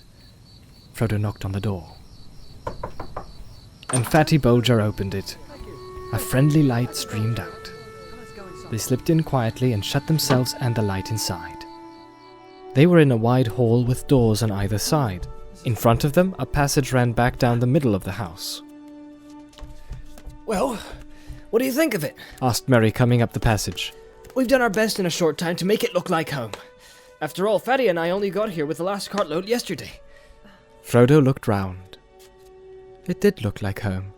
Many of his own favourite things, or Bilbo's things, they reminded him sharply of him in their new setting, were arranged as nearly as possible as they had been at Bag End. It was a pleasant, comfortable, welcoming place, and he found himself wishing that he was really coming here to settle down in quiet retirement. It seemed unfair to have put his friends to all this trouble, and he wondered again how he was going to break the news to them that he must leave them so soon, indeed at once. Yet that would have to be done that very night, before they all went to bed. It's delightful, He said with an effort. I hardly feel that I have moved at all. The travellers hung up their cloaks and piled their packs on the floor. Mary led them down the passage and threw open a door at the far end. Firelight came out, and a puff of steam, A bath! cried Pippin, Oh, blessed Meriadoc! Which order shall we go in? said Frodo. Eldest first or quickest first? You'll be the last either way, Master Peregrine. Trust me to arrange things better than that. Said Mary. We can't begin life at Crickhollow with a quarrel over baths. In that room there are 3 tubs, and a copper full of boiling water. There are also towels, mats, and soap. Get inside and be quick. Mary and Fatty went into the kitchen on the other side of the passage and busied themselves with the final preparations for a late supper.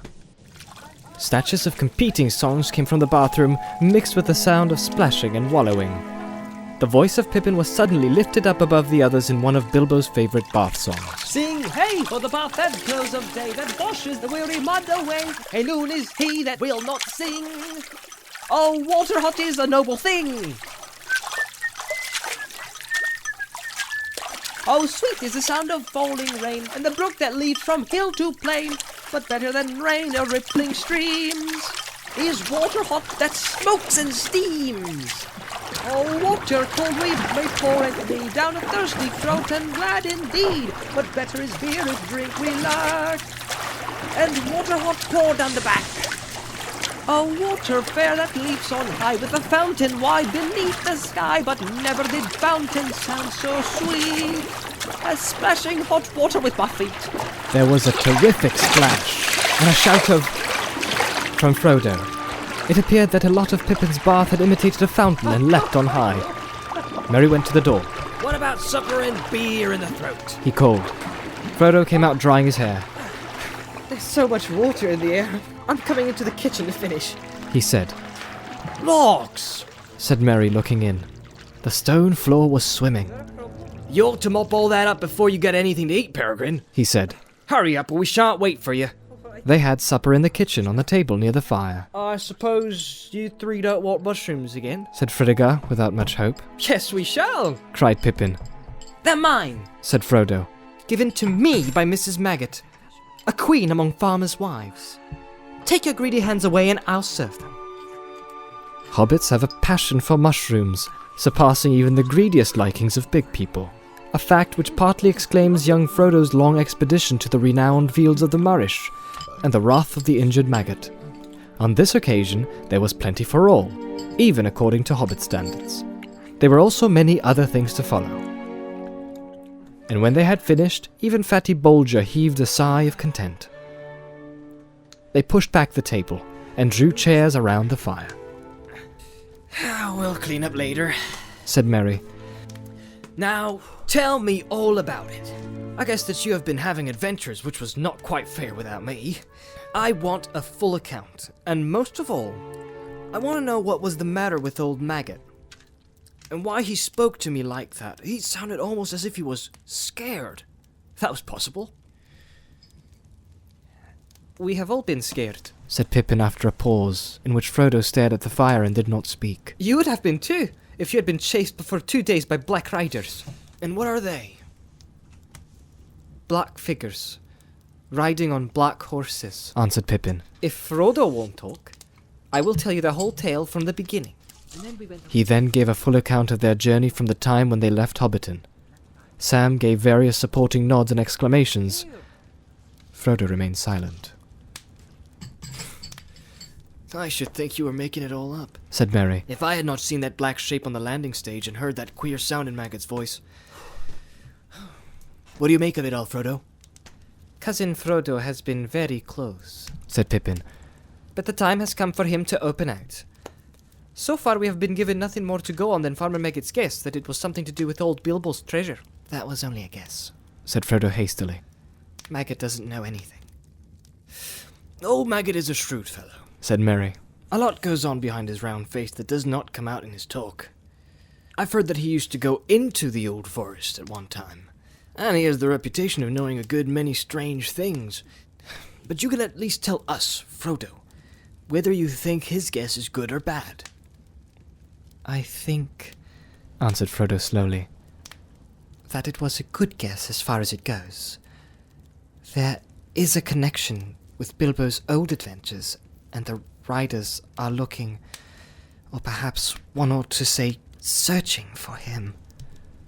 Or for me. I also fear, if you want to know, that it is no joke at all, and that I am not safe here, nor anywhere else. He looked round at the windows and walls, as if he was afraid they would suddenly give way. The others looked at him in silence, and exchanged meaning glances among themselves. It's coming out in a minute, whispered Pippin to Merry. Merry nodded. Well, said Frodo at last, sitting up and straightening his back as if he had made a decision. I can't keep it dark any longer. I have got something to tell you all. But I don't quite know how to begin. I think I could help you, said Merry quietly. By telling some of it myself. What do you mean? Said Frodo, looking at him anxiously. Just this, my dear old Frodo. You're miserable, because you don't know how to say goodbye. You meant to leave the Shire, of course, but danger has come on you sooner than you expected. And now you are making up your mind to go at once, and you don't want to. We are very sorry for you. Frodo opened his mouth and shut it again. His look of surprise was so comical that they laughed. Dear old Frodo, said Pippin. Did you really think you had thrown dust in all our eyes? You've not been nearly careful or clever enough for that. You have obviously been planning to go and saying farewell to all your haunts all this year since April. We have constantly heard your muttering, "Shall I ever look down into that valley again, I wonder," and things like that. And pretending that you had come to the end of your money. And actually selling your beloved bag end to the Sackville Bagginses. And all those close talks with Gandalf. Good heavens, said Frodo. I thought I had been both careful and clever. I don't know what Gandalf would say. Is all the Shire discussing my departure then? Oh no, said Merry. Don't worry about that. The secret won't keep for long, of course. But at present, it is, I think, only known to us conspirators. After all, you must remember that we know you well, and are often with you. We can usually guess what you are thinking. I knew Bilbo too. To tell you the truth, I had been watching you rather closely ever since he left. I thought you would go after him sooner or later. Indeed, I expected you to go sooner. Lately, we've been very anxious. We have been terrified that you might give us the slip and go off suddenly, all on your own like he did. Ever since this spring, we have kept our eyes open and done a good deal of planning on our own account. You're not going to escape so easily. But I must go, said Frodo. It cannot be helped, dear friends. It is wretched for us all, but it is no use your trying to keep me. Since you have guessed so much, please help me, and do not hinder me. You do not understand, said Pippin. You must go, and therefore we must too. Merry and I are coming with you. Sam is an excellent fellow and would jump down a dragon's throat to save you, if he did not trip over his own feet. You will need more than one companion on your dangerous adventure. Oh, my dear and most beloved hobbits, said Frodo, deeply moved. But I could not allow it. I decided that long ago too. You speak of danger, yet you do not understand. There is no treasure hunt, no there and back journey. I am flying from deadly peril, into deadly peril. Of course we understand, said Merry firmly. That is why we've decided to come. We know the ring is no laughing matter, but we are going to do our best to help you against the enemy. The ring, said Frodo, now completely amazed. Yes, the ring, said Merry. My dear old hobbit, you don't allow for the inquisitiveness of friends. I've known about the existence of the ring for years. Before Bilbo went away, in fact. But since he obviously regarded it as a secret, I kept the knowledge in my head. until we formed our conspiracy. I did not know Bilbo, of course, as well as I know you. I was too young, and he was also more careful. But he was not careful enough. If you want to know how I first found out, I will tell you. Go on, said Frodo faintly. It was the Sackville Bagginses that were his downfall, as you might expect. One day, a year before the party, I happened to be walking along the road when I saw Bilbo ahead. Suddenly in the distance, the SBs appeared, coming towards us. Bilbo slowed down. And then, hey presto, he vanished. I was so startled that I hardly had the wits to hide myself in a more ordinary fashion. But I got through the hedge and walked along the field inside. I was peeping through into the road after the SBs had passed and was looking straight at Bilbo when he suddenly reappeared. I caught a glint of gold as he put something back in his trouser pocket. After that, I kept my eyes open. In fact, I confessed that I spied. But you must admit that it is very intriguing, and I was only in my teens. I must be the only one in the Shire besides you, Frodo, that has ever seen the old fellow's secret book. You have read his book? Cried Frodo. Good heavens above! Is nothing safe? Not too safe, I should say, said Merry. But I've only had one rapid glance, and that was difficult to get. He never left the book about. I wonder what became of it. I should like another look. Have you got it, Frodo? No, it was not at Bag End. He must have taken it away. Well, as I was saying, Merry proceeded. I kept my knowledge to myself. Till spring when things got serious. Then we formed our conspiracy, and as we were serious too, and meant business, we have not been too scrupulous. You're not a very easy nut to crack, and Gandalf is worse. But if you want to be introduced to our chief investigator, I can produce him. Where is he? Said Frodo, looking round as if he expected a masked and sinister figure to come out of a cupboard.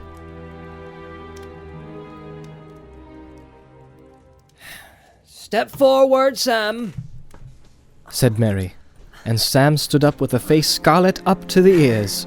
Here's our collector of information. And he collected a lot, I can tell you, before he was finally caught. After which I may say he seemed to regard himself as on parole and dried up. Sam! Cried Frodo, feeling that amazement could get no further, and quite unable to decide whether he felt angry, amused, relieved, or merely foolish. Yes, sir, said Sam. Begging your pardon, sir. But I meant no wrong to you, Mr. Frodo, nor to Mr. Gandalf, for that matter. He has some sense, mind you, and when you said go alone, he said no. Take someone as you can trust. But it does not seem that I can trust anyone, said Frodo. Sam looked at him unhappily. Oh, it all depends on what you want, put in Merry. You can trust us to stick to you, through thick and thin, to the bitter end. And you can trust us to keep any secret of yours, closer than you keep it yourself. But you cannot trust us to let you face trouble alone, and go off without a word. We're your friends, Frodo. Anyway, there it is. We know most of what Gandalf has told you. We know a good deal about the ring. We are horribly afraid that we are coming with you, or following you like hounds. After all, sir, added Sam, you did all to take the elves' advice. Gildor said you should take them as willing, and you can't deny it. I don't deny it, said Frodo, looking at Sam, who was now grinning. I don't deny it. But I'll never believe you are sleeping again. Whether you snore or not, I shall kick you hard to make sure. You are a set of deceitful scoundrels, he said, turning to the others. But bless you, he laughed, getting up and waving his arms. I give in. I will take Gildor's advice.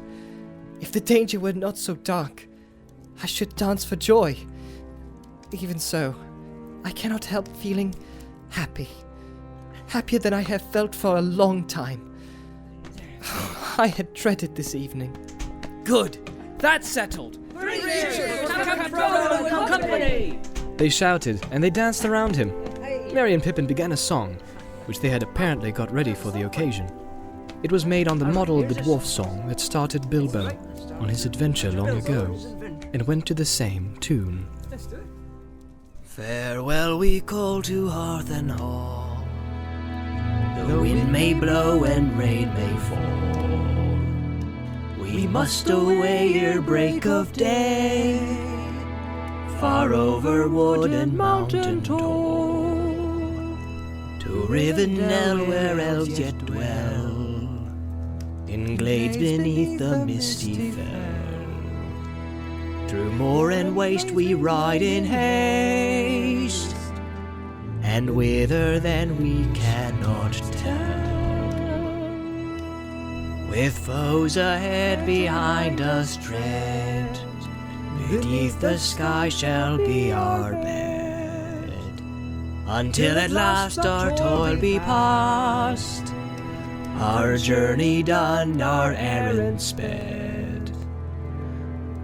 We must away, we must away, we ride before the break of day. Very good, said Frodo. But in that case there are a lot of things to do before we go to bed. Under a roof for tonight, or at any rate. Oh, that was poetry, said Pippin. Do you really mean to start before the break of day? I don't know. I fear those Black Riders, and I'm sure it is unsafe to stay in one place long, especially in a place to which it is known I was going. Also, Gildor advised me not to wait, but I should very much like to see Gandalf. I could see that even Gildor was disturbed when he heard that Gandalf had never appeared. It really depends on two things. How soon could the riders get to Bucklebury? And how soon should we get off? It will take a good deal of preparation. The answer to your second question, said Merry, is that we could get off in an hour. I've prepared practically everything. There are 6 ponies in the stable across the fields. Doors and tackle are all packed, except for a few extra clothes and the perishable food. It seems to have been a very efficient conspiracy, said Frodo. But what about the Black Riders? Would it be safe to wait one day for Gandalf? That all depends on what you think the riders would do if they found you here, answered Merry. They could have reached here by now, of course, if they were not stopped at the North Gate, where the hedge runs out to the river bank, just this side of the bridge. The gate guards would not let them through by night, though they might break through. Even in the daylight, they would try to keep them out, I think. At any rate, until they got the message through to the Master of the Hole, for they would not like the look of the riders, and would certainly be frightened of them. But of course, Buckland cannot resist a determined attack for long, and it is possible that in the morning even a Black Rider that rode up and asked for Mr. Baggins would be let through. It is pretty generally known that you are coming back to live at Crickhollow. Frodo sat for a while in thought. I have made up my mind, he said finally. I'm starting tomorrow, as soon as it is light. But I'm not going by road. It would be safer to wait here than that. If I go through the North Gate, my departure from Buckland will be known at once, instead of being secret for several days at least, as it might be. And what is more, the bridge and the east road near the borders will certainly be watched, whether any rider gets into Buckland or not. We don't know how many there are, but there are at least 2, and possibly more. The only thing to do is to go off in a quite unexpected direction. But that can be but that can only mean going into the old forest, said Fredegar, horrified. You can't be thinking of doing that. It is quite as dangerous as Black Riders. Not quite, said Merry. It sounds very desperate, but I believe Frodo is right. It is the only way of getting off without being allowed at once. With luck, we might get a considerable start. But you won't have any luck in the old forest, objected Fredegar. No one ever has luck in there. You'll get lost. People don't go in there. Oh, yes, they do, said Merry.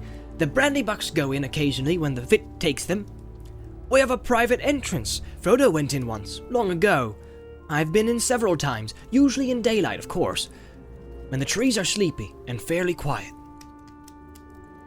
Well, do as you think best, said Fredegar. I'm more afraid of the old forest than of anything I know about. The stories about it are a nightmare. My vote hardly counts, as I'm not going on the journey. Still, I'm very glad someone is stopping behind to tell Gandalf what you've done when he turns up, as I am sure he will before long. Fond as he was of Frodo, Fratty Bolger had no desire of leaving the Shire, nor to see what lay outside it. His family came from East Farthing, from Budgeford and Bridgefields, in fact, but he had never been over the Brandywine Bridge. His task, according to the original plans of the conspirators, was to stay behind and deal with inquisitive folk, and to keep up as long as possible the pretense that Mr. Baggins was still living at Crickhollow. He had even brought along some old clothes of Frodo's to help him in playing the part. They little thought how dangerous that part might prove. Excellent, said Frodo, when he understood the plan. We could not have left any message behind for Gandalf otherwise. I don't know whether these riders can read or not, of course, but I should not have dared to risk a written message in case they got in and searched the house. But if Fatty is willing to hold on the fort, and I can be sure of Gandalf knowing the way we have gone, that decides me. I'm going into the Old Forest, first thing tomorrow. Well, that's that, said Pippin. On the whole, I'd rather have our job than Fatty's, waiting here till Black Riders come. You wait well till you are well inside the forest, said Fredegar. You'll wish you were back here with me before this time tomorrow. It's no good arguing about it anymore, said Merry. We have still got to tidy up and put the finishing touches to the packing before we get to bed. I shall call you all before the break of day. When at last he had gone to bed, Frodo could not sleep for some time. His legs ached. He was glad that he was riding in the morning. Eventually, he fell into a vague dream, in which he seemed to be looking out of a high window over a dark sea of tangled trees. Down below, among the roots, there was the sound of creatures crawling and sniffing. He felt sure they would smell him out sooner or later. Then he heard a noise in the distance. At first he thought it was a great wind coming over the leaves of the forest. Then he knew that it was not leaves, but the sound of the sea, far off. A sound he had never heard in waking life, though it had often troubled his dreams. Suddenly he found he was out in the open. There were no trees after all. He was on a dark hearth, and there was a strange salt smell in the air. Looking up, he saw before him a tall white tower, standing alone on a high ridge. A great desire came over him to climb towards the tower, but suddenly a light came in the sky, and there was a noise of thunder.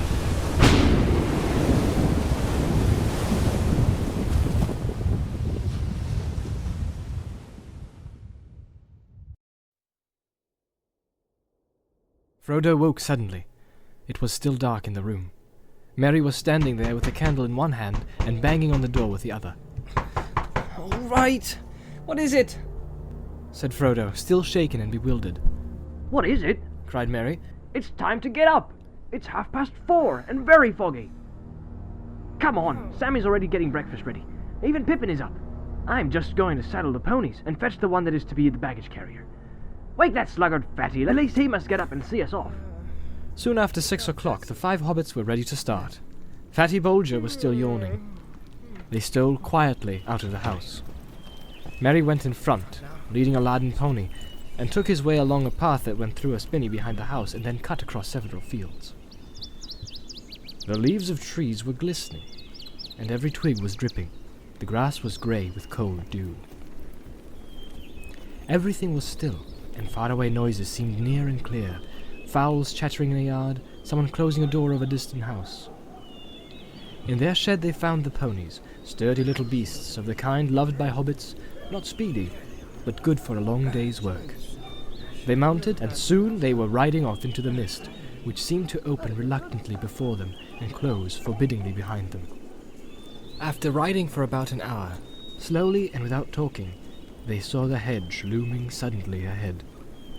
It was tall and netted over with silver cobwebs. "How are you going to get through this?" asked Fredegar. "Follow me," said Merry, "and you will see."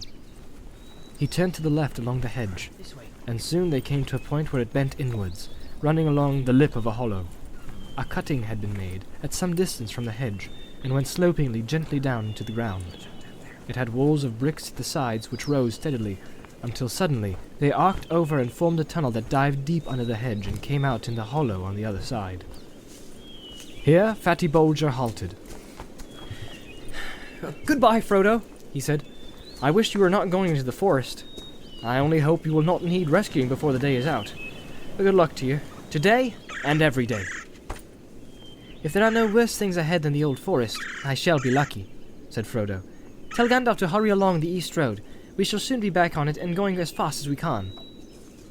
Goodbye, goodbye, they cried, and rode down the slope and disappeared from Fredegar's sight into the tunnel. It was dark and damp, At the far end it was closed by a gate of thick set iron bars. Merry got down and unlocked the gate, and when they all had passed through, he pushed it to again. It shut with a clang, and the lock clicked. The sound was ominous. There, said Merry. You have left the Shire, and are now outside, and on the edge of the old forest. Are the stories about it true? Asked Pippin. I don't know what stories you mean, Merry answered. If you mean the old bogey stories Fatty's nurses used to tell him, about goblins and wolves and things of that sort, I should say no. At any rate, I don't believe them. But the forest is queer. Everything in it is very much more alive and more aware of what's going on, so to speak, than things that are in the Shire. And the trees do not like strangers. They watch you. They are usually content merely to watch you as long as daylight lasts, and don't do much. Occasionally the most unfriendly ones may drop a branch, or stick a root out, or grasp you with a long trailer. But at night things can be most alarming, or so I'm told. I've only once or twice been here after dark, and then only near the hedge. I thought all the trees were whispering to each other, passing news and plots along the unintelligible language, and the branches swayed and groped without any wind. They do say the trees do actually move, and can surround strangers and hem them in. In fact, not long ago they attacked the hedge. They came and planted themselves right by it and leaned over it. But the hobbits came and cut down hundreds of trees and made a great bonfire in the forest and burned all the ground in a long strip east of the hedge. After that, the trees gave up the attack, but they became very unfriendly. There is still a wide bare space not far inside where a bonfire was made. Is it only the trees that are dangerous? Asked Pippin. There are various queer things living deep in the forest, and on the far side, said Merry. Or at least I've heard so, but I've never seen any of them. But something makes paths. Whenever one comes inside, one finds open tracks, but they seem to shift and change from time to time in a queer fashion. Not far from this tunnel there is, or was for a long time, the beginnings of a quite broad path leading to the bonfire glade, and then on more or less in our direction, east and a little north. That is the path I'm trying to find. The hobbits now left the tunnel gates and rode across the wide hollow. On the far side there was a faint path leading up to the floor of the forest, 100 yards and more beyond the hedge, but it vanished as soon as it brought them under the trees.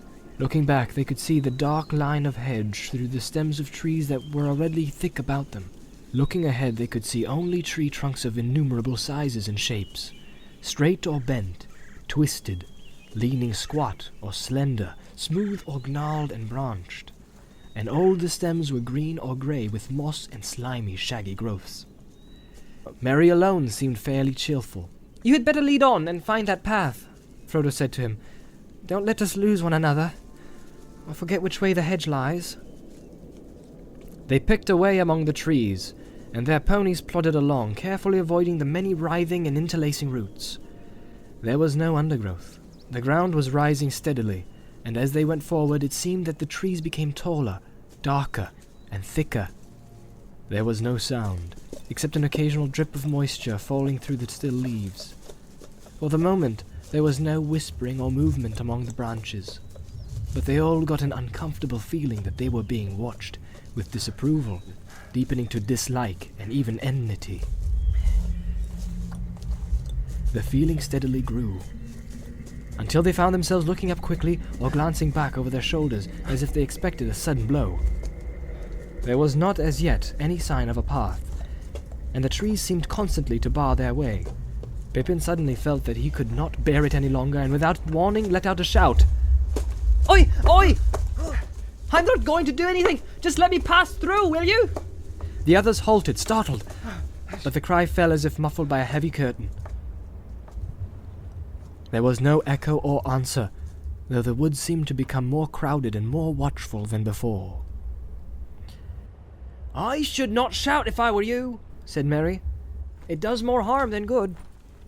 Frodo began to wonder if it was possible to find a way through, and if he had been right to make the others come into this abominable wood. Merry was looking from side to side, and seemed already uncertain which way to go. Pippin noticed it. it has not taken you long to lose us, he said. But at that moment, Merry gave a whistle of relief and pointed ahead. Well, well, he said, these trees do shift. There is a bonfire glade in front of us, or I hope so, but the path to it seems to have moved away. The light grew clearer as they went forward. Suddenly they came out of the trees and found themselves in a wide, circular space. There was sky above them, blue and clear to their surprise, for down under the forest roof they had not been able to see the rising morning and the lifting of the mist.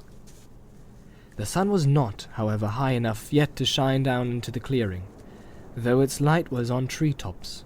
The leaves were all thicker and greener about the edges of the glade, enclosing it with an almost solid wall.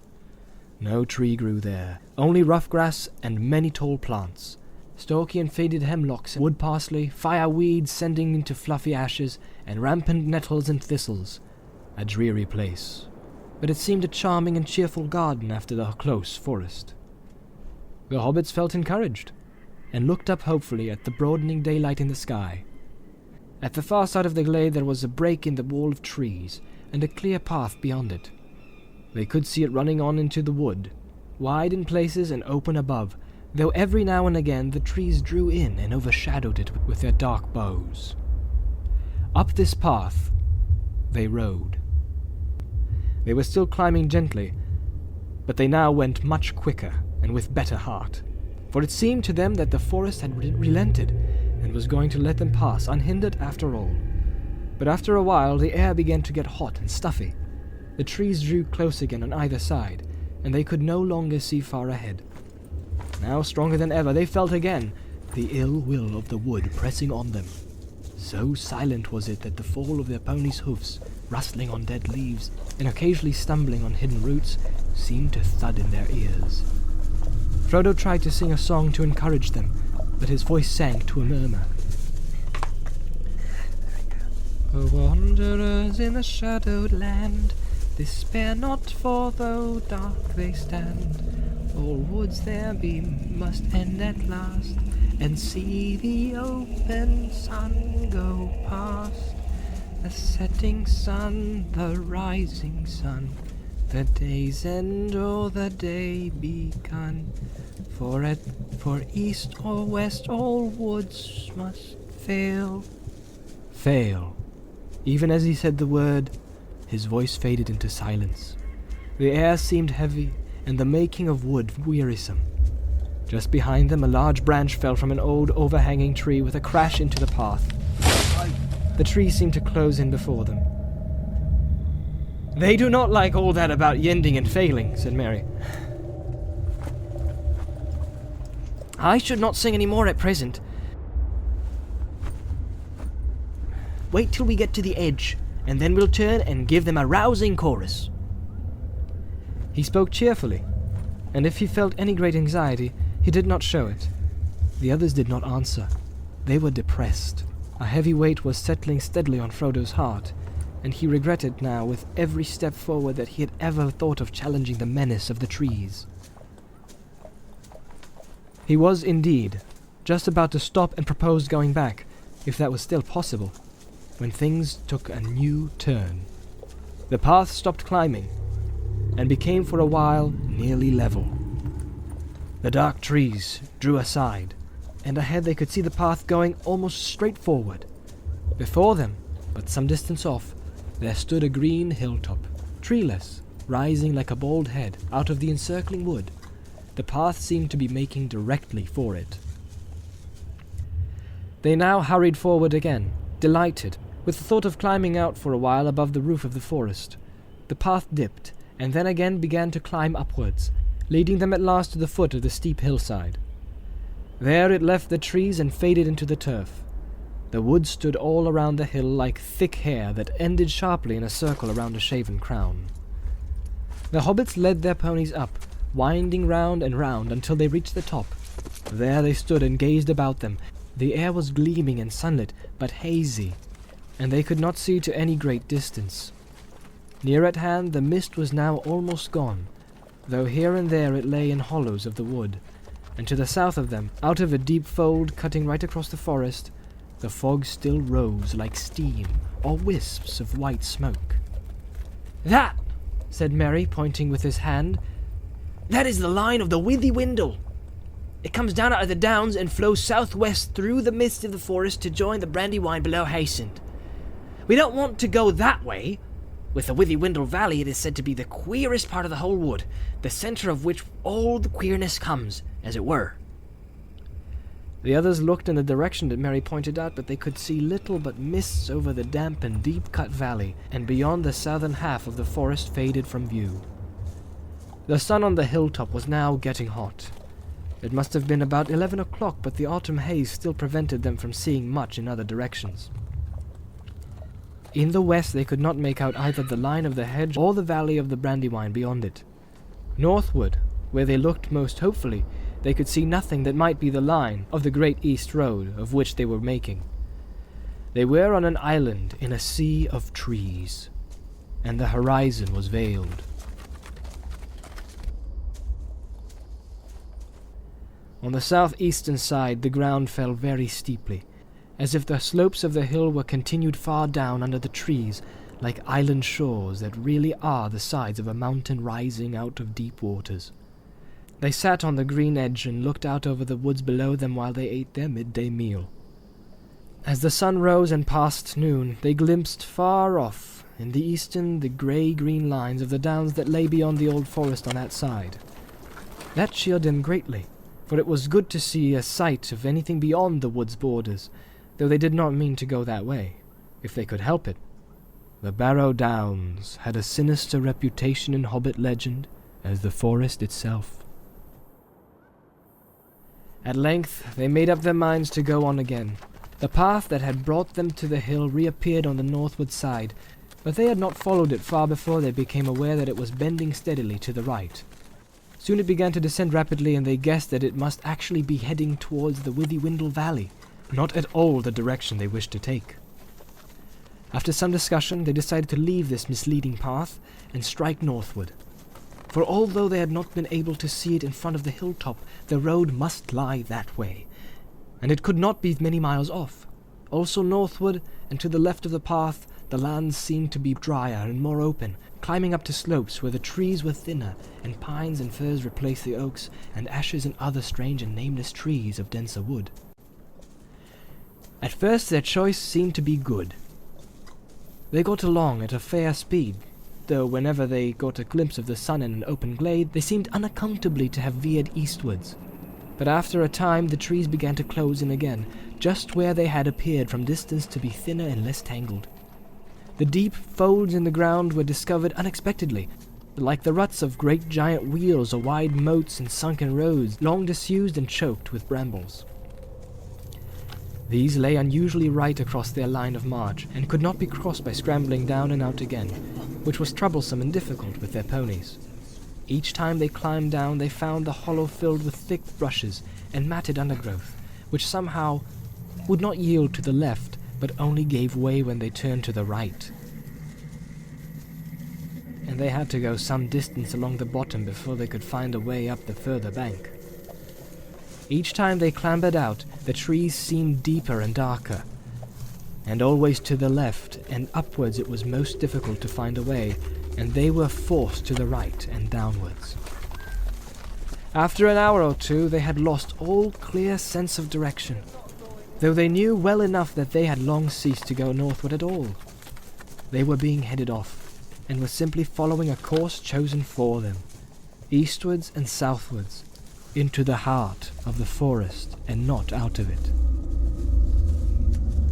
The afternoon was wearing away when they scrambled and stumbled into a fold that was wider and deeper than any they had yet met. It was so steep and overhung that it proved impossible to climb out of it again, either forwards or backwards, without leaving their ponies and their baggage behind. All they could do was to follow the fold, downwards. The ground grew soft, and in places boggy. Springs appeared in the banks, and soon they found themselves following a brook that trickled and babbled through a weedy bed. Then the ground began to fall rapidly, and the brook, growing strong and noisy, flowed and leaped swiftly downhill. They were in a deep, dim-lit gully overarched with trees high above them.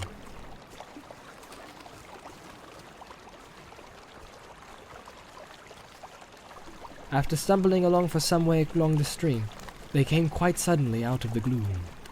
As if through a gate, they saw the sunlight before them. Coming to the opening, they found that they had made their way down through a cleft in a high-speed bank, across a cliff. At its feet was a wide space of grass and reeds, and in the distance could be glimpsed another bank, almost as steep. A golden afternoon of late sunshine lay warm and drowsy upon the hidden land between. In the midst of it there wound lazily a dark river of brown water, bordered with ancient willows, arched over with willows, blocked with fallen willows, and flecked with thousands of faded willow leaves. The air was thick with them, fluttering yellow from the branches, for there was a warm and gentle breeze blowing softly in the valley, and the reeds were rustling, and the willow boughs were creaking. "Well, now I have at least some notion of where we are," said Mary. "We've come almost in the opposite direction in which we intended. This is the River Withywindle. I will go on and explore." He passed out into the sunshine and disappeared into the long grasses. After a while he reappeared and reported that there was fairly solid ground between the cliff foot and the river. In some places firm turf went down to the water's edge. "What's more," he said, "there seems to be something like a footpath winding along this side of the river. If we turn left and follow it, we shall be bound to come out on the east side of the forest eventually." "I dare say," said Pippin, "that the track goes so far, and does not simply lead us into a bog and leave us there. Who made the track, do you suppose, and why? I'm sure it was not for our benefit. I'm getting very suspicious of this forest and everything in it.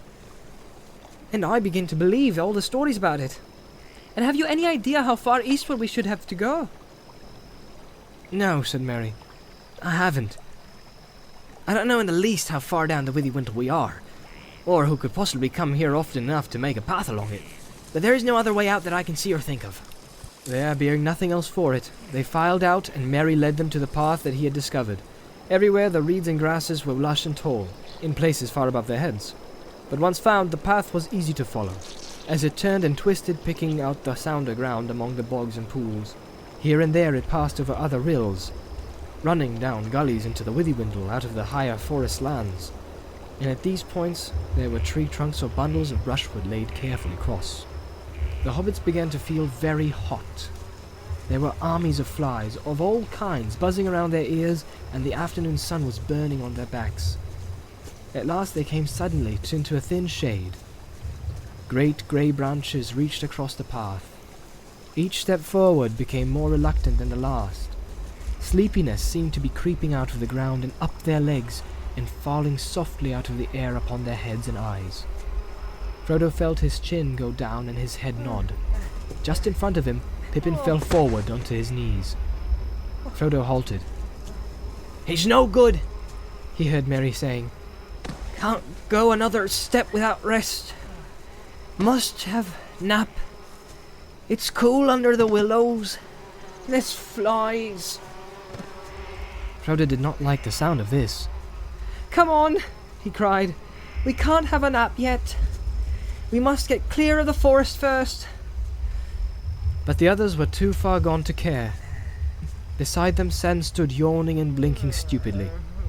Suddenly Frodo himself felt sleep overwhelm him. His head swam.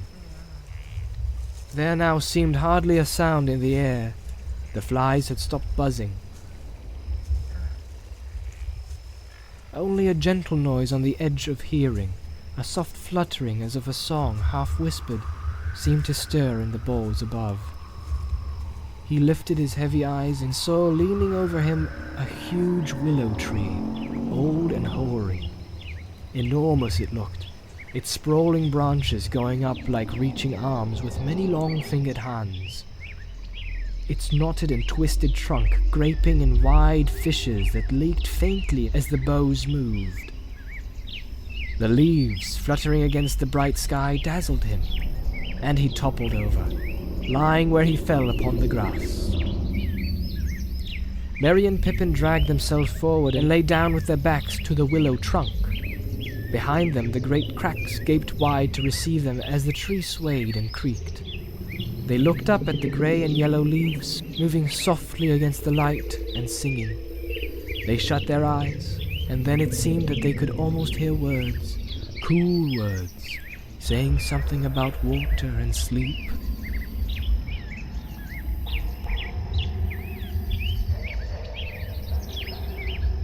They gave themselves up to the spell and fell fast asleep at the foot of the great grey willow. Frodo lay for a while, fighting with the sleep that was overpowering him. Then, with an effort, he struggled to his feet again. He felt a compelling desire for cool water. "Oh, wait for me, Sam," he stammered. "Must bathe feet a minute." Half in a dream, he wandered forward to the riverward side of the tree, where the great winding roots grew into the stream, like gnarled dragonets straining down to drink. He straddled one of these and paddled his hot feet into the cool brown water. And there he too suddenly fell asleep with his back against the tree. Sam sat down and scratched his head, and yawned like a cavern. He was worried. The afternoon was getting late, and he thought this sudden sleepiness uncanny. "There's more behind this than sun and warm air," he muttered to himself. "I don't like this great big tree. I don't trust it. Hark at it singing about sleep now. This won't do at all." He pulled himself to his feet and staggered off to see what had become of the ponies. He found that two had wandered on a good way along the path, and he had just caught them and brought them back towards the others, when he heard two noises, one loud and the other soft but very clear. One was the splash of something heavy falling into the water. The other was a noise like the snick of a lock when a door quietly closes fast. He rushed back to the bank. Frodo was in the water close to the hedge, and a great tree root seemed to be over him and holding him down, but he was not struggling. Sam gripped him by the jacket and dragged him from under the root, and then with difficulty hauled him onto the bank. Almost at once he woke and coughed and spluttered. "Do you know, Sam," he said at length, "the beastly tree threw me in. I felt it. The big root just twisted around and tipped me in." "You were dreaming, I expect, Mr. Frodo," said Sam. "You shouldn't sit in such a place if you feel sleepy." "Well, what about the others?" Frodo asked. "I wonder what sort of dreams they were having." Where they ran round to the other side of the tree, and then Sam undertook the click they had heard. Pippin had vanished. The crack by which he had laid himself had closed together, so that not a chink could be seen. Merry was trapped. Another crack had closed about his waist. His legs lay outside, but the rest of him was inside a dark opening, the edges of which gripped like a pair of pincers. Frodo and Sam beat first upon the tree trunk where Pippin had lain. They then struggled frantically to pull open the jaws of the crack that held poor Merry. It was quite useless. "What a foul thing to happen!" cried Frodo wildly. "Why did we ever come to this dreadful forest? I wish we were all back in Crick Hollow." He kicked the tree with all his strength, heedless to his own feet. A hardly perceptible shiver ran through the stream and up to the branches. The leaves rustled and whispered, with a sound of now faint and far-off laughter. "I suppose we haven't got an axe among our luggage, Mr. Frodo?" asked Sam. "I brought a little hatchet for chopping firewood," said Frodo. "That wouldn't be much use." "Wait a minute!" cried Sam, struck by an idea suggested by firewood. "We might do something with fire!" "We might," said Frodo doubtfully. "We might succeed in roasting Pippin alive inside." "We might try to hurt or frighten this tree to begin with," said Sam fiercely. "If it don't let them go, I'll have it down, if I have to gnaw it." He ran to the ponies and before long came back with 2 tinder boxes and a hatchet. Quickly they gathered dry grass and leaves and bits of bark and made a pile of broken twigs and chopped sticks. These they had heaped against the trunk on the far side of the tree for the prisoners. As soon as Sam had struck a spark into the tinder, it kindled the dry grass, and a flurry of flame and smoke went up. The twigs cackled. Little fingers of fire licked against the dry, scored rind of the ancient tree and scorched it. A tremor ran through the whole willow. The leaves seemed to hiss above their heads with a sound of pain and anger. A loud scream came from Merry, and from far inside the tree they heard Pippin give a muffled yell. "Put it out! Put it out!" cried Merry. "He'll squeeze me through if you don't! He says no!" "Who? What?" shouted Frodo, rushing round to the corner of the side of the tree. "Put it out! Put it out!" begged Mary. The branches of the willow began to sway violently.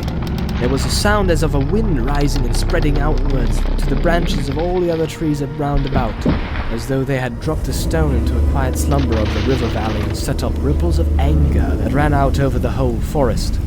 Sam kicked at the little fire and stamped out the sparks, but Frodo, without any clear idea of why he did so or what he hoped for, ran along the path crying, "Help! Help! Help!" It seemed to him that he could hardly hear the sound of his own shrill voice. It was blown away from him by the willow wind and drowned in the clamor of leaves as soon as the words left his mouth. He felt desperate, lost, and witless. Suddenly he stopped. There was an answer, or so he thought, but it seemed to come from behind him, away down the path further back into the forest. He turned round and listened, and soon there could be no doubt. Someone was singing a song. A deep, glad voice was singing carelessly and happily, but it was singing nonsense.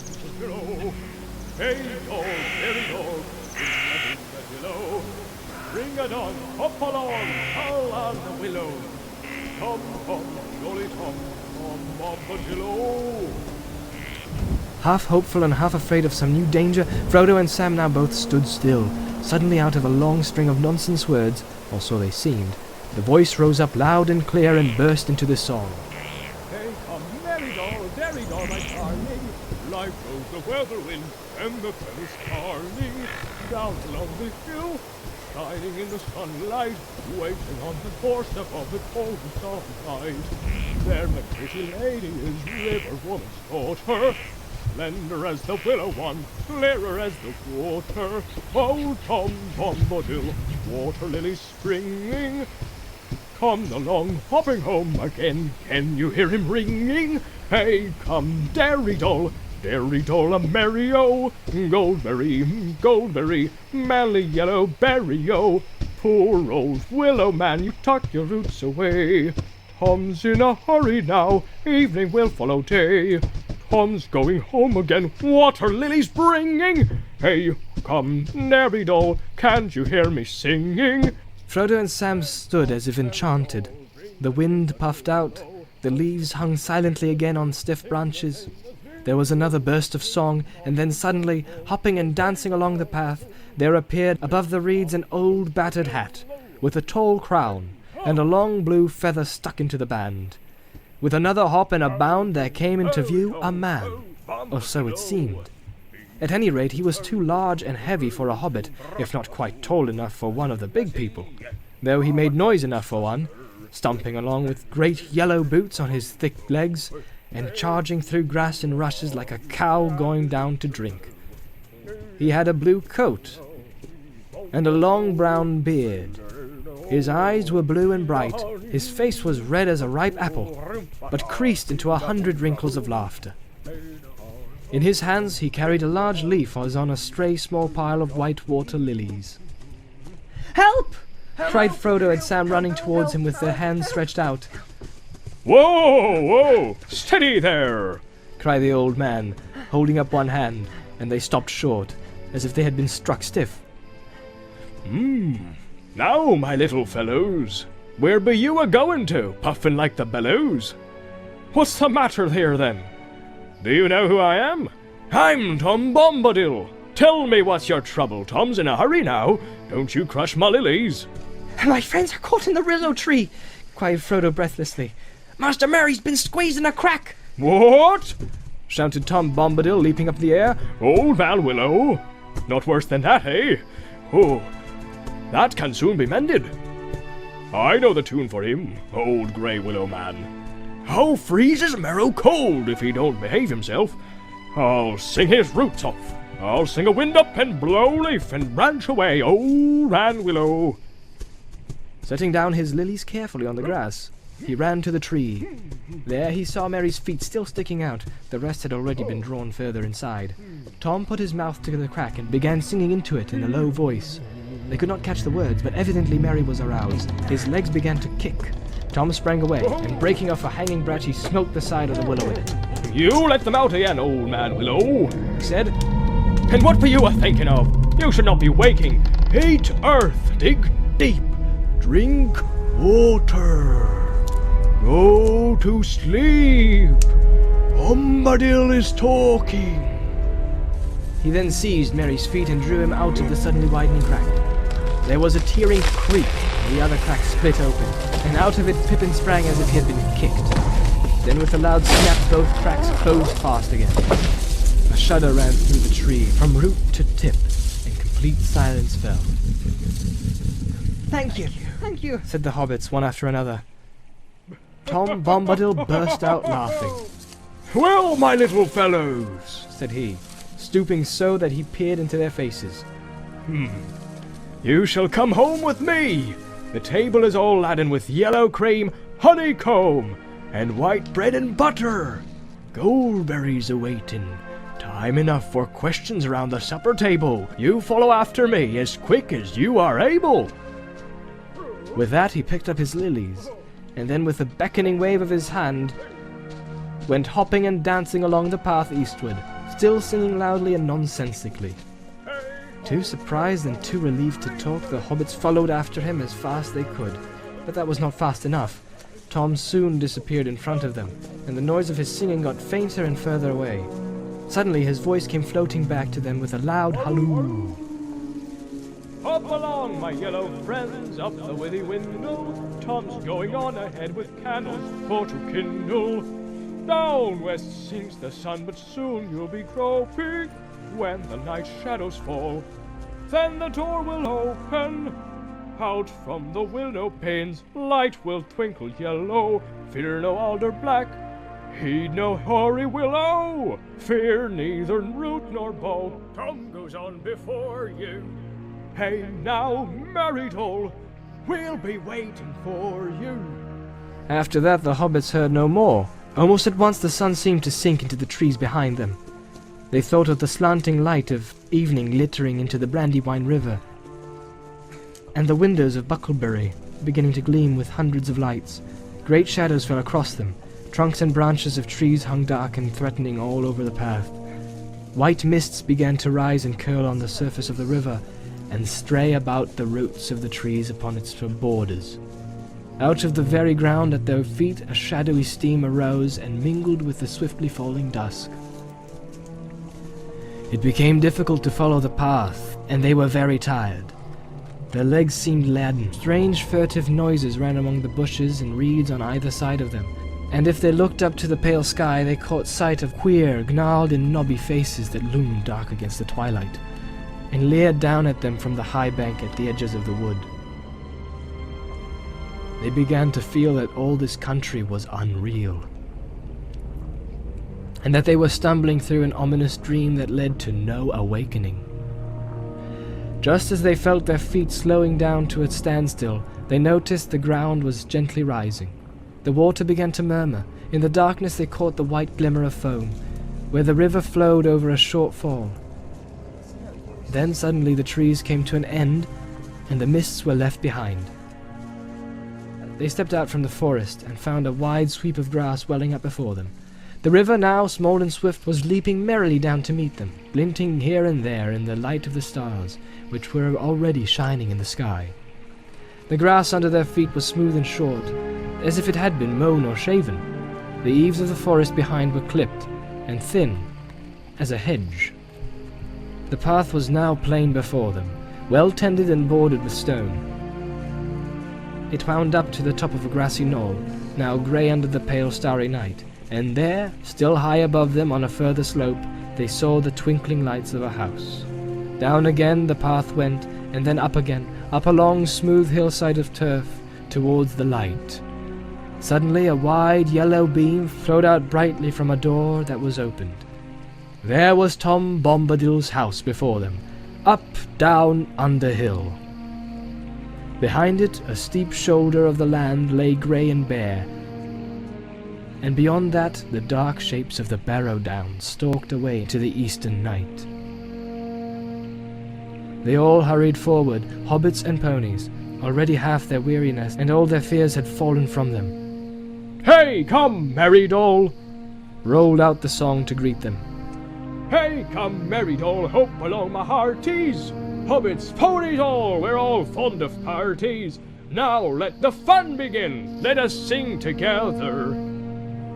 Then another clear voice, as young and ancient as spring, like the song of a glad water flowing down into the night from a bright morning in the hills, came falling like silver to meet them. Now let the song begin, let us sing together. Sun, stars, moon and mist, rain and cloudy weather. Light on the budding leaf, dew on the feather.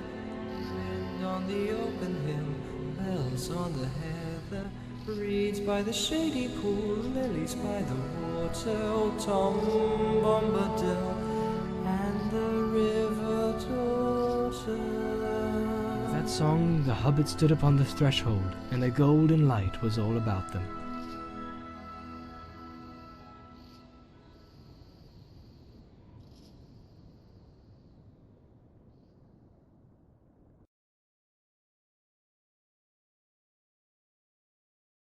The four hobbits stepped over the wide stone threshold and stood still, blinking. They were in a long, low room filled with the light of lamps swinging from beams off the roof, and on the table of dark polished wood stood many candles, tall and yellow, burning brightly.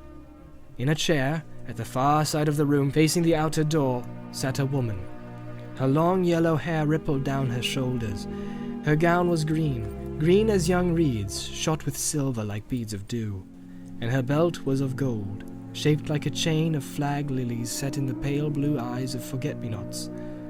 About her feet, in wide vessels of green and brown earthenware, white water lilies were floating, so that she seemed to be enthroned in the midst of a pool.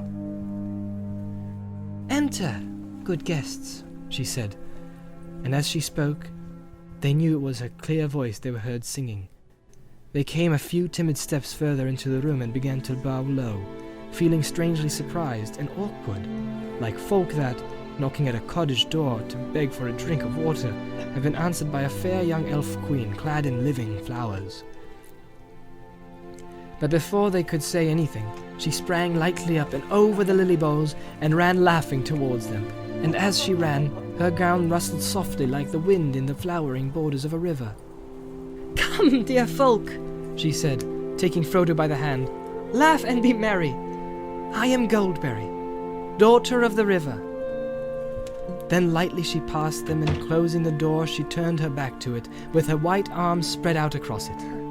"Let us shut out the night," she said, "for you are still afraid, perhaps, of mist and tree shadows and deep water and untamed things.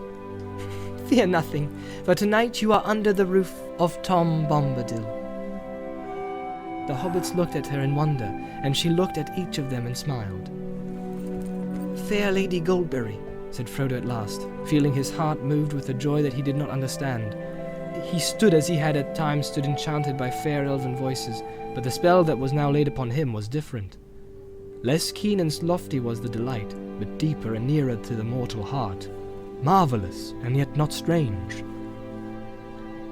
"Fair Lady Goldberry," he said again, "now the joy that was hidden in the songs we heard is made plain to me.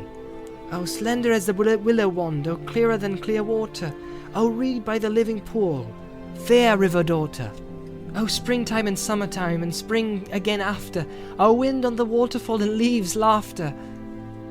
Suddenly he stopped and stammered, overcome with his surprise to hear himself saying such things, but Goldberry laughed. "Welcome," she said.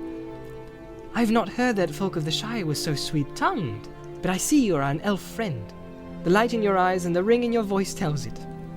It is a merry meeting. Sit now, sit and wait for the master in the house. He will not be long. He has tended your tired beasts." The hobbits sat down gladly in low rush-seated chairs, while Goldberry busied herself around the table, and their eyes followed her, for the slender grace of her movement filled them with quiet delight. From somewhere behind the house came a sound of singing. Every now and again they caught, among many a derry-dole and merry-dole and ring-a-ding-a-dillo, the repeated words, "Old Tom Bombadil, he's a merry fellow. Bright blue his jacket is, and his boots are yellow." "Fair lady," said Frodo again after a while, "tell me if my asking does not seem foolish, Who is Tom Bombadil? He is, said Goldberry, staying her swift movements and smiling. Frodo looked at her questioningly. He is as you have seen him, she said in answer to his look. He is the master of the wood, water, and hill. Then all this strange land belongs to him? No, indeed, she answered, and her smile faded. That would indeed be a burden, she added in a low voice, as if to herself. The trees and the grasses and all things growing or living in the land belong to each of themselves. Tom Bombadil is the master. No one has ever caught old Tom walking in the forest, wading in the water, leaping on the hilltops under the light and shadow. He has no fear. Tom Bombadil is master. A door opened and in came Tom Bombadil. He had now no hat, and his thick brown hair was covered with autumn leaves. He laughed, and going to Goldberry, took her hand. "Here's my pretty lady," he said, bowing to the hobbits. "Here's my Goldberry, clothed all in silver green, with flowers in her griddle. He's the table laden. I see yellow cream and honeycomb, and white bread and butter, milk, cheese, and green herbs, and ripe berries gathered. Is that enough for us? Is the supper ready?" It is, said Goldberry, but the guests perhaps are not. Tom clapped his hands and cried, "Tom, Tom! Your guests are tired and all, and you had near forgotten. Come now, merry friends, and Tom will refresh you. You shall clean grimy hands, and wash your weary faces, cast off your muddy cloaks, and comb out your tangles." He opened the door, and they followed him down the short passage and round a sharp turn. They came to a low room with a sloping roof. A penthouse, it seemed, built on the north end of the house. Its walls were of clean stone, but they were mostly covered with green hanging mats with yellow curtains. The floor was flagged and strewn with fresh green rushes. There were 4 deep mattresses, each piled with white blankets laid on the floor along one side.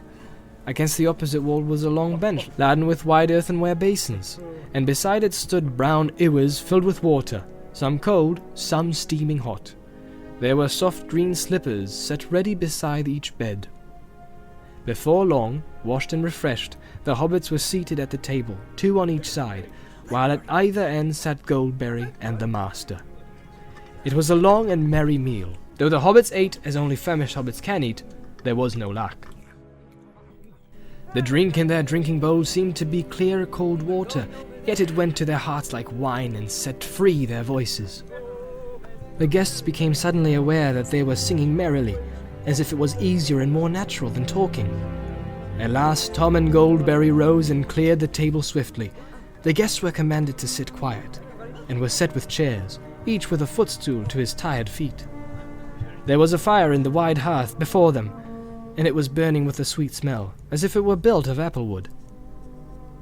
When everything was set in order, all the lights in the room were put out, except one lamp and a pair of candles at each end of the chimney shelf. Then Goldberry came and stood before them, holding a candle, and she wished them each a good night and deep sleep.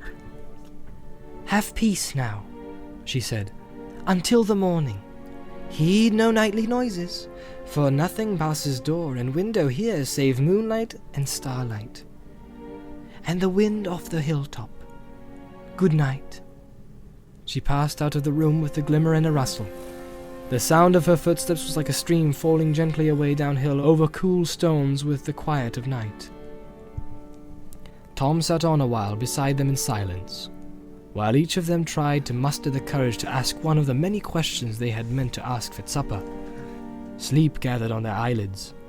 At last Frodo spoke. "Did you hear me calling, Master? Or was it just chance that brought you at that moment?" Tom stirred like a man shaken out of an unpleasant dream. "Eh? What?" said he. "Did I hear you calling? Nay, I did not hear. I was busy singing. Just chance brought me then, if chance you call it. Why, it was no plan of mine, though I was waiting for you. We heard news of you, and learned that you were wandering. We guessed you'd come here along down the water, All paths lead that way, down to the Withy Windle. Old Grey Willow Man, he's a mighty singer, and it's hard for little folk to escape his cunning mazes. The Tom had an errand there that he dared not hinder. Tom nodded, as if sleep was taking him again, but he went on in a soft singing voice. I had an errand there, gathering water lilies, green leaves and lilies white, to please my pretty lady. The last year, the year's end, to keep them from the winter, to flower by their pretty feet till the snows are melted. Each year at summer's end I go to find them for her, in a wide pool deep and clear, far down the Withy Windle. There they open first in spring, and there they linger latest. By that pool long ago I found the river daughter, fair young Goldberry, sitting in the rushes. Sweet was her singing then, and her heart was beating. He opened his eyes and looked at them with sudden glint of blue. And that proved well for you, for now I shall no longer go down deep again along the forest water, not while the year is old, nor shall I be passing Old Man Willow's house aside of springtime, not till the merry spring, when the river daughter dances down the withy path to bathe in the water. He fell silent again, but Frodo could not help asking one more question, the one that most desired to have answered. "Tell us, master," he said, "about the Willow Man. What is he? I've never heard of him before." No! Don't! said Merry and Pippin together, sitting suddenly upright. Not now. Not until the morning. "Oh, that is right," said the old man. "Now is the time for resting. Some things are ill to hear when the world's in shadow. Sleep till the morning light, lest on the pillow heed no nightly noise. Fear no grey willow." And with that he took down the lamp and blew it out, and grasping a candle in either hand, he led them out of the room. Their mattresses and pillows were soft as down, and the blankets were of white wool. They had hardly laid themselves on the deep beds and drawn the light covers over them before they were asleep. In the dead night, Frodo lay in a dream without light. Then he saw the young moon rising. Under its thin light there loomed before him a black wall of rock, pierced by a dark arch, like a great gate. It seemed to Frodo that he was lifted up, and passing over he saw that the rock wall was the circle of hills, and that within it was a plain, and in the midst of the plain stood a pinnacle of stone, like a vast tower, but not made by hands. On its top stood the figure of a man. The moon as it rose seemed to hang for a moment above his head and glistened in his white hair as the wind stirred it. Up from the dark plain below came the crying of fell voices and the howling of many wolves. Suddenly a shadow like the shape of great wings passed across the moon. The figure lifted his arms and a light flashed from the staff that he wielded. A mighty eagle swept down and bore him away. The voices wailed and the wolves yammered. There was a noise like a strong wind blowing, and on it was borne the sound of hoofs, galloping from the east. Black Riders, thought Frodo, as he wakened, with the sound of the hooves still echoing in his mind. He wondered if he would ever again have the courage to leave the safety of these stone walls. He lay motionless, still listening, but all was now silent. And at last he turned and fell asleep again, and wandered into some other unremembered dream. At his side Pippin lay dreaming pleasantly, but a change came over his dreams, and he turned and groaned. Suddenly he woke, or thought he had waked, and yet still heard in the darkness the sound that had disturbed his dream. The noise was like branches fretting in the wind, twig fingers scraping wall and window. He wondered if there were willow trees close to the house, and then suddenly he had a dreadful feeling that he was not in an ordinary house at all, but inside the willow, and listening to that horrible dry, creaking voice laughing at him again. He sat up and felt the soft pillows yield to his hands, and he lay down again relieved. He seemed to hear the echo of words in his ears. Fear nothing. Have peace until the morning. Heed no nightly noise. Then he went to sleep again. It was the sound of water that Mary heard falling into his quiet sleep. Water streaming down gently, and then spreading and spreading irresistibly all around the house into a dark, shoreless pool. It gurgled under the walls and was rising slowly but surely. "I shall be drowned," he thought. "It will find its way in, and then I shall drown." He felt that he was lying in a soft, slimy bog, and springing up he set his foot on the corner of a cold, hard flagstone. Then he remembered where he was and lay down again. He seemed to hear or remember hearing, "Nothing passes doors or windows save the moonlight and starlight, and the wind off the hilltop." A little breath of sweet air moved the curtain. He breathed deep and fell asleep again. As far as he could remember, Sam slept through the night in a deep content, if logs are contented. They woke up, all four at once, in the morning light. Tom was moving about the room, whistling like a starling. When he heard them stir, he clapped his hands and cried, "Hey, come, merry doll, derry doll, my hearties!" He drew back the yellow curtains, and the hobbit saw that these had covered the windows at either end of the room, one looking east and the other looking west. They leapt up refreshed. Frodo ran to the eastern window and found himself looking into a kitchen garden, grey with dew. He had half expected to see turf right up to the walls, turf all pocked with hoof prints. Actually, his view was screened by a tall line of beans on poles, but above and far beyond them the grey top of the hill loomed up against the sunrise. It was a pale morning. In the east, behind the long clouds like lines of soiled wool, stained red at the edges, lay glimmering deeps of yellow. The sky spoke of rain to come, but the light was broadening quickly, and the red flowers of the beans began to glow against the wet green leaves. Pippin looked out of the western window, down into a pool of mist. The forest was hidden under a fog. It was like looking down onto a sloping cloud roof from above. There was a fold or channel where the mist was broken into many plumes and billows, the valley of the Withywindle. The stream ran down the hill of the left and vanished into the white shadows. Near at hand was a flower garden, and a clipped hedge silver-netted, and beyond that grey shaven grass pale with dewdrops. There was no willow tree to be seen.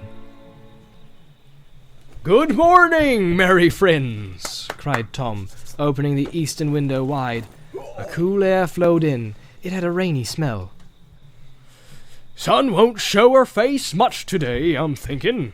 I have been walking wide, leaping on the hilltops since the grey dawn began, nosing wind and weather, wet grass underfoot, wet sky above me.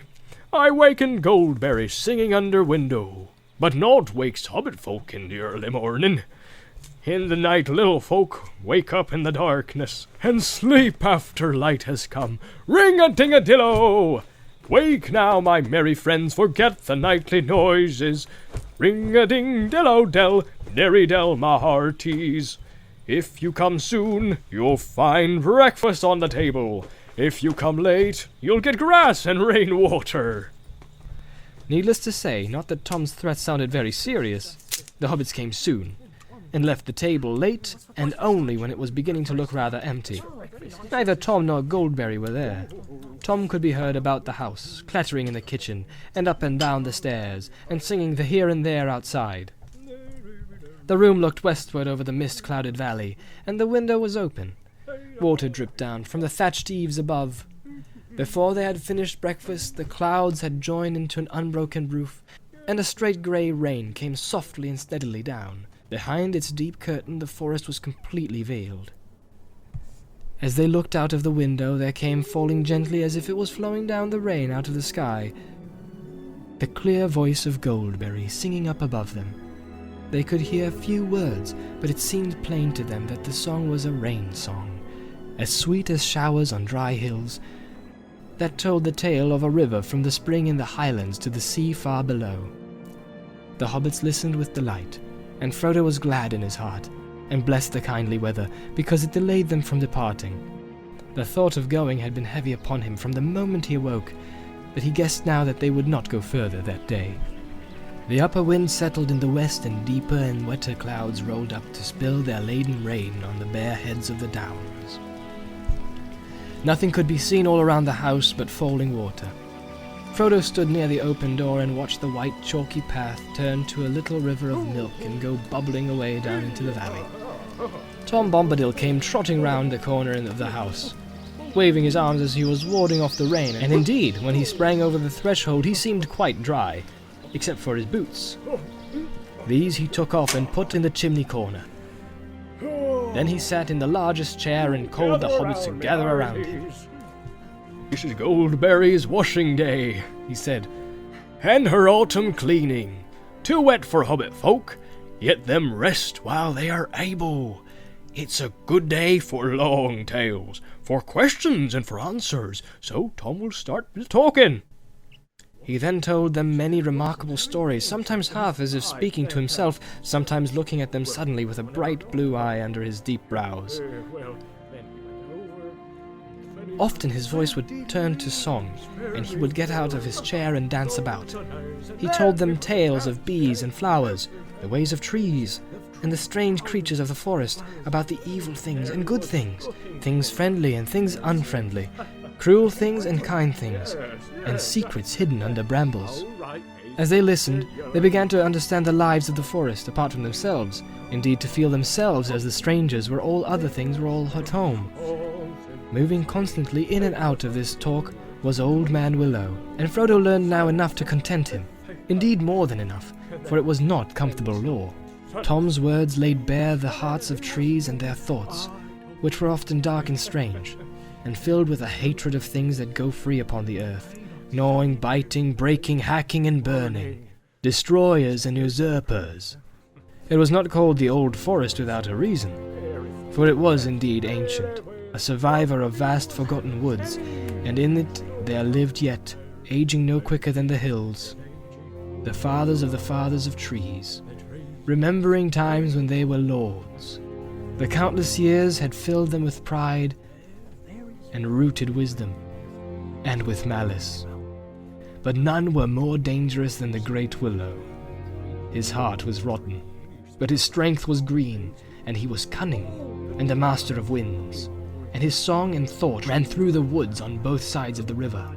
His grey, thirsty spirit drew power out of the earth and spread like fine root threads in the ground, and invisible twig fingers in the air, till it had under its dominion nearly all the trees of the forest, from the hedge to the downs. Suddenly Tom's talk left the woods and went leaping up the young stream, over bubbling waterfalls, over pebbles and worn rocks, and among small flowers and close grass and wet crannies, wandering at last up on to the downs. They heard of the great barrows, and the green mounds, and the stone rings upon the hills and in the hollows among the hills. Sheep were bleating in flocks, green walls and white walls rose. There were fortresses on the heights. Kings of little kingdoms fought together, and the young sun shone like fire on the red metal of their new and greedy swords. There was victory and defeat. The towers fell, fortresses were burned, and flames went up into the sky. Gold was piled on the biers of dead kings and queens, and mounds covered them. And the stone doors were shut, and the grass grew over all. Sheep walked for a while biting the grass, but soon the hills were empty again. A shadow came out of dark places far away, and the bones were stirred in the mounds. Barrow wights walked in the hollow places with the clink of rings on cold fingers, and gold chains in the wind. Stone rings grinned out of the ground like broken teeth in the moonlight. The hobbits shuddered. Even in the Shire, the rumours of the Barrow wights of the Barrow Downs beyond the forest had been heard. But it was not a tale that any hobbit liked to listen to, even by a comfortable fireside far away. These four now suddenly remembered what the joy of this house had driven from their minds. The house of Tom Bombadil nested under the very shoulder of those dreaded hills. They lost the thread of his tale and shifted uneasily, looking aside at one another. When they caught his words again, they found that he had now wandered into strange regions beyond their memory and beyond their waking thought, into times when the world was wider, and the seas flowed straight into the western shore. And still on and back, Tom went singing out into the ancient starlight, when only the elf sires were awake. Then suddenly he stopped, and he saw that he nodded as if he were falling asleep. The hobbits sat still before him, enchanted, and it seemed as if under the spell of his words the wind had gone, and the clouds had dried up, and the day had been withdrawn. And darkness had come from east and west, and all the sky was filled with the light of white stars. Whether the morning and evening of one day or of many days had passed, Frodo could not tell. He did not feel either hungry or tired, only filled with wonder. The stars shone through the window, and the silence of the heavens seemed to be round him. He spoke at last, out of his wonder and sudden fear of that silence. "Who are you, master?" he asked. Eh? What? said Tom, sitting up and his eyes glinting in the gloom. Don't you know my name yet? That's the only answer. Tell me, who are you, alone, yourself, and nameless? But you are young, and I am old. Eldest, that's what I am. Mark my words, my friends. Tom was here before the river and the trees. Tom remembers the first raindrop and the first acorn. He made paths before the big people and saw the little people arriving. He was here before the kings and the graves of the Barrow-wights. When the elves passed westward, Tom was here already, before the seas were bent. He knew the dark under the stars when it was fearless, before the Dark Lord came from outside. A shadow seemed to pass by the window, and the hobbits glanced hastily through the panes. When they turned again, Goldberry stood in the door behind, framed in the light. She held a candle, shielding its flame from the draught in her hand, and the light flowed through it, like sunlight through a white shell. "The rain has ended," she said, "and new waters are running downhill under the stars. Let us now laugh and be glad." "And then let us have food and drink," cried Tom. "Long tales are thirsty, and long listening is hungry work, morning, noon, and evening." With that, he jumped out of his chair and, with a bound, took a candle from the chimney shelf and lit it in the flame that Goldberry held. Then he danced about the table. Suddenly, he hopped through the door and disappeared. Quickly he returned, bearing a large and laden tray. Then Tom and Goldberry set the table, and the hobbits sat half in wonder and half in laughter. So fair was the grace of Goldberry, and so merry and odd the caperings of Tom. Yet in some fashion they seemed to weave a single dance, neither hindering the other, in and out of the room, and round about the table. And with great speed food and vessels and lights were set in order. The boards blazed with candles, white and yellow. Tom bowed to his guests. "Supper is ready," said Goldberry, and now the hobbits saw that she was clothed all in silver with a white girdle, and her shoes were like fish's mail. But Tom was all in clean blue, blue as rain-washed forget-me-nots, and he had green stockings. It was a supper even better than before. The hobbits, under the spell of Tom's words, may have missed one meal or many, but when the food was before them, it seemed at least a week since they had eaten. They did not sing or even speak much for a while, and paid close attention to business. But after a time, their hearts and spirits rose high again, and their voices rang out in mirth and laughter. After they had eaten, Goldberry sang many songs for them, songs that began merrily in the hills and fell softly down into silence. And in the silences they saw in their minds pools and waters wider than any they had known. And looking into them, they saw the sky below them, and the stars like jewels in the depths. Then once more she wished them each good night, and left them by the fireside. But Tom now seemed wide awake, and plied them with questions. He appeared already to know much about them and all their families, and indeed to know much of all the history and doings of the Shire, down from days hardly remembered among the hobbits themselves. It no longer surprised them, but he made no secret that he owed his recent knowledge largely to Farmer Maggot, whom he seemed to regard as a person of more importance than they had imagined. "There's earth under his old feet, and clay on his fingers, wisdom in his bones, and both his eyes are open," said Tom.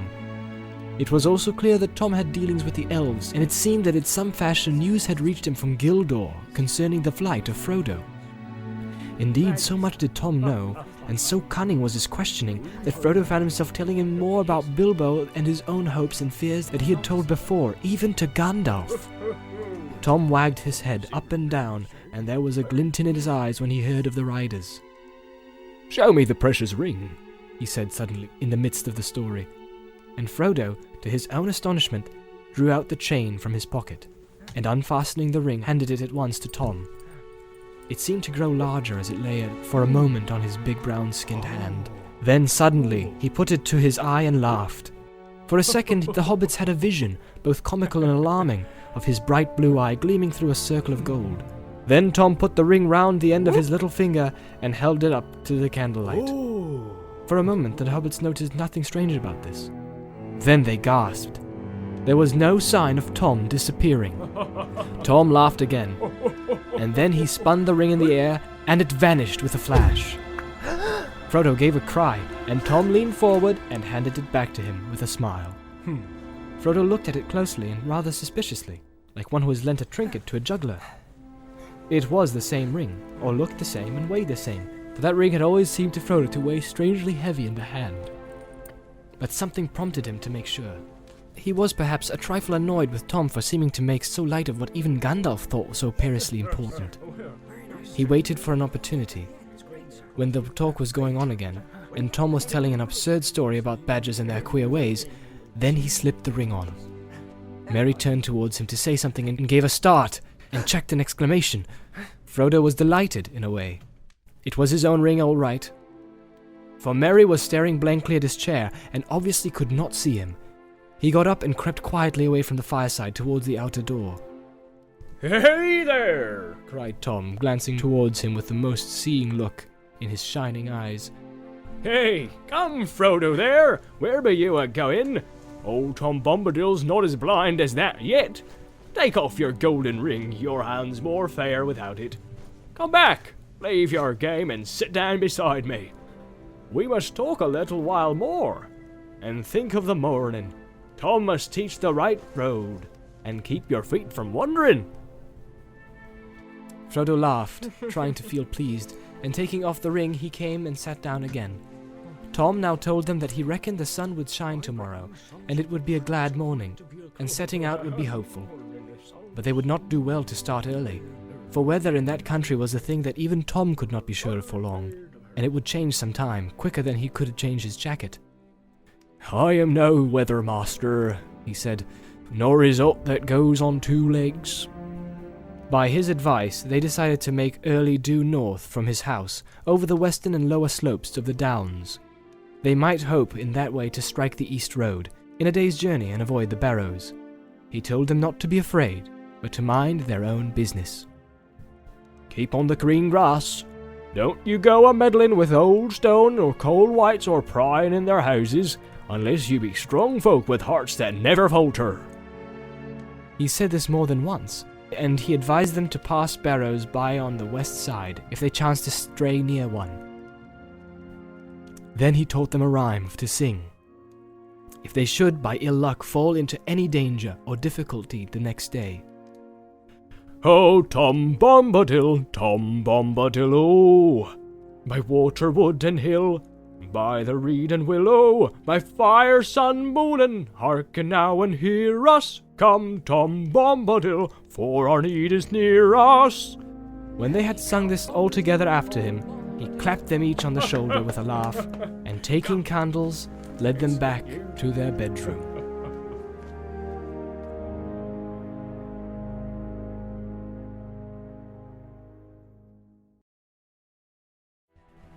That night they heard no noises, but either in his dreams or out of them, he could not tell which. Frodo heard a sweet singing running in his mind, a song that seemed to come like a pale light behind a grey rain curtain, and growing stronger to turn the veil all to glass and silver, until at last it was rolled back, and a far green country opened before him under a swift sunrise. The vision melted into waking, and there was Tom whistling, like a tree full of birds, and the sun was already slanting down the hill and through the open window.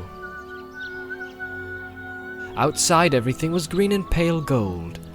After breakfast, which they again ate alone, they made ready to say farewell, as nearly heavy of heart as was possible on such a morning, cool, bright, and clear under a washed autumn sky of thin blue. The air came fresh from the northwest. Their quiet ponies were almost frisky, sniffing and moving restlessly. Tom came out of the house and waved his hat and danced upon the doorstep, bidding the hobbits to get up and be off, and go with good speed. They rode off along a path that went away from behind the house and went slanting up towards the north end of the hill brow under which it sheltered. They had just dismounted to lead their ponies up the vast steep slope when suddenly Frodo stopped. "Goldberry!" he cried. "My fair lady clad all in silver green! We have never said farewell to her, nor seen her since the evening!" He was so distressed that he turned back. But at that moment a clear call came rippling down. There on the hill brow she stood, beckoning to them. Her hair was flying loose, and as it caught the sun it shone and shimmered. A light, like the glint of water on dewy grass, flashed from under her feet as she danced. They hastened up the last slope and stood breathless beside her. They bowed, but with a wave of her arm she bade them look around, and they looked out from the hilltop over lands under the morning. It was now as clear and far seen as it had been, veiled and misty when they stood upon the knoll in the forest, which would now be seen rising pale and green out of the dark trees in the west. In that direction the land rose in wooden ridges, green, yellow, russet under the sun, beyond which lay hidden the valley of the Brandywine. To the south, over the line of the Withywindle, there was a distant glint, like pale glass, where the Brandywine River made a great loop in the lowlands and flowed away out of the knowledge of the hobbits. Northward, beyond the dwindling downs, the land ran away in flats and dwelling of grey and green and pale earth colours, until it faded into a featureless and shadowy distance. Eastward, the Barrow Downs rose, ridge behind ridge into the morning, and vanished out of the eyesight into a guess. It was no more than a guess of blue and a remote white glimmer, blending with the hem of the sky, but it spoke to them, out of memory and old tales of the high and distant mountains. They took a deep draught of air, and felt that a skip and a few stout rides would bear them wherever they wished. It seemed faint-hearted to go jogging aside over the crumpled skirts of the downs towards the road, when they should be leaping, as lusty as Tom, over the stepping stones of the hills straight towards the mountains. Goldberry spoke to them and recalled their eyes and thoughts. "Speed now, fair guests," she said, "and hold to your purpose. North with the wind in the left eye, and a blessing on your footsteps. Make haste while the sun shines." And to Frodo she said, "Farewell, elf friend. It was a merry meeting." But Frodo found no words to answer. He bowed low, and mounted his pony, and followed by his friends, jogged slowly down the gentle slope behind the hill. Tom Bombadil's house and the valley and the forest were lost to view. The air grew warmer between the green walls of hillside and hillside, and the scent of turf rose strong and sweet as they breathed. Turning back, when they reached the bottom of the green hollow, they saw Goldberry, now small and slender, like a sunlit flower against the sky. She was standing still, watching them, and her hands were stretched out towards them. As they looked, she gave a clear call, and lifting up her hand, she turned and vanished behind the hill. Their way round along the floor of the hollow, and round the green feet of a steep hill into another deeper and broader valley, and then over the shoulder of further hills, and down their long limbs, and up their smoother sides again, up on new hilltops, and down into new valleys.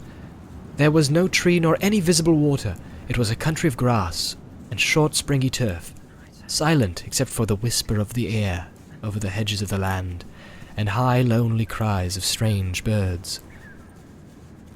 As they journeyed, the sun mounted and grew hot. Each time they climbed the ridge, the breeze seemed to have grown less. When they caught a glimpse of the country westward, the distant forest seemed to be smoking, as if the fallen rain was steaming up again from leaf and root and mould. A shadow now lay round the edge of sight, a dark haze above which the upper sky was like a blue cap, hot and heavy. About midday they came to a hill whose top was wide and flattened, like a shallow saucer with a green-mounded rim. Inside there was no air stirring, and the sky seemed near their heads. They rode across and looked northwards. Then their hearts rose, for it seemed plain that they had come further already than they had expected. Certainly, the distances had now all become hazy and deceptive, but there could be no doubt that the downs were coming to an end. A long valley lay below them, winding away northwards until it came to an opening between two steep shoulders. Beyond, there seemed to be no more hills. Due north they faintly glimpsed a long dark line. "That is a line of trees," said Mary, "and that must mark the road. All along it, for many leagues east of the bridge, there are trees growing. Some say they were planted in the old days."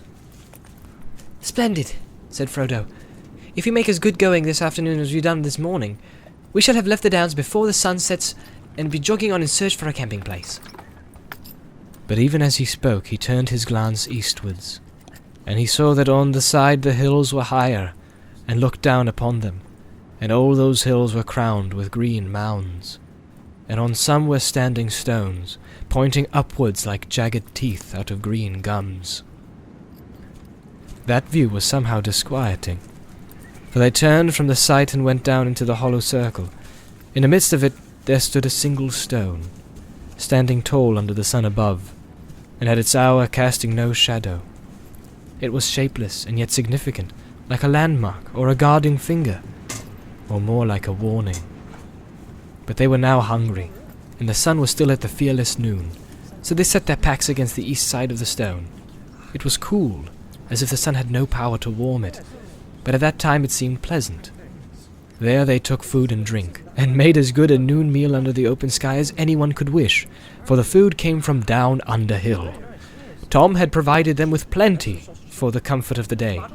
Their ponies under burden strayed upon the grass, riding over the hills and eating their fill, the warm sun and the scent of turf, lying a little too long, stretching out their legs and looking at the sky above their noses. These things are, perhaps, enough to explain what happened. However that may be, they woke suddenly and uncomfortably from a sleep they never meant to take. The standing stone was cold, and it cast a long pale shadow that stretched eastward over them. The sun, a pale and watery yellow, was gleaming through the mist just above the west wall of the hollow in which they lay. North, south, and east, beyond the wall the fog was thick, cold, and white. The air was silent, heavy and chill. Their ponies were standing crowded together with their heads down. The hobbits sprang to their feet in alarm, and ran to the western rim. They found that they were upon an island in the fog. Even as they looked out in dismay towards the setting sun, it sank before their eyes into a white sea, and a cold grey shadow sprang up in the east behind. The fog rolled up to the walls and rose above them, and as it mounted it bent over their heads until it became a roof. They were shut in a hole of mist, whose central pillar was the standing stone. They felt as if a trap was closing in about them, but they did not quite lose heart. They still remembered the hopeful view they had had on the line of the road ahead, and they still knew in which direction it lay. In any case, they now had so great a dislike for that hollow place above the stone that no thought of remaining there was in their minds. They packed up as quickly as their chilled fingers could work. Soon they were leading their ponies in single file over the rim and down the long northward slope of the hill, down into a foggy sea. As they went down, the mist became colder and damper, and their hair hung lank and dripping on their foreheads. When they reached the bottom, it was so cold that they halted and got out cloaks and hoods, which soon became bedewed with grey drops. Then, mounting their ponies, they went slowly on again, feeling their way by the rise and fall of the ground. They were steering, as well as they could guess, for the gate-like opening at the far northward end of the long valley, which they had seen in the morning. Once they were through the gap, they had only to keep on in anything like a straight line, and they were bound in the end to strike the road. Their thoughts did not go beyond that, except for a vague hope that perhaps away beyond the downs there might be no fog. Their going was very slow. To prevent their getting separated and wandering in different directions, they went in file, with Frodo leading. Sam was behind him, and after him came Pippin and Merry. The valley seemed to stretch on endlessly. Suddenly Frodo saw a hopeful sign. On either side ahead, a darkness began to gloom through the mist, and he guessed that they were at last approaching the gap in the hills, the north gate of the Barrow Downs. If they could pass that, they would be free. Come on! Follow me! He called back over his shoulder, and he hurried forward, but his hope soon changed to bewilderment and alarm. The dark patches grew darker, but they shrank, and suddenly he saw, towering ominous before him, and leaning slightly towards one another like the pillars of a headless door, 2 huge standing stones. He could not remember having seen any sign of these in the valley when he looked out from the hill in the morning. He had passed between them almost before he was aware, and even as he did so, darkness seemed to fall around him. His pony reared and snorted, and he fell off. When he looked back, he found that he was alone, and the others had not followed him. Sam! He called. Pippin! Mary! Come along! Well, why don't you keep up? There was no answer. Fear took him, and he ran back past the stones, shouting wildly. Sam! Sam! Mary! Pippin! The pony bolted into the mist and vanished. From some way off, or so it seemed, he thought he heard a cry. It was away eastward on his left as he stood under the grey stones, staring and straining into the gloom. He plunged off in the direction of the call, and found himself going steeply uphill. As he struggled on, he called again, and kept on calling more and more, frantically, but he heard no answer for some time, and then it seemed faint and far ahead and high above him. Came the thin voice out of the mist, and then a cry that sounded like, "Help! Help!" often repeated, ending with the last, "Help." That trailed off into a long wail, suddenly cut short. He stumbled forward with all the speed he could towards the cries, but the light was now gone, and clinging night had closed about him, so that it was impossible to be sure of any direction. He seemed all the time to be climbing up and up. Only the change in the level of the ground at his feet told him where he last came into the top of a ridge or hill. He was weary, sweating, and yet chilled. It was wholly dark. Where are you? He cried out miserably. There was no reply. He stood listening. He was suddenly aware that it was getting very cold, and that up here a wind was beginning to blow. An icy wind. A change was coming in the weather. The mist was flowing past him now in shreds and tatters. His breath was smoking, and the darkness was less near and thick. He looked up and saw with surprise that faint stars were appearing overhead amid the strands of hurrying cloud and fog. The wind began to hiss over the grass. He imagined suddenly that he caught a muffled cry, and he made towards it, and even as he went forward the mist was rolled up and thrust aside, and the starry sky was unveiled. A glance showed him that he was now facing southwards, and was on a round hilltop, which he must have climbed from the north. Out of the east the biting wind was blowing. To his right there loomed against the westward stars a dark black shape. A great barrow stood there. Where are you? He cried again, both angry and afraid. Yeah, said a voice, deep and cold, that seemed to come out of the ground. I am waiting for you. No! Said Frodo, but he did not run away. His knees gave and he fell on the ground. Nothing happened, and there was no sound. Trembling, he looked up in time to see a tall, dark figure like a shadow against the stars. It leaned over him. He thought there were 2 eyes, very cold, though lit with a pale light that seemed to come from some remote distance. Then a grip, stronger and colder than iron, seized him. The icy touch froze his bones, and he remembered no more.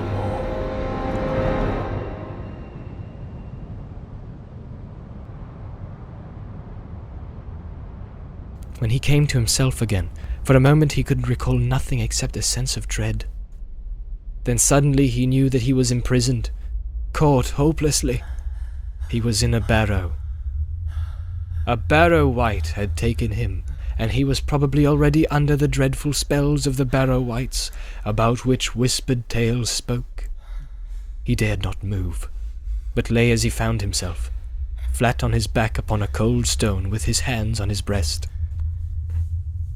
But though his fear was so great that it seemed to be part of the very darkness that was around him, He found himself as he lay thinking about Bilbo Baggins and his stories, and of their jogging along together in the lanes of the Shire, and walking about the roads and adventures. There is a seed of courage hidden, often deeply, it is true, in the heart of the fattest and most timid hobbit, waiting for some final and desperate danger to make it grow. Frodo was neither very fat nor very timid. Indeed, though he did not know it, Bilbo and Gandalf had thought him the best hobbit in the Shire. He thought he had come to the end of his adventure, and a terrible end. But the thought hardened him. He found himself stiffening, as if for a final spring. He no longer felt limp like a helpless prey. As he lay there, thinking and getting a hold of himself, he noticed all at once that the darkness was slowly giving way. A pale greenish light was growing round him. It did not at first show him what kind of a place he was in, for the light seemed to be coming out of himself, and from the floor beside him, and had not yet reached the roof or wall. He turned, and there in the cold glow he saw lying beside him Sam, Pippin, and Merry. They were on their backs, and their faces looked deathly pale, and they were clad in white. About them lay many treasures, of gold maybe, though in that light they looked cold and unlovely. On their heads were circlets, gold chains were about their waists, and on their fingers were many rings. Swords lay by their sides, and shields were at their feet, but across their 3 necks lay one long naked sword. Suddenly a song began, a cold murmur rising and falling. The voice seemed far away and immeasurably dreary, sometimes high in the air and thin, sometimes like a low moan on the ground. Out of the formless stream of sad but horrible sounds, strings of words could now and again shape themselves. Grim, hard, cold words, heartless and miserable. The night was railing against the morning of which it was bereaved, and the cold was cursing the warmth for which it hungered. Frodo was chilled to the marrow. After a while the song became clearer, and with dread in his heart he perceived that it had changed into an incantation.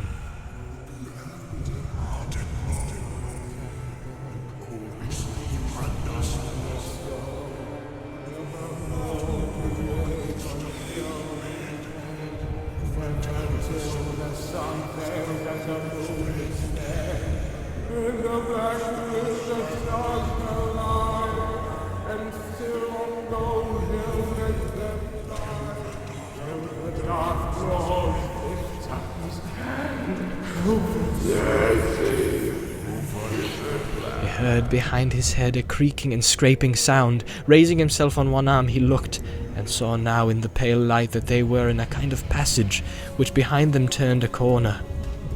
Round the corner a long arm was groping, walking on its fingers towards Sam, who was lying nearest, and towards the hilt of the sword that lay upon him. At first Frodo felt as if he had indeed been turned into stone by the incantation. Then a wild thought of escape came to him. He wondered if he put on the ring, whether the Barrow-wight would miss him, and he might find some way out. He thought of himself running free over the grass, grieving for Merry and Sam and Pippin, but free and alive himself. Gandalf would admit that there had been nothing else he could do. But the courage that had been awakened in him was now too strong. He could not leave his friend so easily.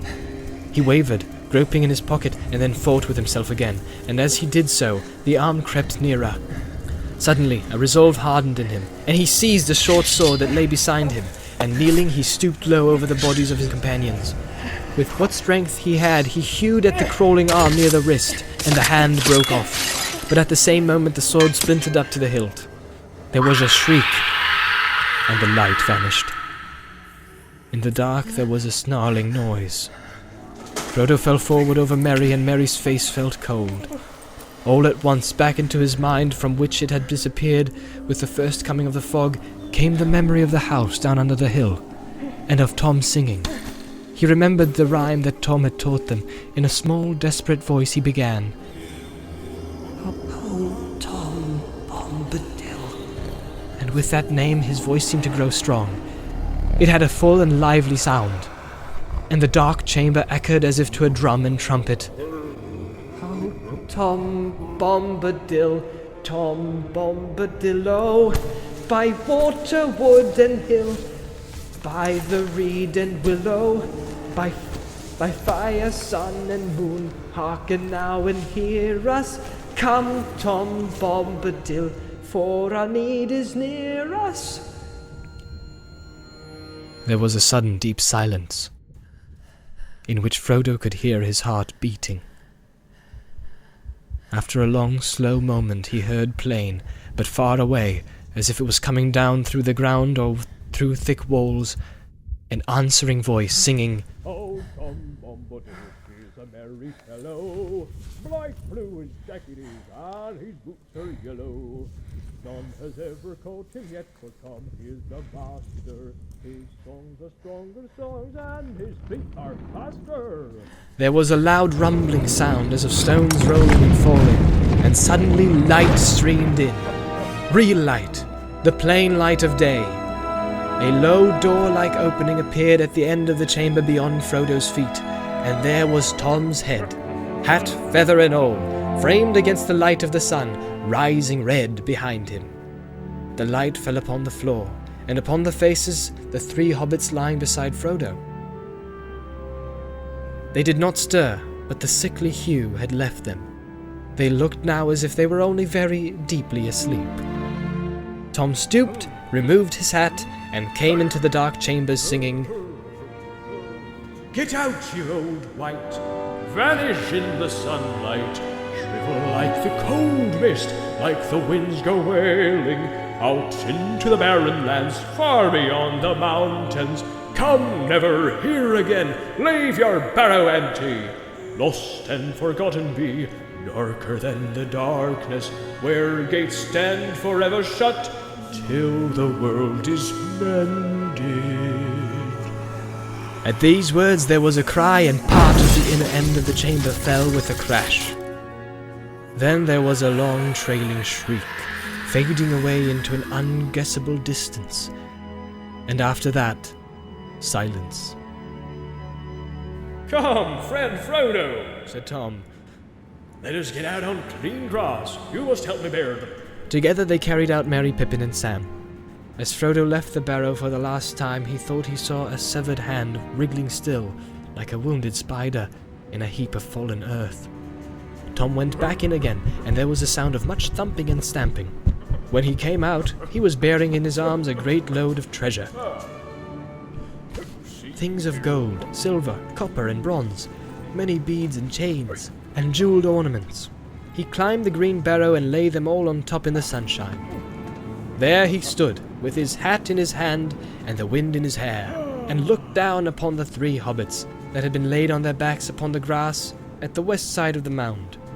Raising his right hand, he said in a clear, commanding voice, Wake now, my merry lads, wake and hear me calling. Warm now be heart and limb, the cold stone is fallen. Dark door is standing wide, dead hand is broken, night under night has flown, and the gates are open! To Frodo's great joy, the hobbits stirred, stretched their arms, rubbed their eyes, and then suddenly sprang up. They looked about in amazement, first at Frodo, and then at Tom standing larger as life on the barrow top above them, and then at themselves in their thin white rags, crowned and belted with pale gold and jingling with trinkets. What in the name of wonder? Began Merry, feeling the golden circlet that slipped over one eye. Then he stopped, and a shadow came over his face, and he closed his eyes. Of course. I remember, he said. The men of Carn Dûn came on us at night, and we were worsted. A spear in my heart. He clutched at his breast.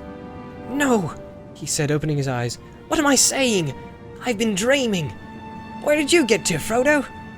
I thought I was lost, said Frodo, but I don't want to speak of it. Let us think of what we are to do now. Let us go on. Dressed up like this, sir, said Sam. Where are my clothes? He flung his circlet, belt and rings on the grass, and looked around helplessly as if he expected to find his cloak, jacket and breeches and other hobbit garments lying somewhere to hand. You won't find your clothes again, said Tom, bounding down from the mound and laughing as he danced round in the sunlight. One would have thought that nothing dangerous or dreadful had happened, and indeed the horror faded out of their hearts as they looked at him, and saw the merry glint in his eyes. What do you mean? Asked Pippin, looking at him, half puzzled and half amused. Why not? But Tom shook his head, saying, "You found yourselves again, out of the deep water. Clothes are but little loss if you escape from drowning. Be glad, my merry friends, and let the warm sunlight heat now heart and limb. Cast off these cold rags. Run naked on the grass while Tom goes a-hunting." He sprang away downhill, whistling and calling. Looking down after him, Frodo saw him running away southwards along the green hollow between their hill and the next, still whistling and crying. Hey now, come boy now, whither do you wander? Up, down, near and far, here do you yonder. Sharp ears, wise nose, swish tail and bumpkin, white socks, my little lad, and old fatty lumpkin. So he sang, running fast, tossing up his hat and catching it until it was hidden by a fold of the ground. But for some time his hey now, hoy now, came floating back down the wind, which has shifted round towards the south. The air was growing very warm again. The hobbits ran about for a while on the grass as he told them, and they lay basking in the sun with the delight of those that have been wafted suddenly from bitter winter to a friendly clime. Or of people that, after being long ill and bedridden, wake one day to find that they are unexpectedly well, and the day is again full of promise. By the time that Tom returned, they were feeling strong and hungry.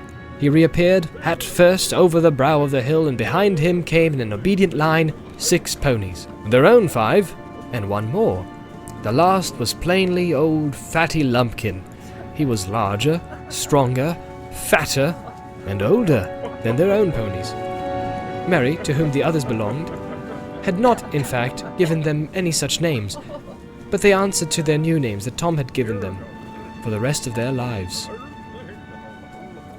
Tom called them one by one, and they climbed over the brow and stood in a line. Then Tom bowed to the hobbits. "Here are your ponies now," he said. "They've more sense, in some ways, than you wandering hobbits have. More sense in their noses. For they sniff danger ahead, which you walk right into, and if they run to save themselves, then they run the right way. You must forgive them all, for though their hearts are faithful, to face fear of Barrow-wights is not what they were made for. See, here they come again, bringing all their burdens." Merry, Sam, and Pippin now clothed themselves in spare garments from their packs, and they soon felt too hot, for they were obliged to put on some of the thicker and warmer things that they had brought against the oncoming of winter. "Where does that other old animal, that fatty Lumpkin, come from?" asked Frodo. "Ah, he's mine," said Tom, "my 4-legged friend.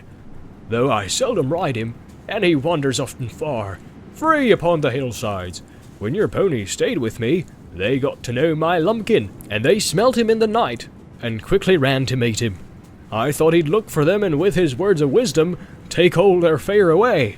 But now, my jolly Lumpkin, old Tom's going to ride. Hey!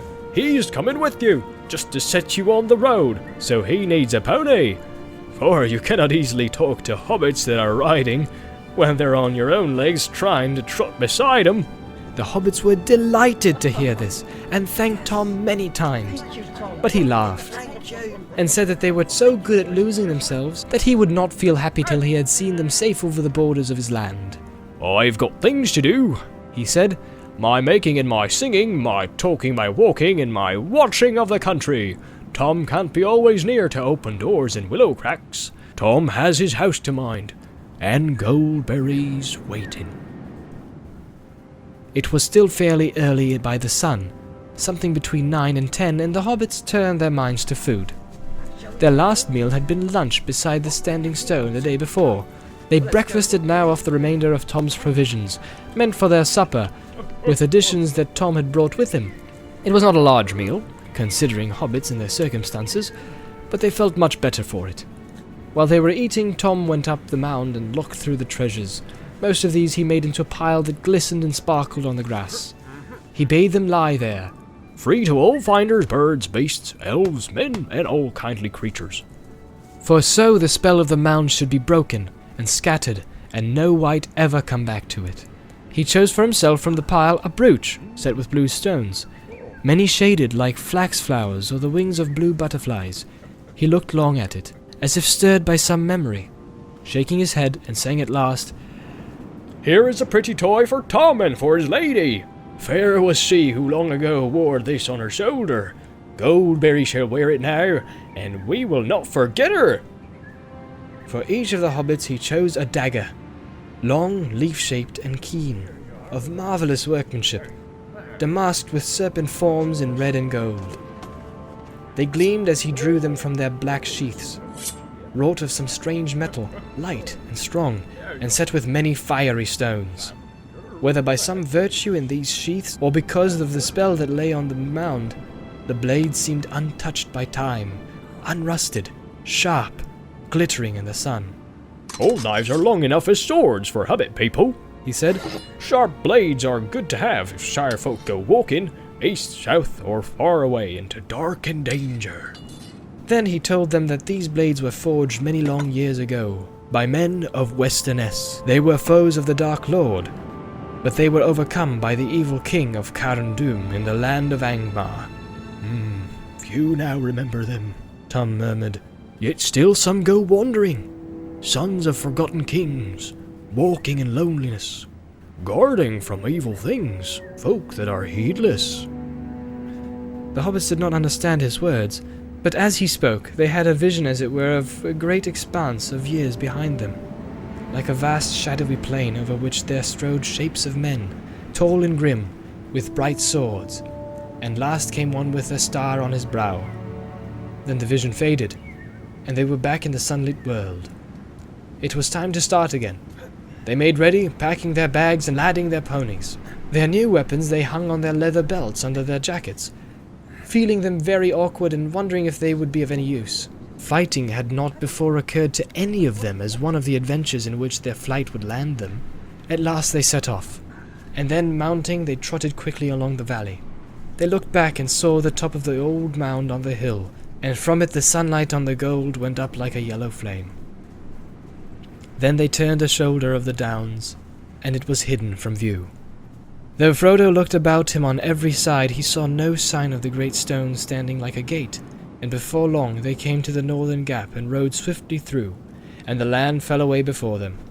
It was a merry journey with Tom Bombadil trotting gaily beside them, or before them on Fatty Lumpkin, who could move much faster than his girth promised. Tom sang most of the time, but it was chiefly nonsense, or else perhaps a strange language unknown to the hobbits. An ancient language whose words were mainly those of wonder and delight.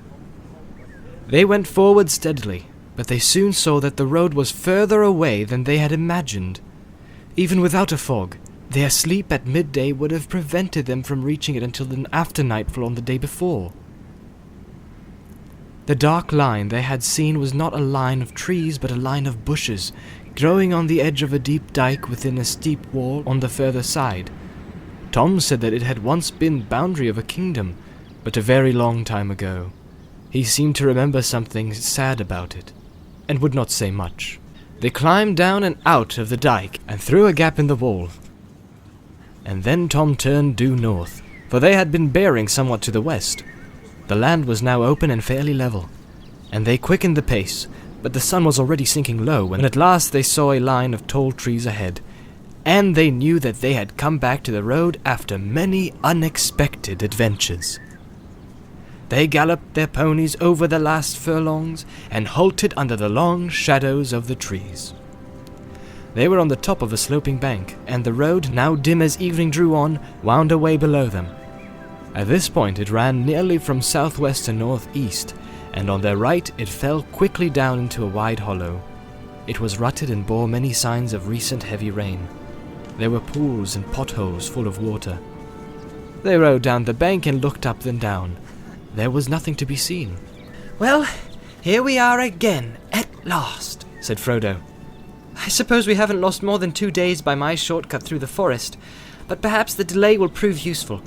It may have put them off our trail." The others looked at him. The shadow of the fear of the Black Riders came suddenly over them again. Ever since they had entered the forest, they had thought chiefly of getting back on the road. Only now, when they lay beneath their feet, did they remember the danger which pursued them, and was more than likely to be lying in wait for them upon the road itself. They looked anxiously back towards the setting sun, but the road was brown and empty. Do you think... asked Pippin hesitatingly. Do you think that we may be pursued tonight? No, I hope not tonight, answered Tom Bombadil, nor perhaps the next day. But do not trust my guess, for I cannot tell for certain. Out east my knowledge fails. Tom is not master of riders from the Black Land, far beyond his country. All the same, the hobbits wished he was coming with them. They felt that he would know how to deal with black riders if anyone did. They would soon now be going forward into lands wholly strange to them, and beyond all but the most vague and distant legends of the Shire, and in the gathering twilight they longed for home. A deep loneliness and sense of loss was on them. They stood silent, reluctant to make the final parting, and only slowly became aware that Tom was wishing them farewell and telling them to have a good heart and to ride on till dark without halting. Tom will give you good advice till this day is over. After that, your own luck must go with you and guide you. 4 miles along the road you'll come upon the village, Bree under Bree Hill, with doors looking westward. There you'll find an old inn that is called the Prancing Pony. Barlaam Butterbur is the worthy keeper. There you can stay in the night, and afterwards the morning will speed you upon your way. Be bold, but wary. Keep up your merry hearts, and ride to make your fortune. They begged him to come at least as far as the inn and drink once more with them, but he laughed and refused, saying, Tom's country ends here. He will not pass the borders. Tom has his house to mind, and goldberries waiting. Then he turned, tossed up his hat, leaped on Lumpkin's back, and rode up over the bank and away singing into the dusk. The hobbits climbed up and watched him until he was out of sight. I'm sorry to take leave of Master Bombadil, said Sam. He's a caution and no mistake. I reckon we may go a good deal further and see naught better nor queerer. But I won't deny I'll be glad to see his prancing pony he spoke of. I hope it'll be like the Green Dragon away back home. What sort of folk are they in Bree? There are hobbits in Bree, said Mary, as well as big folk. I dare say it will be homelike enough. The pony is good in by all accounts. My people ride out there now and again. It may be all we could wish, said Frodo. But it is outside the Shire all the same. Don't make yourselves too much at home. And please remember, all of you, that the name of Baggins must not be mentioned. I am Mr. Underhill, if any name must be given. They now mounted their ponies and rode off silently into the evening. Darkness came down quickly, as they plodded slowly downhill and up again, until at last they saw lights twinkling some distance ahead. Before them rose Bree Hill, barring the way, a dark mass against misty stars, and under its western flank nestled a large village. Towards it they now hurried, desiring only to find a fire, and a door between them and the night.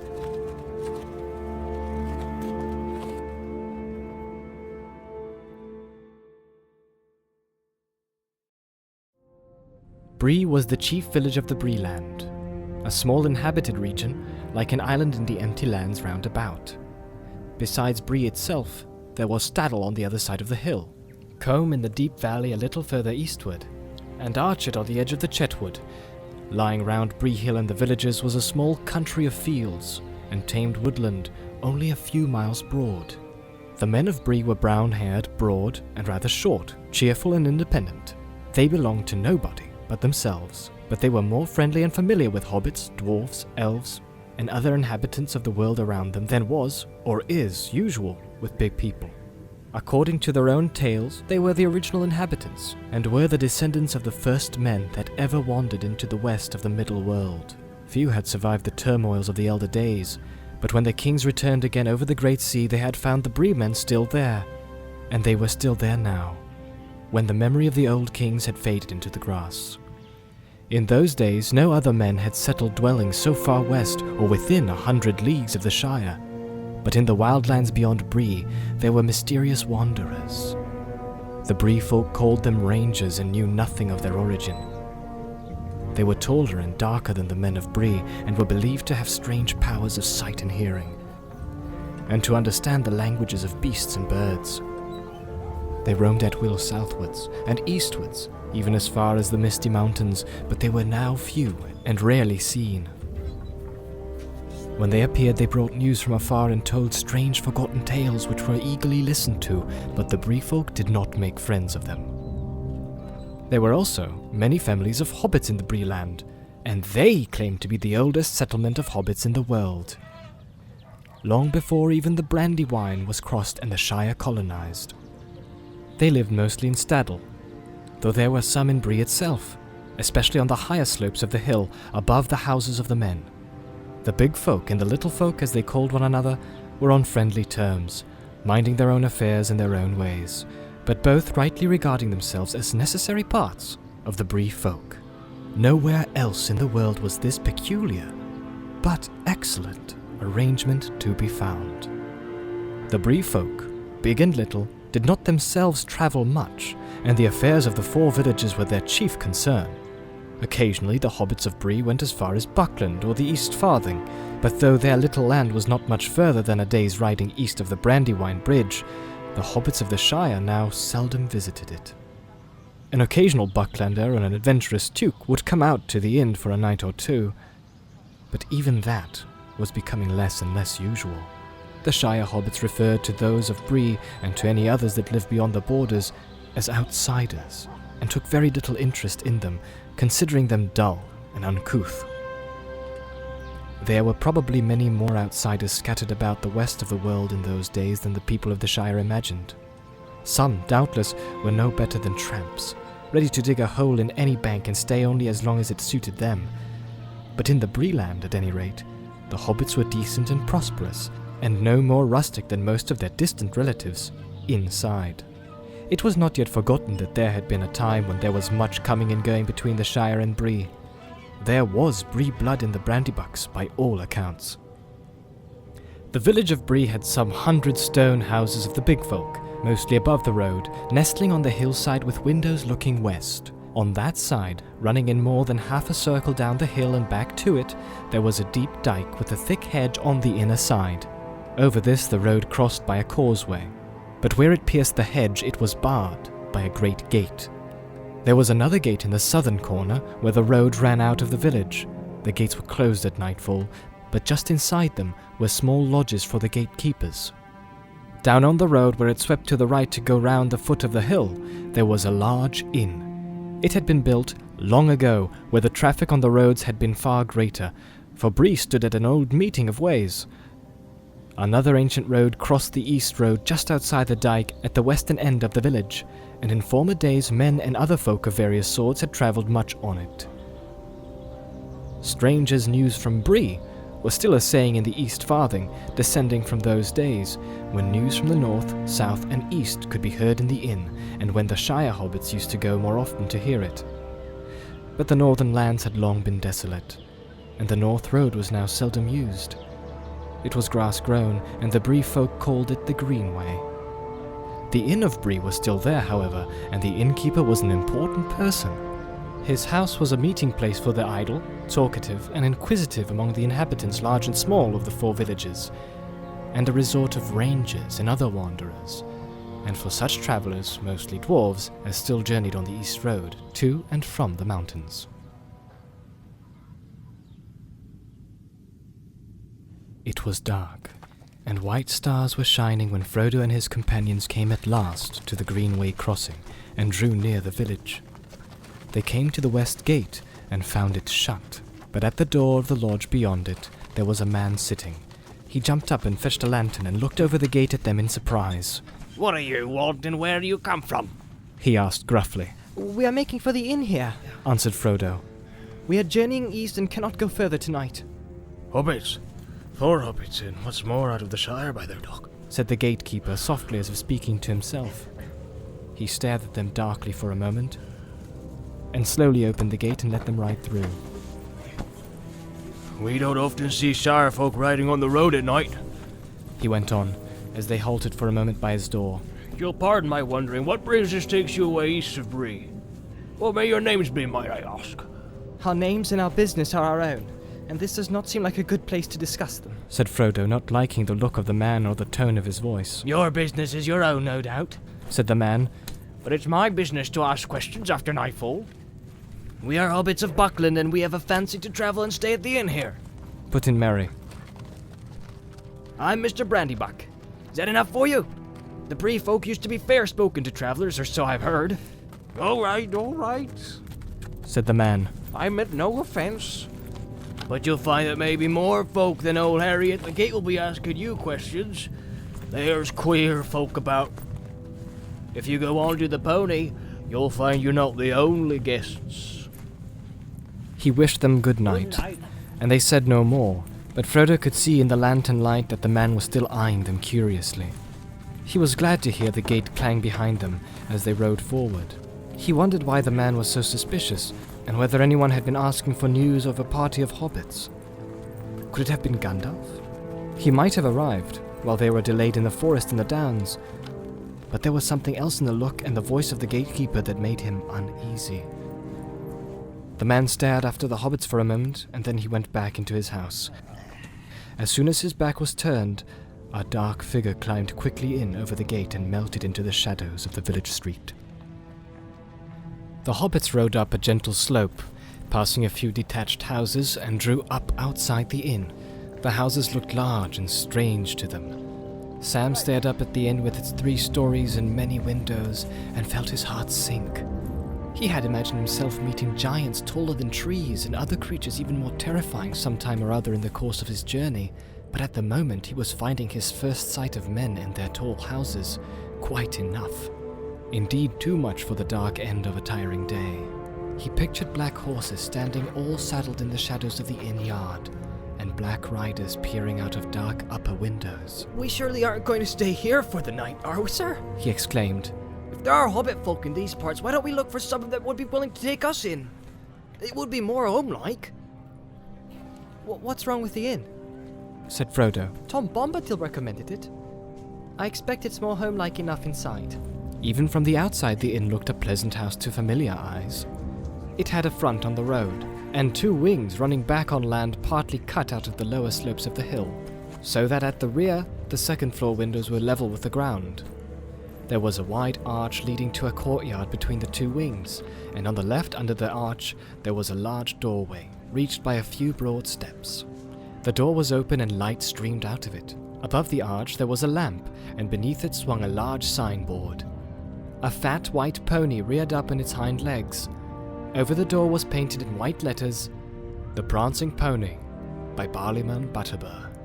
Many of the lower windows showed lights behind thick curtains. As they hesitated outside in the gloom, someone began singing a merry song inside, and many cheerful voices joined loudly in the chorus. They listened to this encouraging sound for a moment, and then got off their ponies. The song ended, and there was a burst of laughter and clapping. They led their ponies under the arch, and leaving them standing in the yard, they climbed up the steps. Frodo went forward and nearly bumped into a short fat man with a bald head and a red face.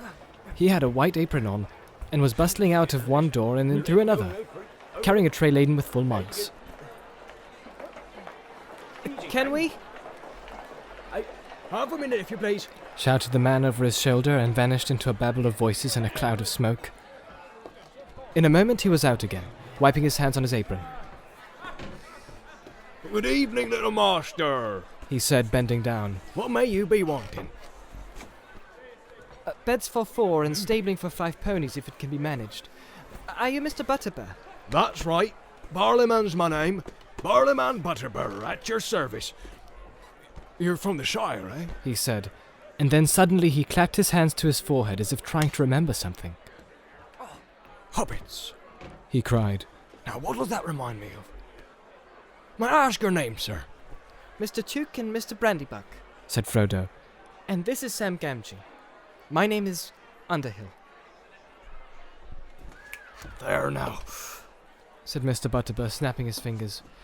It's gone again, but it'll come back when I have time to think. I'm run off my feet, but I'll see what I can do for you. We don't often get a party out of the Shire nowadays, and I should be sorry not to make you welcome, but there is such a crowd already in the house tonight as hasn't been for long enough. It never rains, but it pours, as we say in Bree. Hey, Nob! He shouted. Where are you, you woolly-footed snow coach? Nob!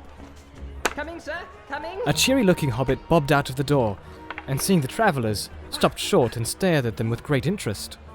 Where's Bob? Asked the landlord. Don't you know? Well, find him, double sharp. I haven't got 6 legs, nor 6 eyes neither. Tell Bob there's 5 ponies that have to be stabled. He must find Ree somehow. Nob trotted off with a grin and a wink. Well, now, what was I going to say? Said Mr. Butterbur, tapping his forehead. One thing drives out another, so to speak. I'm that busy tonight, my head's going round. There's a party that came up the Greenway from down south last night, and that was strange enough to begin with. Then there's a travelling company of boars going west come this evening, and now there's you. If you weren't hobbits, I doubt if we could house you. But we've got a room or two in the north wing that were made special for hobbits when this place was built. On the ground floor, as they usually prefer.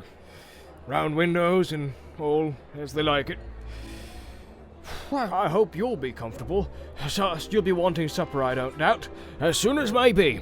This way now. He led them a short way down a passage, and opened a door. Here is a nice little parlour, he said. Oh, I hope it will suit.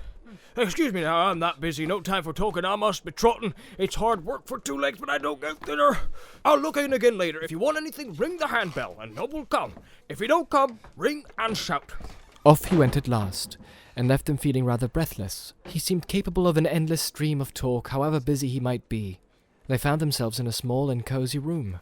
There was a bit of bright fire burning on the hearth, and in front of it were some low and comfortable chairs. There was a round table, already spread with a white cloth, and on it was a large handbell. But Nob, the hobbit servant, came bustling in long before they thought of ringing. He brought candles and a tray full of plates. Will you be wanting anything to drink, masters? He asked. And shall I show you the bedrooms while your supper is got ready? They were washed, and in the middle of good deep mugs of beer when Mr. Butterbur and Nob came in again. In a twinkling the table was laid. There was hot soup, cold meats, a blackberry tart, new loaves, slabs of butter, and half a ripe cheese. Good, plain food.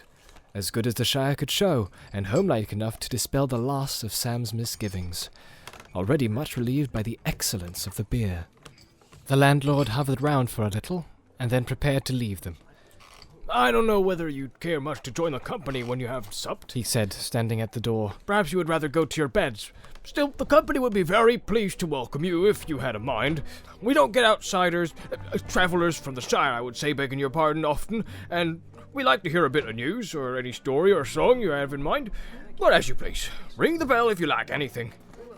So refreshed and encouraged did they feel at the end of their supper, about 3/4 of an hour's steady going, not hindered by unnecessary talk, that Frodo, Pippin, and Sam decided to join the company. Merry said it would be too stuffy. I shall sit here quietly by the fire for a bit.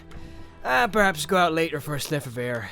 Mind your P's and Q's, and don't forget that you're supposed to be escaping in secret. And are all still on the high road and not very far from the Shire. All right, said Pippin. Mind yourself. Don't get lost, and don't forget that it's safer indoors. The company was in the big common room of the inn. The gathering was large and mixed, as Frodo discovered when his eyes got used to the light. This came chiefly from the blazing log fire, for the 3 lamps hanging from the beams were dim and half veiled in smoke. Barleyman Butterbur was standing near the fire, talking to a couple of dwarves and 1 or 2 strange-looking men. On the benches were various folk, men of Bree, a collection of local hobbits, sitting chattering together, a few more dwarves, and other vague figures difficult to make out away in the shadows and corners. As soon as the Shire hobbits entered, there was a chorus of welcome from the Breelanders. The strangers, especially those that had come up the Greenway, stared at them curiously. The landlord introduced the newcomers to the Bree folk so quickly that, though they caught many names, they were seldom sure who the names belonged to. The men of Bree seemed all to have rather botanical, and to the Shire folk rather odd names, like Rushlight, Goatleaf, Heathertoes, Appledore, Thistlewall, and Ferny, not to mention Butterbur. Some of the hobbits had similar names. The Mugworts, for instance, seemed numerous, but most of them had natural names, such as Banks, Brockhouse, Longholes, Sandheaver, and Tunnelly, many of which were used in the Shire.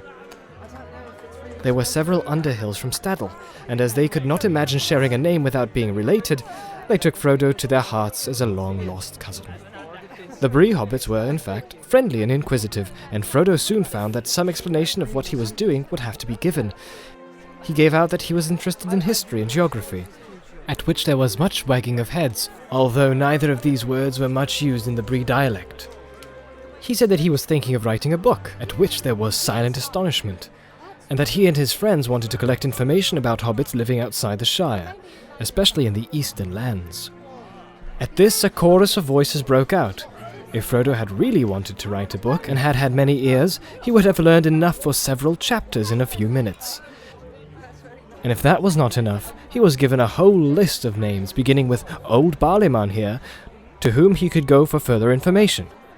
But after a time, as Frodo did not show any sign of writing a book on the spot, the hobbits returned to their questions about doings in the Shire. Frodo did not prove very communicative, and he soon found himself sitting alone, in a corner, listening and looking around.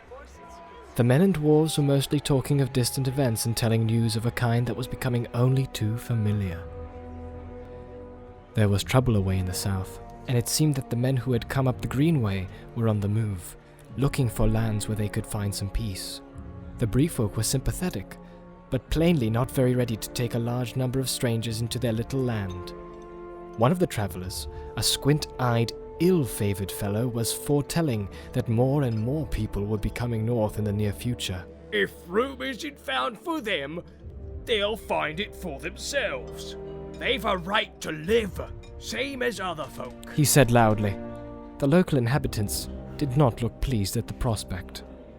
The hobbits did not pay much attention to all this, and it did not at the moment seem to concern hobbits. Big folk could hardly beg for lodgings in hobbit holes.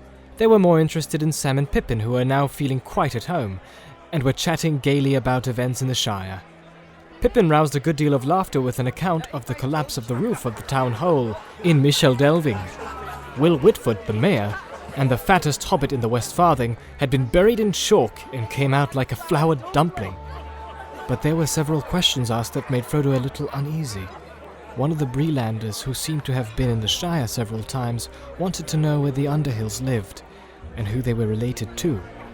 Suddenly Frodo noticed that a strange-looking, weather-beaten man, sitting in the shadows near the wall, was also listening intently to the hobbit talk. He had a tall tankard in front of him, and was smoking a long-stemmed pipe, curiously carved. His legs were stretched out before him, showing high boots of supple leather that fitted him well, but had seen much wear and were now caked with mud. A travel-stained cloak of heavy dark green cloth was drawn close about him, and in spite of the heat of the room, he wore a hood that overshadowed his face. But the gleam of his eyes could be seen as he watched the hobbits. Who is that? Frodo asked when he got a chance to whisper to Mr. Butterbur. I don't think you introduced him. Him? Said the landlord in an answering whisper, cocking an eye without turning his head. I don't rightly know. He's one of the wandering folk. Rangers, we call him. He seldom talks, not but what he can tell a rare tale when he has the mind. He disappears for a month, or a year, and then he pops up again. He was in and out pretty often last spring, but I haven't seen him about lately. What his right name is I've never heard, but he's known around here as Strider. Goes about at a great pace on his long shanks, though he don't tell nobody what cause he is to hurry. But there's no accounting for east and west, as we say in Bree. Meaning the Rangers and the Shire folk, begging your pardon. Funny you should ask about him. But at that moment Mr. Butterbur was called away by a demand for more ale, and his last remark remained unexplained. Frodo found that Strider was now looking at him, as if he had heard or guessed all that had been said. Presently, with a wave of his hand and a nod, he invited Frodo to come over and sit by him. As Frodo drew near, he threw back his hood, showing a shaggy head of dark hair flecked with grey, and in a pale, stern face a pair of keen, grey eyes. I'm called Strider, he said in a low voice.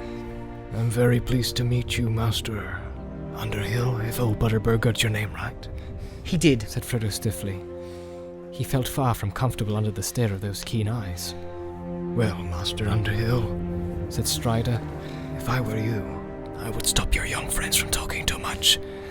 Drink, fire, and a chance meeting are pleasant enough, but, well, this isn't the Shire. There are queer folk about. Though I say it as shouldn't, you may think. He added with a wry smile, seeing Frodo's glance. And there have been even stranger travellers through Bree lately.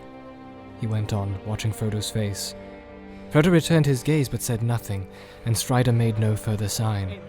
His attention seemed suddenly to be fixed on Pippin. To his alarm, Frodo became aware that the ridiculous young Tuke, encouraged by his success with the fat mayor of Michel Delvig, was now actually giving a comic account of Bilbo's farewell party. He was already giving an imitation of the speech, and was drawing near to the astonishing disappearance. Frodo was annoyed. It was a harmless enough tale for most of the local hobbits, no doubt, just a funny story about those funny people away beyond the river. But some, old Butterbur for instance, knew a thing or two, and had probably heard rumours long ago about Bilbo's vanishing. It would bring the name of Baggins to their minds, especially if there had been inquiries in Bree after that name. Frodo fidgeted, wondering what to do. Pippin was evidently much enjoying the attention he was getting, and had become quite forgetful of their danger. Frodo had a sudden fear that in his present mood he might even mention the ring, and that might well be disastrous. "You had better do something quick," whispered Strider in his ear. Frodo jumped up and stood on a table and began to talk. The attention of Pippin's audience was disturbed. Some of the hobbits looked up at Frodo and laughed and clapped, thinking that Mr. Underhill had taken as much ale as was good for him. Frodo suddenly felt very foolish, and found himself, as was his habit when making a speech, fingering the things in his pocket. He felt the ring on its chain, and quite unaccountably the desire came over him to slip it on and vanish out of the silly situation. It seemed to him somehow as if the suggestion came to him from outside, from someone or something in the room. He resisted the temptation firmly, and clasped the ring in his hand, as if to keep hold on it and prevent it from escaping or doing any mischief. At any rate, it gave him no inspiration. He spoke a few suitable words, as they would have said in the Shire. We are all very much grateful by the kindness of your reception. And I venture to hope that my brief visit will help to renew the old ties of friendship between the Shire and Bree. And then he hesitated and coughed. Everyone in the room was now looking at him. Shouted one of the hobbits. "A song, a song!" shouted all the others. Come on now, Master, sing us something that we haven't heard before. For a moment Frodo stood gaping. Then, in desperation, he began a ridiculous song that Bilbo had been rather fond of, and indeed rather proud of, for he had made up the words himself. It was about an inn, and that is probably why it came into Frodo's mind just then. Here it is in full. Only a few words of it are now, as a rule, remembered. There is an inn, a merry old inn, beneath an old grey hill, and there they brew a beer so brown that the man in the moon himself came down one night to drink his fill. The oster has a tipsy cat that plays a five-string fiddle, and up and down he runs his bow, now squeaking high, now purring low, now sawing in the middle. The landlord keeps a little dog that's mighty fond of jokes.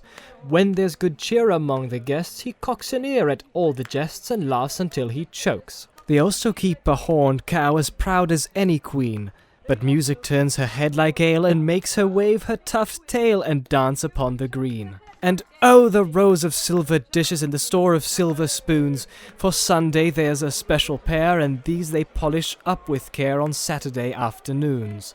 The man in the moon was drinking deep, and the cat began to wail. A dish and a spoon on the table danced, the cow in the garden madly pranced, and the little dog chased his tail. The man in the moon took another mug, and then rolled beneath his chair. And there he dozed and dreamed of ale till the sky and the stars were pale, and dawn was in the air.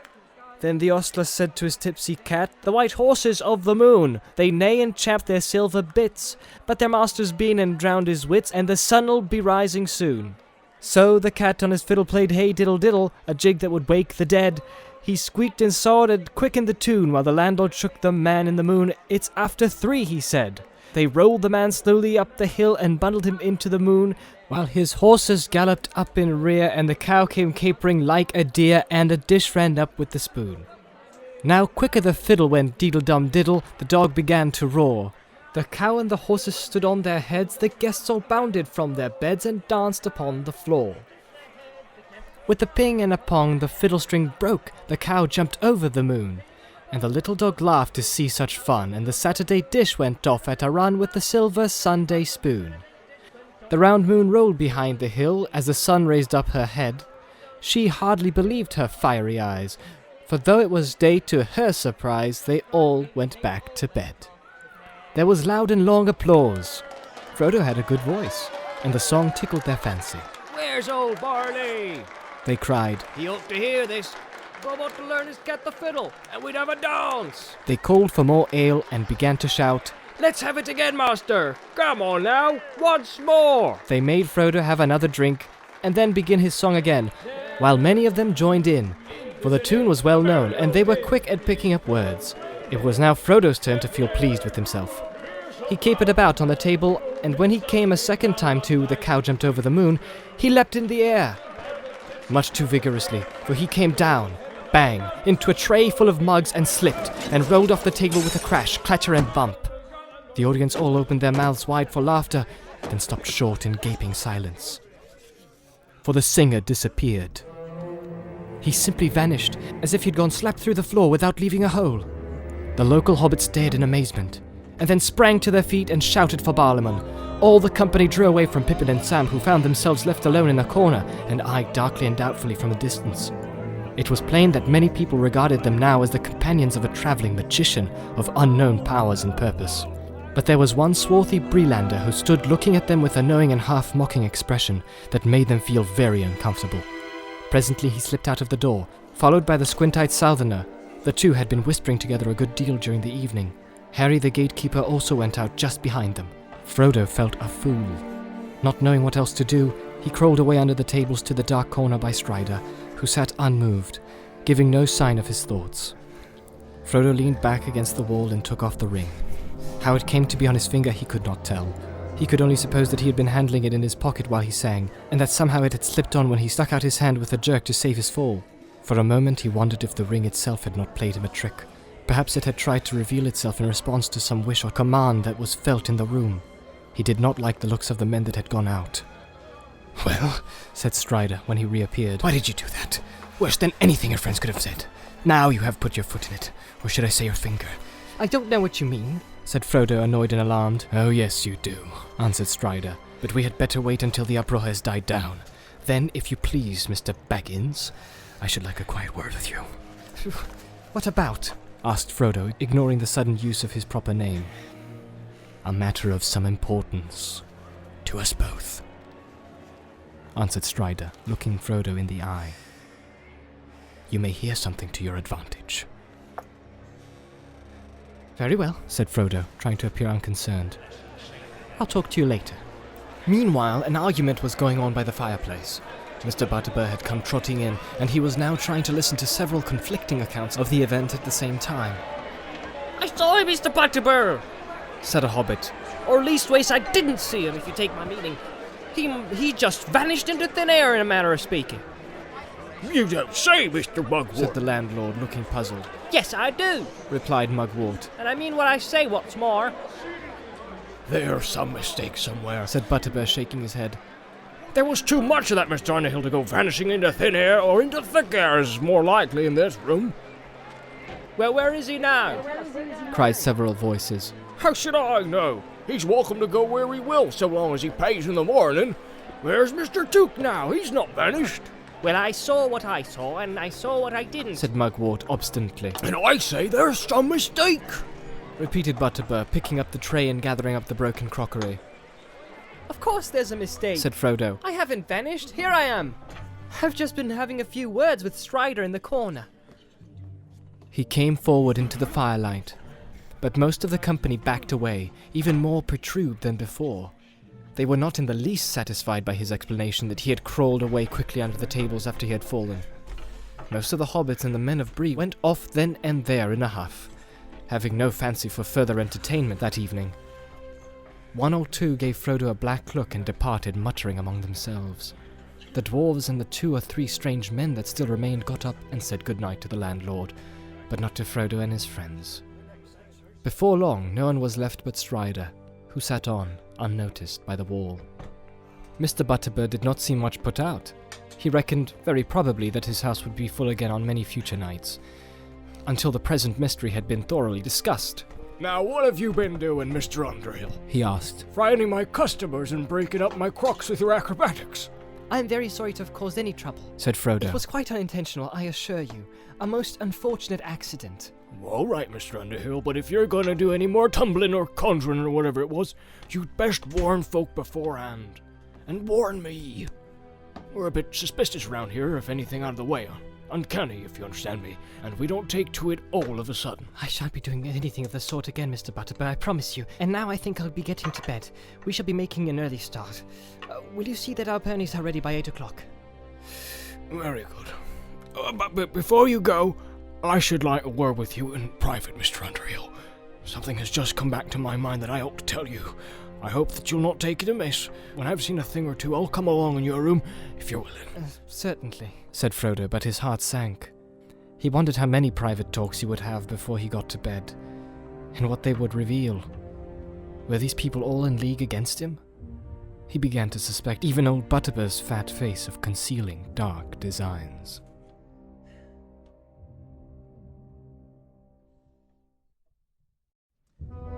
Frodo, Pippin, and Sam made their way back to the parlour. There was no light. Mary was not there, and the fire had burned low. It was not until they had puffed up the embers into a blaze and thrown on a couple of faggots that they discovered Strider had come with them. There he was, calmly sitting in a chair by the door.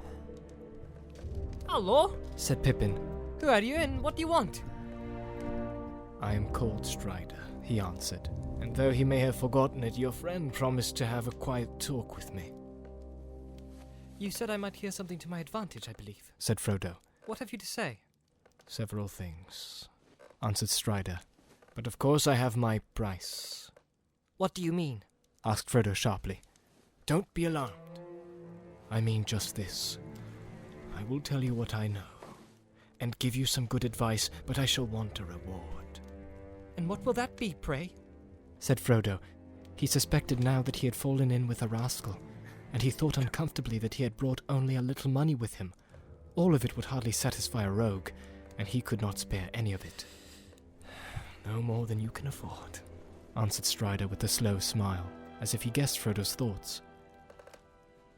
Just this. You must take me along with you until I wish to leave you. Oh, indeed, replied Frodo, surprised but not much relieved. Even if I wanted another companion, I should not agree to any such thing until I knew a good deal more about you and your business. Excellent, exclaimed Strider, crossing his legs and sitting back comfortably. You seem to be coming to your senses again, and that is all to the good. You have been much too careless so far. Very well. I will tell you what I know, and leave the reward to you. You may be glad to grant it when you have heard me. Go on, then, said Frodo. What do you know? Too much. Too many dark things, said Strider grimly. But as for your business, he got up and went to the door, opened it quickly and looked out. Then he shut it quietly and sat down again. I have quick ears, he went on, lowering his voice. And though I cannot disappear, I have hunted many wild and wary things, and I can usually avoid being seen if I wish. Now, I was behind the hedge this evening on the road west of Bree, when 4 hobbits came out of the downlands. I need not repeat all that they said to old Bombadil or to one another, but one thing interested me. Please remember, said one of them, that the name of Baggins must not be mentioned. I am Mr. Underhill if any name must be given. That interested me so much that I followed them here. I slipped over the gate just behind them. Maybe Mr. Baggins has an honest reason for leaving his name behind, but if so, I should advise him and his friends to be more careful. I don't see what interest my name has for anyone in Bree, said Frodo angrily.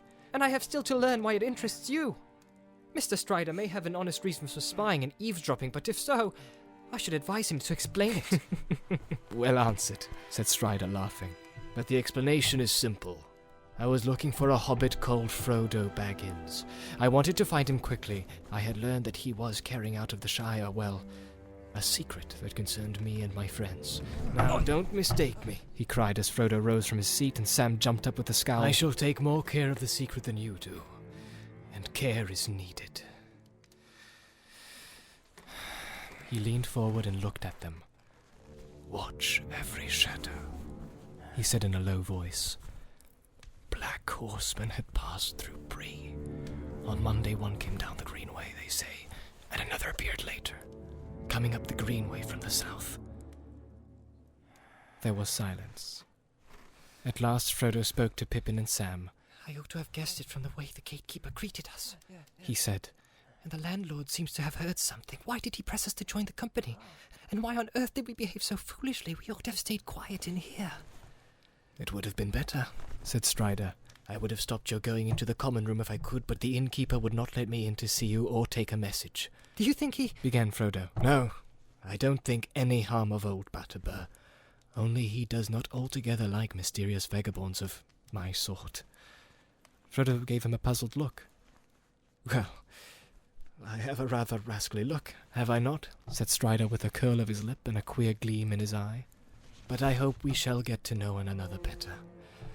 When we do, I hope you will explain what happened at the end of your song. For that little prank... It was sheer accident, interrupted Frodo. I wonder, said Strider. Accident, then. That accident has made your position dangerous. Hardly more than it was already, said Frodo. I knew these horsemen were pursuing me, but now at any rate they seem to have missed me and to have gone away. You must not count on that, said Strider sharply. They will return, and more are coming. There are others. I know their number. I know these riders. He paused, and his eyes were cold and hard. And there are some folk in Bree who are not to be trusted. He went on. Bill Ferny, for instance. He has an evil name in Breeland, and queer folk call at his house. You must have noticed him among the company. A swarthy, sneering fellow. He was very close with one of the southern rangers, and they slipped out together just after your accident. Not all of those southerners mean well, and as for Ferny, he would sell anything to anybody, or make mischief for amusement. What will Ferny sell, and what has my accident got to do with him? Said Frodo, still determined not to understand Strider's hints. News of you, of course, answered Strider. An account of your performance would be very interesting to certain people. After that, they would hardly need to be told your real name. It seems to me only too likely that they will hear of it before this night is over. Is that enough? You can do as you like about my reward. Take me as a guide or not. But I may say that I know the lands between the Shire and the Misty Mountains, for I have wandered over them for many years. I am older than I look. I might prove useful. You will have to leave the open road after tonight, for the horsemen will watch it night and day. You may escape from Bree and be allowed to go forward while the sun is up, but you won't go far. They will come on you in the wild, in some dark place where there is no help. Do you wish them to find you? They are terrible. The hobbits looked at him and saw with surprise that his face was drawn as if with pain, and his hands clenched in the arms of his chair. The room was very quiet and still, and the light seemed to have grown dim. For a while he sat with unseeing eyes as if walking in distant memory, or listening to sounds in the night far away. There, he cried after a moment, drawing his hand across his brow. Perhaps I know more about these pursuers than you do. You fear them, but you do not fear them enough yet. Tomorrow you will have to escape if you can. Strider can take you by paths that are seldom trodden. Will you have him? There was a heavy silence. Frodo made no answer. His mind was confused with doubt and fear. Sam frowned and looked at his master, and at last he broke out. With your leave, Mr. Frodo, I'd say no. This Strider here, he warns and he says, take care, and I say yes to that. But let's begin with him. He comes out of the wild, and I never heard no good of such folk. He knows something, that's plain, and more than I like, but it's no reason why we should let him go leading us into some dark place far from help, as he puts it. Pippin fidgeted and looked uncomfortable. Strider did not reply to Sam, but turned his keen eyes on Frodo. Frodo caught his glance and looked away. No, he said slowly. I don't agree. I think you are not really as you choose to look. You began to talk to me like the Bree folk, but your voice has changed. Still, Sam seems right in this. I don't see why you should warn us to take care and yet ask us to take you on trust. Why the disguise? Who are you? What do you really know about my business? And how do you know it? A lesson in caution has been well learned, said Strider with a grim smile. But caution is one thing and wavering is another. You will never get to Rivendell now on your own, and to trust me is your only chance. You must make up your mind. I will answer some of your questions if that will help you to do so. But why should you believe my story if you do not trust me already? Still, here it is. At that moment there came a knock at the door. Mr. Butterbur had arrived with candles, and behind him was Nob with cans of hot water. Strider withdrew into a dark corner. I've come to bid you good night, said the landlord, putting the candles on the table. Nope. Take the water to the rooms. He came in and shut the door. It's like this, He began, hesitating and looking troubled. If I've done any harm, I'm sorry indeed. But one thing drives out another, and as you'll admit, I'm a busy man. But first one thing and then another this week have jogged my memory, as the saying goes, and not too late, I hope. You see, I was asked to look out for hobbits of the Shire, and for one by the name of Baggins in particular. And what has that got to do with me? Asked Frodo. Ah, you know best, said the landlord knowingly. I won't give you away, but I was told that these Baggins would be going by the name of Underhill, and I was given a description that fits you well enough, if I may say so. Indeed. Let's have it then, said Frodo, unwisely interrupting. A stout little fellow with red cheeks, said Mr. Butterbur solemnly. Pippin chuckled, but Sam looked indignant. That won't help you much. It goes for most hobbits, Barley, he says to me, continued Mr. Butterbur with a glance at Pippin. But this one is taller than some, and fairer than most, and he has a cleft in his chin. Perky chap with a bright eye. Begging your pardon, but he said it, not me. He said it? And who was he? Asked Frodo eagerly. That was Gandalf, if you know who I mean. A wizard, they say he is, but he's a good friend of mine, whether or no. But now I don't know what he'll have to say to me if I see him again. Turn all my ale sour on me into a block of wood, I shouldn't wonder. He's a bit hasty. Still, what's done can't be undone. Well, what have you done? Said Frodo, getting impatient with the slow unravelling of Butterbur's thoughts. Where was I? Said the landlord, pausing and snapping his fingers. Ah, yes, old Gandalf. 3 months back, he walked right into my room without a knock. Barley, he says, I'm off in the morning. Will you do something for me? You've only to name it, I said. I'm in a hurry, said he, and I've no time myself. But I want a message took to the Shire. Have you anyone you can send and trust to go? I can find someone, I said. Tomorrow, maybe, or the day after. Make it tomorrow, he says, and then he gave me a letter. It's addressed plain enough, said Mr. Butterbur, producing a letter from his pocket and reading out the address slowly and loudly. He valued his reputation as a lettered man. Mr. Frodo Baggins, Bag End, Hobbiton in the Shire. A letter for me from Gandalf, cried Frodo. Ah, said Mr. Butterbur. Then your right name is Baggins. It is, said Frodo. And you had better give me that letter at once and explain why you've never sent it. That's what you came to tell me, I suppose, though you've taken a long time to come to the point. Poor Mr. Butterbur looked troubled. You're right, master, he said. And I beg your pardon, and I'm mortal afraid of what Gandalf will say if harm comes of it. But I didn't keep it back a purpose.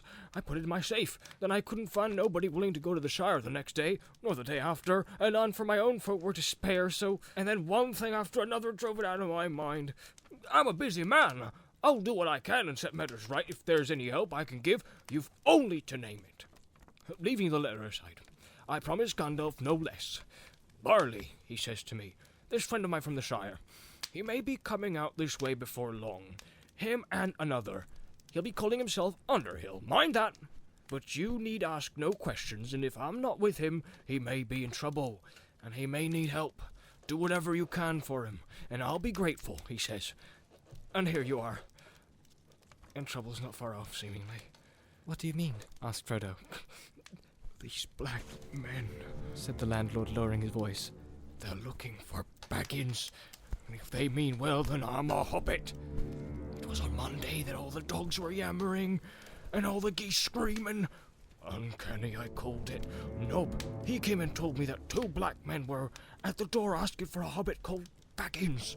Nob's hair was all stood on end. I did the black fellows be off and slammed the door on 'em. They've been asking the same question all the way to Archet, I hear. And that ranger, Strider, he's been asking questions too. Tried to get in here to see you before you'd have about her sup, he did. He did, said Strider suddenly, coming forward into the light. And much trouble would have been saved if you had let him in, Barlaman. The landlord jumped with surprise. You! He cried. You're always popping up. What do you want now? He's here with my leave. Said Frodo. He came to offer me his help. Well, you know your own business, maybe, said Mr. Butterbur, looking suspiciously at Strider. but if I was in your plight, I wouldn't take up with a ranger. Then who would you take up with? Asked Strider. A fat innkeeper who only remembers his own name because people shouted at him all day? They cannot stay in the pony forever. And they cannot go home. They have a long road before them. Will you go with them and keep the black men off? Me? Leave Bree? I wouldn't do that for any money. Said Mr. Butterbur, looking really scared. But why can't you stay here quiet for a bit, Mr. Underhill? What are all these queer goings on? What are these black men after, and where do they come from, I'd like to know? I'm sorry. I can't explain it all. Answered Frodo. I'm tired and very worried. And it's a long tale. But if you mean to help me, I ought to warn you that you will be in danger as long as I am in your house. These Black Riders, I am not sure, but I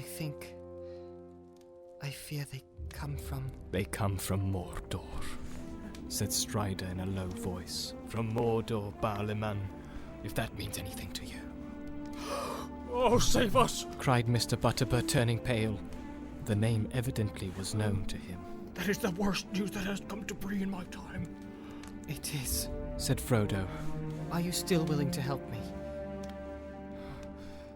I am, said Mr. Butterbur. More than ever. Though I don't know what the likes of me can do against... He faltered. Against the shadow in the east, said Strider quietly. Not much, Barlaman, but every little helps. You can let Mr. Underhill stay here tonight, as Mr. Underhill and you can forget the name of Baggins until he is far away. I'll do that, said Butterbur. But they'll find out he's here without help from me, I'm afraid. It's a pity Mr. Baggins drew attention to himself this evening, to say no more. The story of that Mr. Bilbo's going off has been heard before tonight in Bree. Even our Nob has been doing some guessing in his own slow pate. And there are others in Bree quicker in the uptake than he is. Well, we can only hope the riders won't come back yet, said Frodo. I hope not, indeed, said Butterbur. But spooks or no spooks, they won't get in the pony so easy. Don't you worry till the morning. Nob will say no word. No black man shall pass my doors while I can stand on my legs. Me and my folk will keep watch tonight. But you had best get some sleep if you can. In any case, we must be called at dawn, said Frodo. We must get off as early as possible. Breakfast at 6:30, please. Right. I'll see to the orders, said the landlord. Good night, Mr. Baggins. Underhill, I should say. Good night. Now, bless me. Where's your Mr. Brandybuck? I don't know, said Frodo with sudden anxiety. They had forgotten all about Merry, and it was getting late. I'm afraid he is out. He said something about going for a breath of air. Well, you do want looking after, no mistake. Your party might be on holiday, said Mr. Butterbur. I must go and bar the doors quick, but I'll see our friend is let in when he comes. I'll better sit up to look for him. Good night to you all. At last Mr. Butterbur went out with another doubtful look at Strider and a shake of his head. His footsteps retreated down the passage. Well, said Strider, when are you going to open that letter? Frodo looked carefully at the seal before he broke it. It seemed certainly to be Gandalf's. Inside, written in the wizard's strong but graceful script, was the following message. The Prancing Pony, Bree, Mid-Year's Day, Shire, year 1418. Dear Frodo, bad news has reached me here. I must go off at once. You had better leave Baggins soon, and get out of the Shire before the end of July at latest. I will return as soon as I can, and I will follow you if I find that you are gone. Leave a message for me here if you pass through Bree. You can trust the landlord, Butterbur. You may meet a friend of mine on the road, a man, lean, dark, tall, by some called Strider. He knows our business and will help you. Make for Rivendell. There I hope we may meet again. If I do not come, Elrond will advise you. Yours in haste, Gandalf. Postscript. Do not use it again. Not for any reason whatever. Do not travel by night. Postscript. Make sure that it is the real Strider. There are many strange men on the roads. His true name is Aragorn. All that is gold does not glitter. Not all those who wander are lost. The old that is strong does not wither. Deep roots are not reached by the frost. From the ashes a fire shall be woken. A light from the shadows shall spring. Renewed shall be blade that was broken. The crownless again shall be king. I hope Butterbur sends this promptly. A worthy man, but his memory is like a lumber room. Thing wanted, always buried. If he forgets, I shall roast him. Farewell. Frodo read the letter to himself, and then passed it to Pippin and Sam. Really, old Butterbur has made a mess of things, he said. He deserves roasting. If I had got this at once, we might have all been safe in Rivendell by now. But what can have happened to Gandalf? He writes as if he was going into great danger. He has been doing that for many years, said Strider. Frodo turned and looked at him thoughtfully, wondering about Gandalf's second postscript. Why didn't you tell me you were Gandalf's friend at once? He asked. It would have saved time. Would it? Would any of you have believed me till now? Said Strider. I knew nothing of this letter. For all I knew, I had to persuade you to trust me without proofs if I was to help you. In any case, I did not intend to tell you all about myself at once. I had to study you first, and make sure of you. The enemy has set traps for me before now. As soon as I had made up my mind, I was ready to tell you whatever you asked. But I must admit, he added with a queer laugh, that I hoped you would take me for my own sake. A hunted man sometimes wearies of distrust and longs for friendship. But there, I believe my looks are against me. They are. At first sight, at any rate. Laughed Pippin with sudden relief after reading Gandalf's letter. But handsome is as handsome does, as we say in the Shire. And I dare say we shall all look much the same after lying for days in hedges and ditches. It would take more than a few days or weeks or years of wandering in the wild to make you look like Strider, he answered. And you would die first unless you are made of sterner stuff than you look to be. Pippin subsided, but Sam was not daunted, and he still eyed Strider dubiously. How do we know you are the Strider that Gandalf speaks about? He demanded. You never mentioned Gandalf till this letter came out. You might be a play-acting spy for all I can see. Trying to get us to go with you. You might have done the real Strider and took his clothes. What have you to say to that? That you are a stout fellow, answered Strider. But I am afraid my only answer to you, Sam Gamgee, is this. If I had killed the real Strider, I could kill you. And I would have killed you already without so much talk. If I was after the ring, I could have it. Now. He stood up and seemed suddenly to grow taller. In his eyes gleamed a light, keen and commanding. Throwing back his cloak, he laid his hand on the hilt of a sword that had hung concealed by his side. They did not dare to move. Sam sat wide-mouthed, staring at him dumbly. But I am the real Strider, fortunately, he said, looking down at them with his face softened by a sudden smile. I am Aragorn, son of Arathorn, and if by my life or death I can save you, I will. There was a long silence. At last Frodo spoke with hesitation. I believed that you were a friend before the letter came, he said. Or at least I wished to. You have frightened me several times tonight, but never in the way the servants of the enemy would. Or so I imagine. I think one of his spies would, well, seem fairer and feel fouler, if you understand. I see, laughed Strider. I look foul and feel fair, is that it? Oh, that his gold does not glitter. Not all those who wander are lost. Did the verses apply to you, then? Asked Frodo. I could not make out what they were about, but how did you know that they were in Gandalf's letter if you've never seen it? I did not know, he answered, but I am Aragorn, and those verses go with that name. He drew out his sword, and they saw that the blade was indeed broken a foot below the hilt. Not much use, is it, Sam? Said Strider. but the time is near when it shall be forged anew. Sam said nothing. Well, said Strider, with Sam's permission, we will call that settled. Strider shall be your guide. We shall have a rough road tomorrow.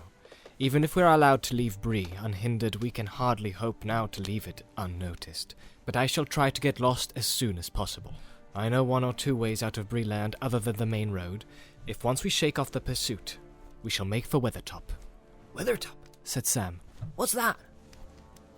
It is a hill just to the north of the road, about halfway from here to Rivendell. It commands a wide view all around, and there we shall have a chance to look about us. Gandalf will make for that point if he follows us. After Weathertop, our journey will become more difficult, and we shall have to choose between various dangers. When did you last see Gandalf? Asked Frodo. Do you know where he is or what he's doing? Strider looked grave. I do not know, he said. I came west with him in the spring. I have often kept watch on the borders of the Shire in the last few years when he was busy elsewhere. He seldom left it unguarded. We last met on the 1st of May, at Sarn Ford down the Brandywine. He told me that his business with you had gone well, and that you would be starting for Rivendell in the last week of September. As I knew he was at your side, I went away on a journey of my own, and that has proved ill, for plainly some news reached him, and I was not at hand to help. I am troubled, for the first time since I have known him. We should have had messages, yet even if he would not come himself. When I returned many days ago, I heard the ill news. The tidings had gone far and wide that Gandalf was missing, and the horsemen had been seen. It was the elven folk of Gildor that told me this, and later they told me that you had left your home, but there was no news of your leaving Buckland. I have been watching the East Road anxiously. Do you think the Black Riders have anything to do with it? With Gandalf's absence, I mean? Asked Frodo. I do not know of anything else that would have hindered him, except the enemy himself, said Strider. But do not give up hope. Gandalf is greater than you Shire folk know. As a rule, you can only see his jokes and toys, but this business of ours will be his greatest task. Pippin yawned. I am sorry, He said, but I am dead tired. In spite of all the danger and worry, I must go to bed or sleep where I sit. Where is that silly fellow Merry? It would be the last straw if we had to go out in the dark to look for him. At that moment they heard a door slam, then feet came running along the passage. Merry came in with a rush, followed by Nob. He shut the door hastily and leaned against it. He was out of breath. They stared at him in alarm for a moment before he gasped. I have seen them, Frodo. I have seen them. Black Riders. Black Riders? Cried Frodo. Where? Here. In the village. I stayed indoors for an hour. Then as you did not come back, I went out for a stroll, and had come again was standing just outside the light of the lamp looking at the stars. Suddenly I shivered, and felt that something horrible was creeping near. There was a sort of deeper shade among the shadows across the road, just beyond the edge of the lamplight. I slid away at once into the dark without a sound. There was no horse. Which way did he go? Asked Strider suddenly and sharply. Merry started, looking at the stranger for the first time. Go on, said Frodo. This is a friend of Gandalf's. I'll explain later. It seemed to make off up the road eastward, continued Merry. I tried to follow. Of course, it vanished almost at once. But I went round the corner and on as far as the last house on the road. Strider looked at Merry with wonder. You have a stout heart, he said. but it was foolish. I don't know, said Merry. Neither brave nor silly, I think. I could hardly help myself. I seemed to be drawn somehow. Anyway, I went, and suddenly I heard voices by the hedge. One was muttering, and the other was whispering or hissing. I couldn't hear a word that was said. I did not creep any closer because I began to tremble all over. Then I felt terrified, and I turned back. I was going to bolt home when something came behind me and I fell over. I found him, sir, put in Nob. Mr. Butterbur sent me out with a lantern. I went down to the west gate, and then back up towards Southern Gate. Just nigh Bill Fernie's house, I thought I could see something in the road. I wouldn't swear to it, but it looked to me as if two men were stooping over something, lifting it. I gave a shout, but when I got up to the spot, there was no signs of them. Only Mr. Brandybuck lying by the roadside. He seemed to be asleep. I thought I had fallen into deep water, he says to me. Then I shook him. Very queer he was, and as soon as I had roused him, he got up and ran back here like a hare. I'm afraid that's true, said Mary. though I don't know what I said. I had an ugly dream, which I can't remember. I went to pieces. I don't know what came over me. I do, said Strider. The Black Breath. The riders must have left horses outside and passed back through the south gate in secret. They will know all the news now, for they have visited Bill Fernie, and probably that southerner was a spy as well. Something may happen in the night before we leave Bree. What will happen? Said Mary. Will they attack the inn? No, I think not, said Strider. They are not all here yet, and in any case that is not their way. In dark and loneliness they are the strongest. They will not openly attack a house where there are lights and many people, not until they are desperate, not while all the leagues of Eriador still lie before us. But their power is in terror, and already some in Bree are in their clutch. They will drive these wretches to some evil work, Fernie and some of the strangers, and maybe the gatekeeper too. They had words with Harry at the west gate on Monday. I was watching them. He was white and shaking when they left him. We seem to have enemies all around, said Frodo. What shall we do? Stay here and do not go to your rooms. They are sure to have found out which those are. The Hobbit rooms have windows looking north and close to the ground. We will all remain together and bar this window and the door. But first, Nob and I will fetch your luggage. While Strider was gone, Frodo gave Merry a rapid account of all that had happened since supper. Merry was still reading and pondering Gandalf's letter when Strider and Nob returned. Well, masters, said Nob, I've ruffled up the clothes and put a bolster down the middle of each bed, and I made a nice imitation of your head with a brown woolen map, Mr. Underhill, sir, he added with a grin. Pippin laughed. Very lifelike, he said. But what will happen when they have penetrated the disguise? We shall see, said Strider. Let us hope to hold the fort till morning. Good night to you, said Nob, and went off to take his part in the watch on the doors. Their bags and gear they piled on the parlor floor. They pushed a low chair against the door and shut the window. Peering out, Frodo saw that the night was still clear. The sickle, the hobbit's name for the plough or great bear, was swinging bright above the shoulders of Bree Hill. He then closed and barred the heavy inside shutters and drew the curtains together. Strider built up the fire and blew out all the candles. The hobbits lay down on their blankets with their feet towards the hearth, and Strider settled himself in the chair against the door.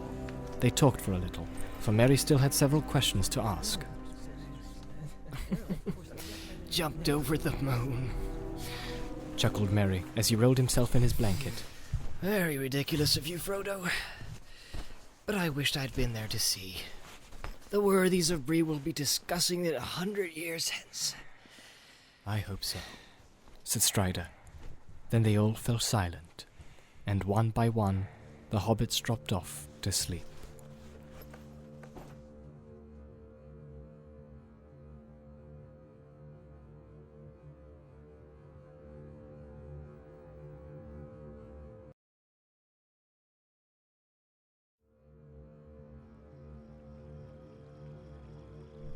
As they prepared for sleep in the inn at Bree, darkness lay on Buckland.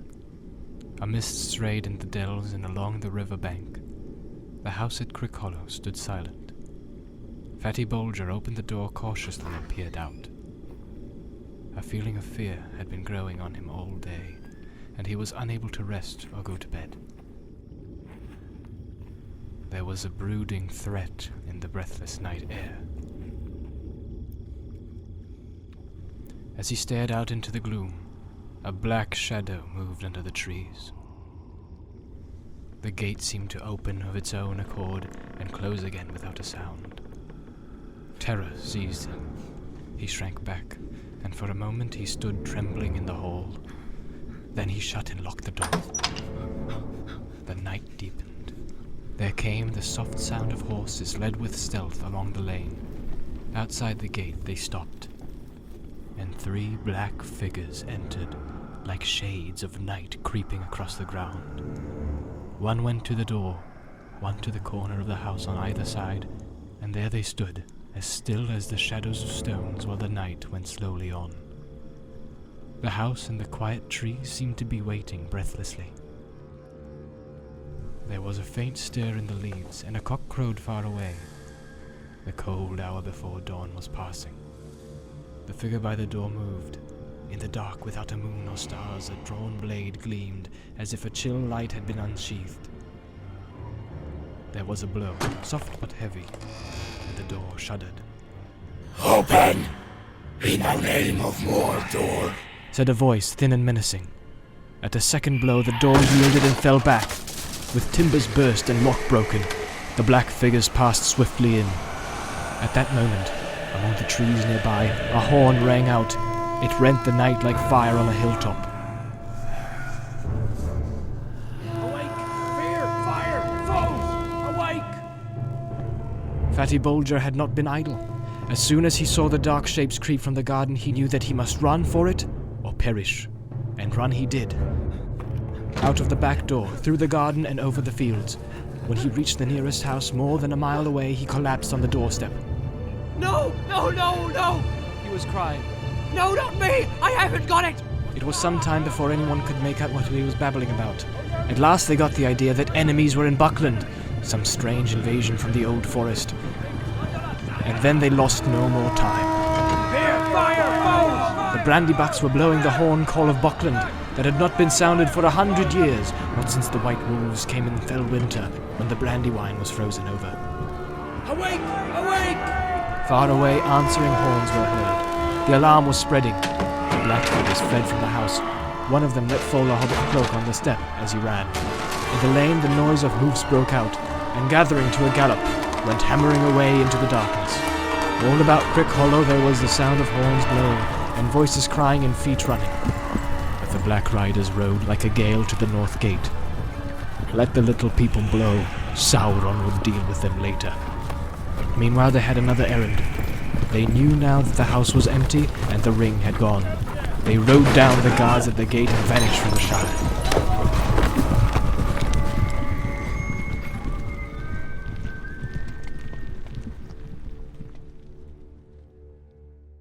In the early night, Frodo woke from deep sleep. Suddenly, as if some sound or presence had disturbed him, he saw that Strider was sitting alert in his chair. His eyes gleamed in the light of the fire, which had been tended and was burning brightly, but he made no sign of movement. Frodo soon went to sleep again, but his dreams were again troubled with the noise of wind and of galloping hooves. The wind seemed to be curling round the house and shaking it, and far off he heard a horn blowing wildly. He opened his eyes and heard a cock crowing lustily in the inn yard. Strider had drawn the curtains and pushed back the shutters with a clang. The first grey light of day was in the room, and a cold air was coming through the open window. As soon as Strider had roused them all, he led the way to their bedrooms. When they saw them, they were glad that they had taken his advice. The windows had been forced open and were swinging, and the curtains were flapping. The beds were tossed about, and the bolsters slashed and flung upon the floor. The brown mat was torn to pieces. Strider immediately went to fetch the landlord. Poor Mr. Butterbur looked sleepy and frightened. He had hardly closed his eyes all night. So he said, but he had never heard a sound. "Oh, never has such a thing happened in my time," he cried, raising his hands in horror. "Guests unable to sleep in their beds, and good boasters ruined and all. What are we coming to?" "Dark times," said Strider. "But for the present you may be left in peace when you have got rid of us. We will leave at once. Never mind about breakfast. A drink and a bite standing will have to do. We shall be packed in a few minutes." Mr. Butterbur hurried off to see that their ponies were got ready, and to fetch them a bite. But very soon he came back in dismay. The ponies had vanished. The stable doors had all been opened in the night, and they were gone. Not only Merry's ponies, but every other horse and beast in the place. Frodo was crushed by the news. How could they hope to reach Rivendell on foot, pursued by mounted enemies? They might as well set out for the moon. Strider sat silent for a while, looking at the hobbits, as if he was weighing up their strength and courage. "Ponies should not help us to escape horsemen," he said at last, thoughtfully, as if he guessed what Frodo had in mind. "We should not go much slower on foot, not on the roads that I mean to take. I was going to walk in any case. It is the food and stores that trouble me. We cannot count on getting anything to eat between here and Rivendell, except what we take with us, We ought to take plenty to spare, for we may be delayed, or forced to go round about, far out of the direct way. How much are you prepared to carry on your backs?" As much as we must, said Pippin with a sinking heart, but trying to show that he was tougher than he looked. I can carry enough for 2, said Sam defiantly. "Can't anything be done, Mr. Butterbur?" asked Frodo. Can't we get a couple of ponies in the village, or even one just for the baggage? I don't suppose we could hire them, but we might be able to buy them," he added doubtfully, wondering if he could afford it. "Oh, I doubt it," said the landlord unhappily. "The 2 or 3 riding ponies that there were in Bree were stabled in my yard. They're gone. As for other animals, horses, ponies, for trot or what not, there are very few of them in Bree, and they won't be for sale. But I'll do what I can. I'll rout out Bob and send him round as soon as may be." "Yes," said Strider reluctantly.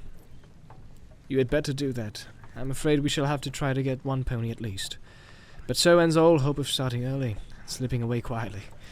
We might as well have blown a horn to announce our departure. That was part of their plan, no doubt." There is one crumb of comfort, said Mary. and more than a crumb, I hope. We can have breakfast while we wait and sit down to it. Let's get hold of Nob. In the end, there was more than 3 hours' delay. Bob came back with the report that no horse or pony was to be got for love or money in the neighborhood, except one. Bill Fernie had one that he might possibly sell. "A poor old half-starved creature he is," said Bob, "but he won't part with it for less than thrice its worth, seeing how you're placed not if I knows Bill Fernie." "Bill Fernie," said Frodo. "Isn't there some trick? Wouldn't the beast bolt back to him with all our stuff, or help in tracking us or something?" "I wonder," said Strider, "but I cannot imagine any animal running home to him once it got away. I fancy this is only an afterthought of kind Master Fernie's, just a way of increasing his profits from the affair. The chief danger is that the poor beast is probably at death's door. But there does not seem to be any choice. What does he want for it?"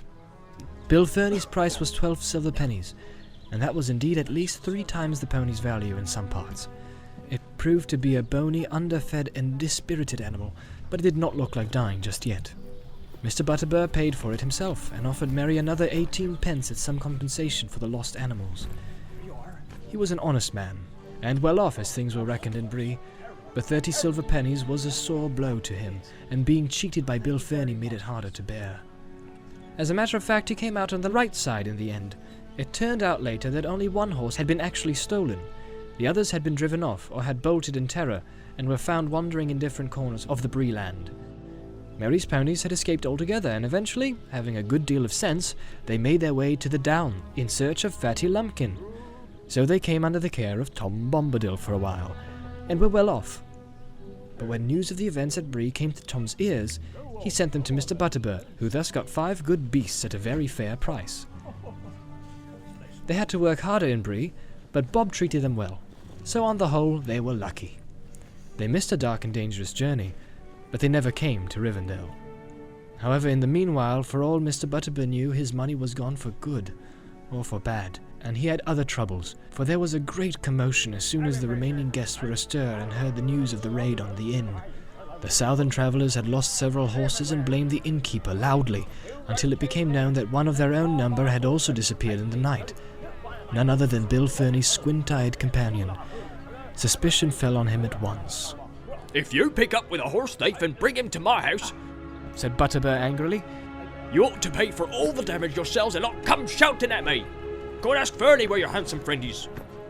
But it appeared that he was nobody's friend, and nobody could recollect when he had joined their party. After their breakfast, the hobbits had to repack and get together further supplies for the longer journey they were now expecting. It was close on 10 o'clock before they at last got off. By that time the whole of Bree was buzzing with excitement.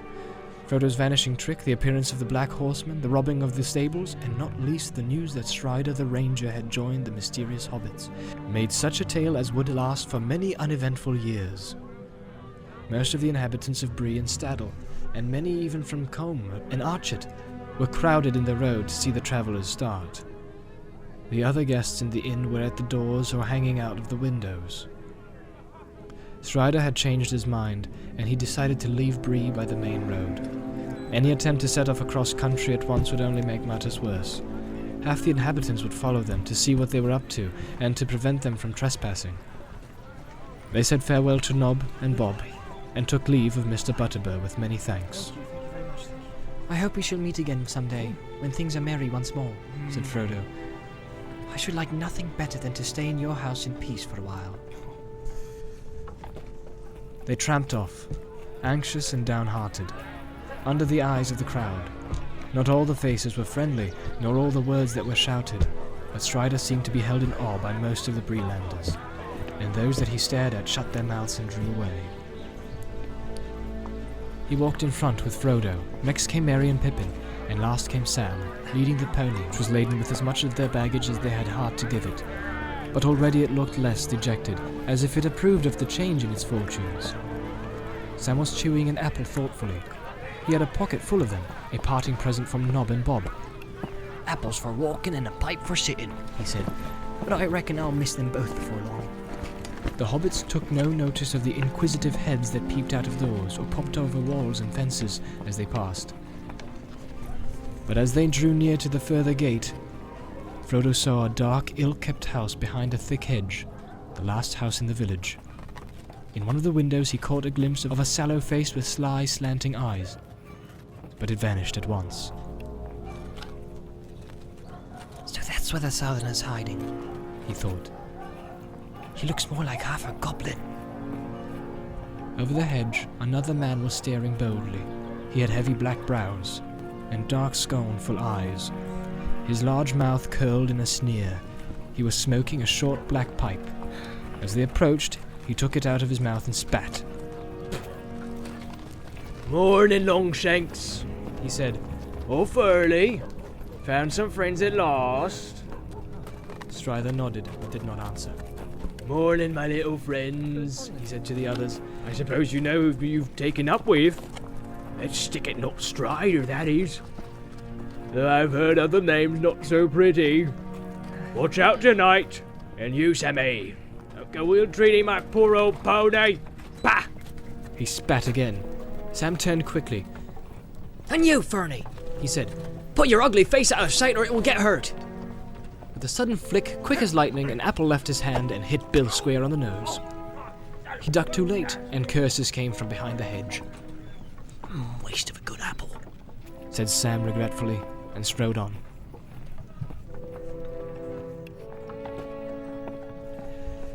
At last they left the village behind.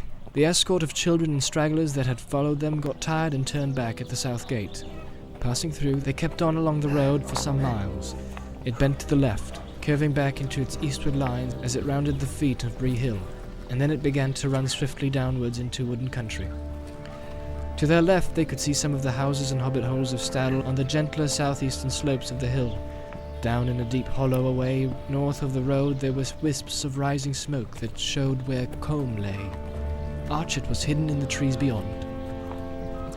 After the road had run down some way and had left Bree Hill standing tall and brown behind, they came to a narrow track that led off towards the north. "This is where we leave the open and take to cover," said Strider. Not a shortcut, I hope, said Pippin. Our last shortcut through woods nearly ended in disaster. "Ah, but you've not got me with you then," laughed Strider. "My cut's short or long. Don't go wrong." He took a look up and down the road. No one was in sight, and he led the way quickly down towards the wooded valley.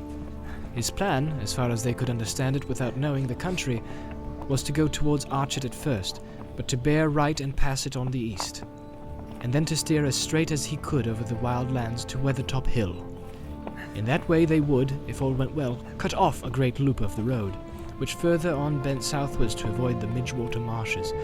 But of course, they would have to pass through the marshes themselves, and Strider's description of them was not encouraging. However, in the meanwhile, walking was not unpleasant. Indeed, if it had not been for the disturbing events of the night before, they would have enjoyed this part of the journey better than any up to that time. The sun was shining clear but not too hot. The woods in the valley were still leafy and full of colour, and seemed peaceful and wholesome.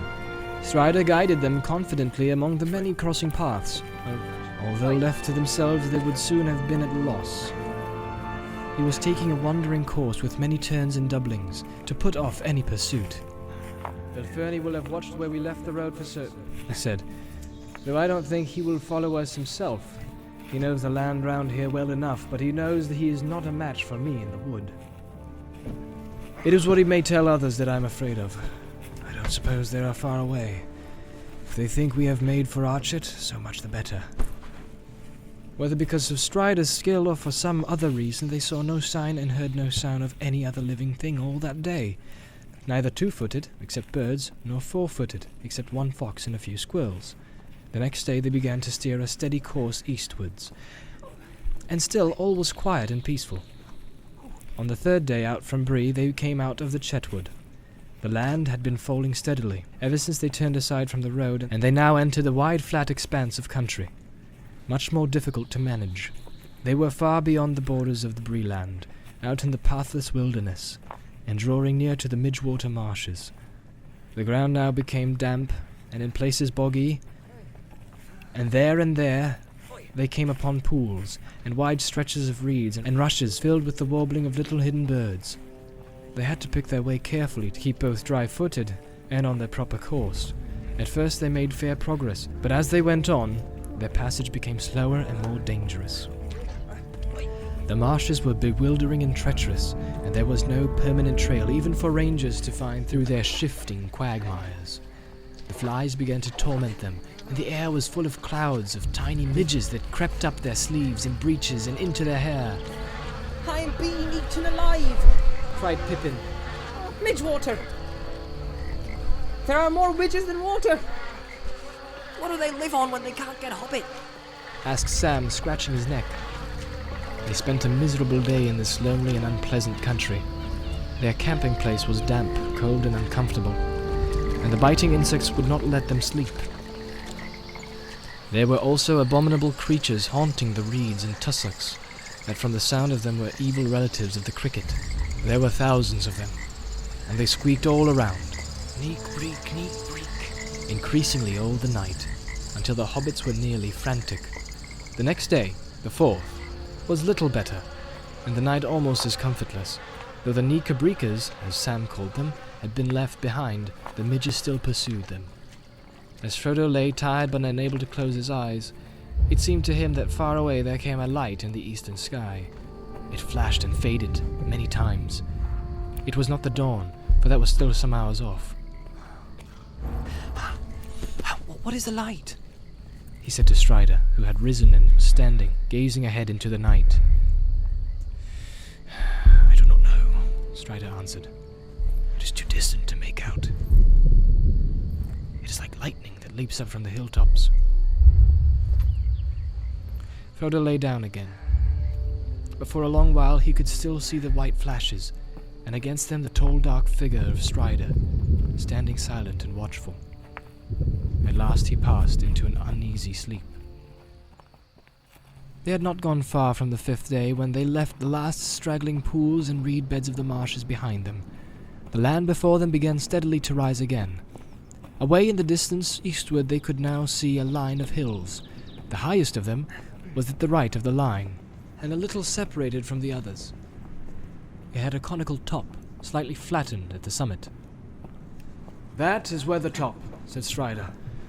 The old road, which we have left far away to our right, runs to the south of it, and passes not far from its foot. We might reach it by noon tomorrow if we go straight towards it. I suppose we had better do so. What do you mean? Asked Frodo. I mean, when we do get there, it is not certain what we shall find. It is close to the road. But surely we were hoping to find Gandalf there. Yes, but hope is faint. If he comes this way at all, he may not pass through Bree, and so he may not know what we are doing. And anyway, unless by luck we arrive almost together, we shall miss one another. It will not be safe for him or for us to wait there long. If the riders fail to find us in the wilderness, they are likely to make for Weathertop themselves. It commands a wide view all around. Indeed, there are many birds and beasts in this country that could see us as we stand there from that hilltop. Not all the birds are to be trusted, and there are other spies more evil than they are. The hobbits looked anxiously at the distant hills. Sam looked up into the pale sky, fearing to see hawks or eagles hovering over them with bright, unfriendly eyes. Oh, you do make me feel uncomfortable and lonesome, Strider, he said. What do you advise us to do? Asked Frodo. I think, answered Strider slowly, as if he was not quite sure. I think the best thing is to go as straight eastward from here as we can, to make for the line of hills, not for Weathertop. There we can strike a path, I know, that runs at their feet. It will bring us to Weathertop from the north, and less openly. Then we shall see what we shall see. All that day they plodded along until the cold and early evening came down. The land became drier and more barren, but mists and vapours lay behind them on the marshes. A few melancholy birds were piping and wailing until the round red sun sank slowly into the western shadows. Then an empty silence fell. The hobbits thought of the soft light of a sunset glancing through the cheerful windows of Bag End far away. At the day's end they came to a stream that wandered down from the hills to lose itself in the stagnant marshland, and they went up along its banks while the night lasted. It was already night when at last they halted and made their camp under some stunted alder trees by the shores of the stream. Ahead there loomed now against the dusky sky the bleak and treeless backs of the hills. That night they set a watch, and Strider, it seemed, did not sleep at all. The moon was waxing, and in the early night hours a cold grey light lay on the land. Next morning they set out again soon after sunrise. There was a frost in the air, and the sky was a pale, clear blue. The hobbits felt refreshed, as if they had a night of unbroken sleep. Already they were getting used to much walking on the short commons. Shorter at any rate than what in the Shire they could have thought barely enough to keep them on their legs. Pippin declared that Frodo was looking twice the hobbit than he had been. Very odd, said Frodo, tightening his belt, considering there is actually a good deal less of me. I hope the thinning process will not go on indefinitely, or I shall become a wraith. Do not speak of such things, said Strider quickly, and with surprising earnestness. The hills drew nearer. They made an undulating ridge, often rising almost to 1,000 feet, and here and there falling again to low clefts or passes leading into the eastern land beyond. Along the crest of the ridge the hobbits could see what looked to be the remnants of green-brown walls and dikes, and in the clefts there still stood the ruins of old works of stone. By night they had reached the feet of the westward slopes, and there they camped. It was the night of the 5th of October, and they were 6 days out from Bree. In the morning they found, for the first time since they had left the Chetwood, a track plain to see. They turned right and followed it southwards. It ran cunningly, taking a line that seemed chosen so as to keep as much hidden as possible from view, both of the hilltops above and of the flats to the west. It dived into dells and hugged steep banks, and where it passed over flatter and more open ground on either side of it, there were lines of large boulders and hewn stones that screened the travellers almost like a hedge. I wonder who made this path and what for, said Merry, as they walked along one of these avenues where the stones were unusually large and closely set. I'm not sure that I like it. It has a rather barrow whitish look. Is there any barrow on Weathertop? No, there is no barrow on Weathertop, nor on any of these hills, answered Strider. The men of the west did not live here, though in their latter days they defended the hills for a while against the evil that came out of Angmar. This path was made to serve the forts along the walls, but long before, in the first day of the Northern Kingdom, they built a great watchtower on Weathertop. Amonsul, they called it. It was buried and broken, and nothing remains of it now but a tumbled ring, like a rough crown on the old hill's head. Yet once it was tall and fair. It is told that Elendil stood there, watching for the coming of Gil-galad out of the west, in the days of the last alliance. The hobbits gazed at Strider. It seemed that he was learned in old lore, as well as in the ways of the wild. Who was Gil-galad? Asked Merry, but Strider did not answer, and seemed to be lost in thought.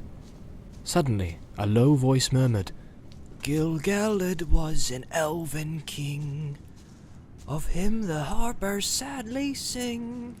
The last whose realm was fair and free, between the mountains and the sea. His sword was long, his lance was keen, his shining helm afar was seen. The countless stars of heaven's field were mirrored in his silver shield. But long ago he rode away, and where he dwelleth none can say. For into darkness fell his star, in Mordor where the shadows are. The others turned in amazement, for the voice was Sam's. Don't stop, Said Mary. that's all I know. Stammered Sam, blushing. I learned it from Mr. Bilbo when I was a lad. He used to tell me tales like that. Knowing how I was always one for hearing about elves, it was Mr. Bilbo as taught me my letters. He was mighty book learned, was dear old Mr. Bilbo, and he wrote poetry. He wrote what I've just said. He did not make it up, said Strider. It is part of the lay that is called The Fall of Gil-galad, which is an ancient tongue. Bilbo must have translated it. I never knew that. There was a lot more, said Sam. It's all about Mordor. I didn't learn that part. It gave me shivers. I never thought I should be going that way myself. Going to Mordor? Cried Pippin. I hope he won't come to that. Do not speak that name so loudly, said Strider. It was already midday when they drew nearer the southern end of the path, and saw before them in the pale clear light of the October sun a grey-green bank, leading up like a bridge on the northward slope of the hill. They decided to make for the top at once, while the daylight was broad. Concealment was no longer possible, and they could only hope that no enemy or spy was observing them. Nothing was to be seen moving on the hill. If Gandalf was anywhere about, there was no sign of him. On the western flank of Weathertop they found a sheltered hollow, at the bottom of which there was a bowl-shaped dell with grassy sides. There they left Sam and Pippin with the pony and their packs and luggage. The other three went on. After half an hour's plodding climb, Strider reached the crown of the hill. Frodo and Merry followed, tired and breathless. The last slope had been steep and rocky. On the top they found, as Strider had said, a wide ring of ancient stonework, now crumbling or covered with age-long grass. But in the center, a cairn of broken stones had been piled. They were blackened as if with fire. About them the turf was burned into the roots, and all within the ring the grass was scorched and shriveled, as if flames had swept the hilltop. But there was no sign of any living thing. Standing upon the rim of the ruined circle, they saw all around below them a wide prospect, for the most part of lands empty and featureless, except for patches of woodland away to the south, beyond which they caught here and there the glint of distant water. There ran like a ribbon the old road, coming out of the west and winding up and down until it faded behind a ridge of dark land to the east. Nothing was moving on it. Following its line eastward with their eyes, they saw the mountains. The nearer foothills were brown and somber. Behind them stood taller shapes of grey, and behind those again were high white peaks glimmering among the clouds. Well, here we are, Said Merry. and very cheerless and uninviting it looks. There's no water and no shelter, and no sign of Gandalf. But I don't blame him for not waiting if he ever came here. I wonder, said Strider, looking around thoughtfully. Even if he was a day or two behind us at Bree, he could have arrived here first. He can ride very swiftly when need presses. Suddenly he stooped and looked at the stone on the top of the cairn. It was flatter than the others and whiter, as if it had escaped the fire. He picked it up and examined it, turning it with his fingers. This has been handled recently, he said. What do you think of these marks? On the flat underside, Frodo saw some scratches. There seems to be a stroke, a dot, and 3 more strokes, he said. The stroke on the left might be a G rune, with thin branches, said Strider. It might be a sign left by Gandalf, though one cannot be sure. The scratches are fine, and they certainly look fresh, but the marks might mean something quite different, and have nothing to do with us. Rangers use runes, and they come here sometimes. What could they mean, even if Gandalf made them? Asked Merry. I should say, answered Strider, that they stood for G3, and were a sign that Gandalf was here on October the 3rd. That is 3 days ago now. It will also show that he was in a hurry and danger was at hand, so that he had no time or did not dare to write anything longer or plainer. If that is so, we must be wary. I wish we could feel sure that he made these marks, whatever they may mean, said Frodo. It would be a great comfort to know that he was on the way, in front of us or behind us. Perhaps, said Strider. For myself, I believe that he was here, and he was in danger. There have been scorching flames here, and now the light that we saw 3 nights ago in the eastern sky comes back to my mind. I guess that he was attacked on this hilltop, but with what result I cannot tell. He is here no longer, and we must now look after ourselves and make our own way to Rivendell, as best we can. How far is Rivendell? Asked Mary, gazing around wearily. The world looked wild and wide from Withertop. I do not know if the road has ever been measured in miles beyond the Forsaken Inn, a day's journey east of Bree, answered Strider. Some say it is so far, and some say otherwise. It is a strange road, and folk are glad to reach their journey's end, whether the time is long or short. But I know how long it would take me on my own feet. With fair weather and no ill fortune, 12 days from here to the ford of Bruinen, where the road crosses the Loudwater that runs out of Rivendell. We have at least a fortnight's journey before us, for I do not think that we shall be able to use the road. A fortnight, said Frodo. A lot may happen in that time. It may, said Strider. They stood for a while silent on the hilltop, near its southward edge. In that lonely place, Frodo for the first time fully realized his homelessness and danger. He wished bitterly that his fortune had left him in the quiet and beloved Shire. He stared down at the hateful road leading back westward to his home. Suddenly he was aware that 2 black specks were moving slowly along it, going westward, and looking again, he saw the 3 others were creeping eastward to meet them. He gave a cry and clutched Strider's arm. Look, he said, pointing downwards. At once Strider flung himself on the ground behind the ruined circle, pulling Frodo down beside him. Merry threw himself alongside. what is it? He whispered. I do not know, but I fear the worst, answered Strider. Slowly they crawled up to the edge of the ring again, and peered through a cleft between 2 jagged stones. The light was no longer bright, for the clear morning had faded, and clouds creeping out from the east had now overtaken the sun as it began to go down. They could all see the black specks, but neither Frodo nor Merry could make out their shapes for certain. Yet something told them that there, far below, were black riders assembling on the road beyond the foot of the hill. Yes, said Strider, whose keener sight left him in no doubt. The enemy is here. Hastily they crept away and slipped down the north side of the hill to find their companions. Sam and Peregrine had not been idle. They had explored the small dell and surrounding slopes. Not far away they found a spring of clear water in the hillside, and near it footprints not more than a day or 2 old.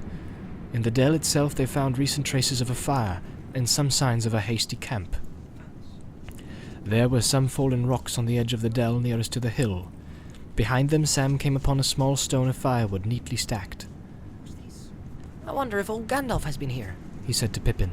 Whoever it was put this stuff here meant to come back, it seems. Strider was greatly interested in these discoveries.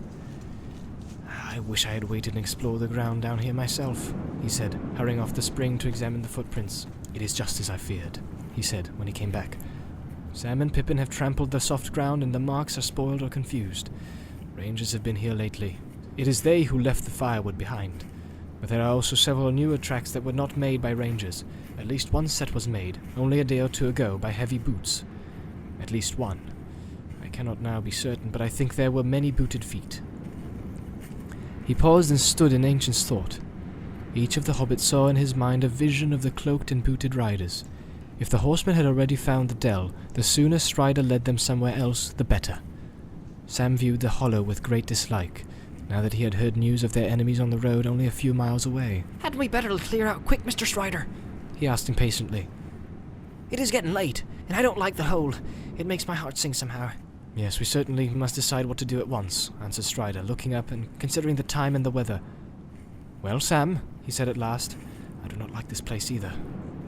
But I cannot think of anywhere better than we could reach before nightfall. At least we are out of sight for the moment, and if we moved we should be much more likely to be seen by spies. All we could do would be to go right out of our way, back north on this side of the line of hills, where the land is all much the same as it is here. The road is watched, but we should have to cross it if we tried to take cover in the thickness away to the south. On the north side of the road beyond the hills the country is bare and flat for miles. Can riders see? Asked Merry. I mean, they seem usually to have used their noses rather than their eyes, smelling for us, if smelling is the right word. At least in the daylight. But you made us lie down flat when you saw them down below, and now you talk of being seen if we move. I was too careless on the hilltop, answered Strider. I was very anxious to find some sign of Gandalf, but it was a mistake for 3 of us to go up and stand there for so long. For the black horses can see, and the riders can use men and other creatures as spies, as we found at Bree.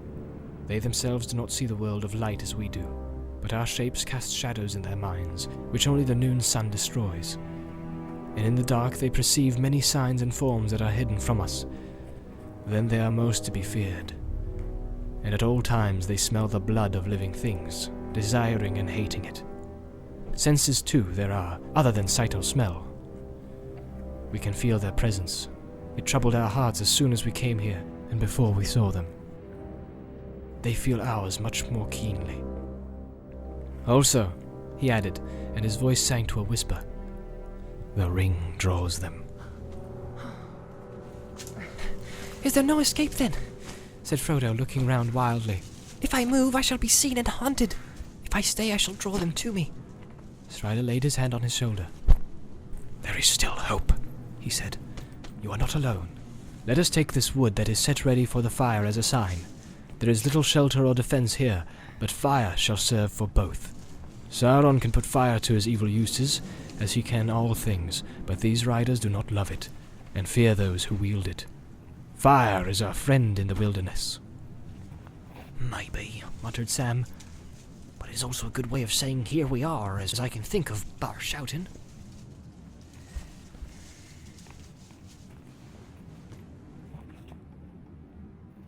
Down in the lower and most sheltered corner of the dell they lit a fire, and prepared a meal. The shades of evening began to fall, and it grew cold. They were suddenly aware of great hunger, for they had not eaten anything since breakfast, but they dared not make more than a frugal supper.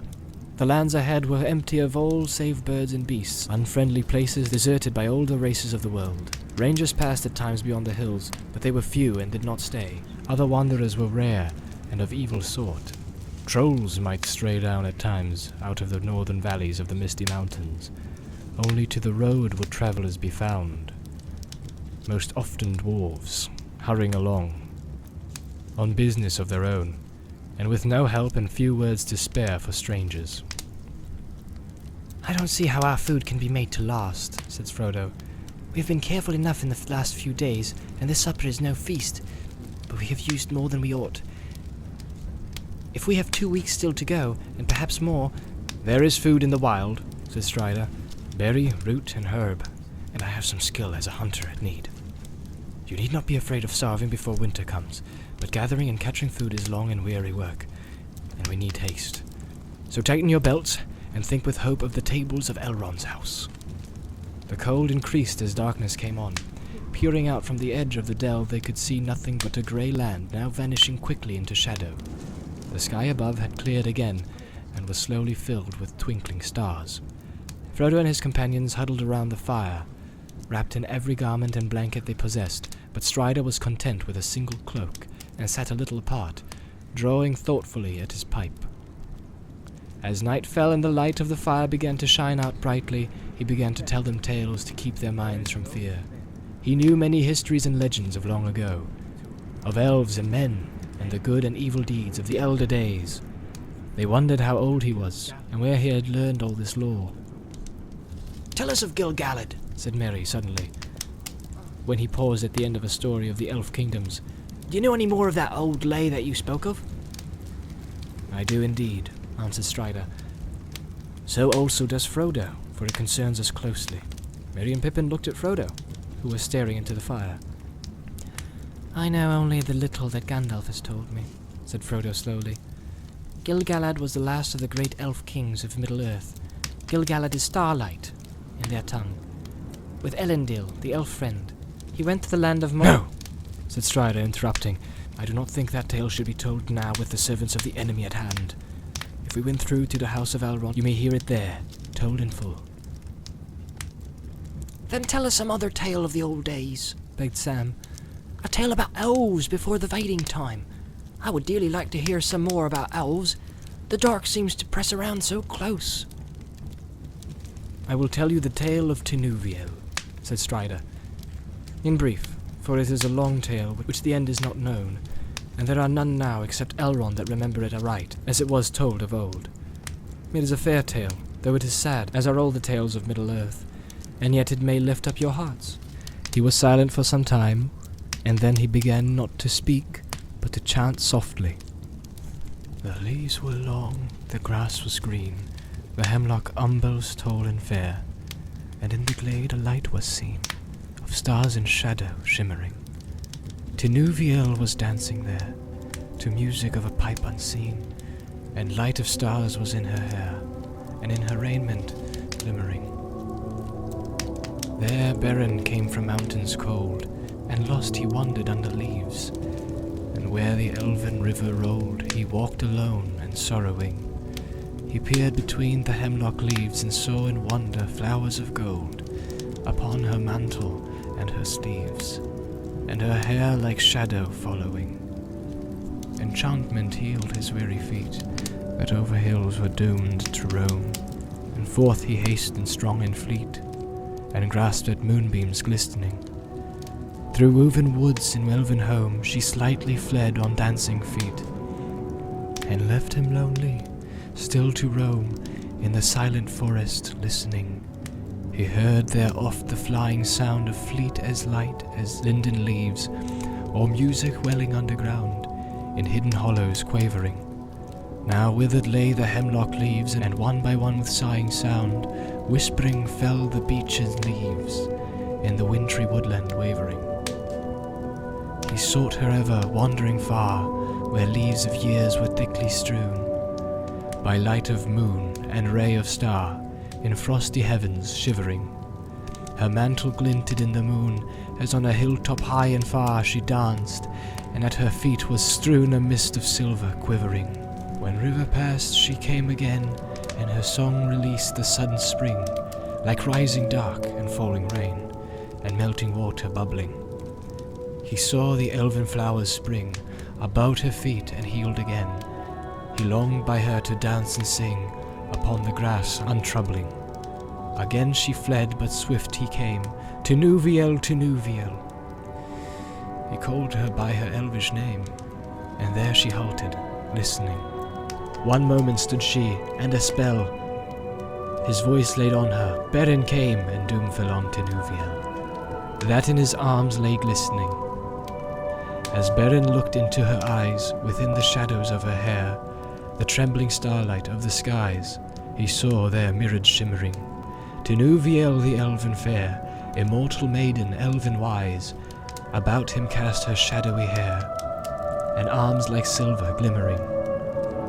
Long was the way that fate them bore, ere stony mountains cold and grey, through folds of iron and darkling door, and woods of nightshade morrowless, the sundering seas between them lay, and yet at last they met once more, and long ago they passed away, in the forest singing sorrowless. Strider sighed and paused before he spoke again. That is called Anthenoth among the elves, but is hard to remember in our common speech. But this is but a rough echo of it. It tells of the meeting of Beren, son of Barahir, and Luthien Tinuviel. Beren was a mortal man, but Luthien was the daughter of Thingol, a king of elves upon Middle-earth, when the world was young, and she was the fairest maiden that has ever been among all the children of this world. As the stars above the mists of the northern lands was her loveliness, and in her face was a shining light. In those days the great enemy, of whom Sauron of Mordor was but a servant, dwelt in Angband in the north, and the elves of the west, coming back to Middle-earth, made war upon him to regain the Silmarils which he had stolen. And the fathers of men aided the elves. But the enemy was victorious, and Barahir was slain, and Beren, escaping through great peril, came over the mountains of terror into the kingdom of Thingol in the forest of Neldoreth. There he beheld Luthien, singing and dancing in a glade beside the enchanted river Esgalduin, and he named her Tinuviel, that is the nightingale in the language of the old. Many sorrows befell them afterwards, and they were parted long. Tinuviel rescued Beren from the dungeons of Sauron, and together they passed through the great dangers, and cast down even the great enemy from his throne, and took from his iron crown one of the 3 Silmarils, brightest of all jewels, to be the bride price of Luthien to Thingol her father. Yet at last Beren was slain by the wolf that came from the gates of Angband, and he died in the arms of Tinuviel. But she chose mortality, and to die from the world so that she might follow him, and it is sung that they met again beyond the sundering seas, and after a brief time walking alive once more in the green woods, together they passed, long ago, beyond the confines of this world. So it is that Luthien Tinuviel alone of the elf kindred has died indeed, and left the world, and they have lost her whom they most loved. But from her lineage of the elf lords of old, descended upon men, there live still those of whom Luthien was the foremother, and it is said that her line shall never fail. Elrond of Rivendell is of that kin. For of Beren and Luthien was born Dior Thingol's heir, and of him Elwing the White, whom Eärendil wedded, he that sailed his ship out of the mists of the world into the seas of heaven with the Silmaril upon his brow. And of Eärendil came the kings of Númenor, that is Westerness. As Strider was speaking, they watched his strange, eager face, dimly lit with the red glow of the wood fire. His eyes shone, and his voice was rich and deep. Above him was a black, starry sky. Suddenly a pale light appeared over the crown at Weathertop behind him. The waxing moon was climbing slowly above the hill that foreshadowed them, and the stars above the hilltop faded. The story ended. The hobbits moved and stretched. Look, said Merry. The moon is rising. It must be getting late. The others looked up. Even as they did so, they saw on the top of the hill something small and dark against the glimmer of the moonrise. It was perhaps only a strange stone or jutting rock shown up by the pale light. Sam and Merry got up and walked away from the fire. Frodo and Pippin remained seated in silence. Strider was watching the moonlight on the hill intently. All seemed quiet and still, but Frodo felt a cold dread creeping over his heart, now that Strider was no longer speaking. He huddled closer to the fire. At that moment, Sam came running back from the edge of the dell. I don't know what it is, he said, but I suddenly felt afraid. I daren't go outside this dell for any money. I felt that something was creeping up the slope. Did you see anything? Asked Frodo, springing to his feet. No, sir, I saw nothing, but I did not stop to look. I saw something, said Merry, or I thought I did, away westwards where the moonlight was falling on the flats beyond the shadow of the hilltops. I thought there were 2 or 3 black shapes. They seemed to be moving this way. Keep close to the fire, with your faces outward, cried Strider. Get some of the longer sticks ready in your hands. For a breathless time they sat there, silent and alert, with their backs turned to the wood fire, each gazing into the shadows that encircled them. There was no sound of movement in the night. Frodo stirred, feeling that he must break the silence. He longed to shout aloud. "Hush!" whispered Strider. What's that? Gasped Pippin at the same moment. Over the lip of the little dell, on the side away from the hill, they felt, rather than saw, a shadow rise. One shadow or more than one. They strained their eyes, and the shadows seemed to grow.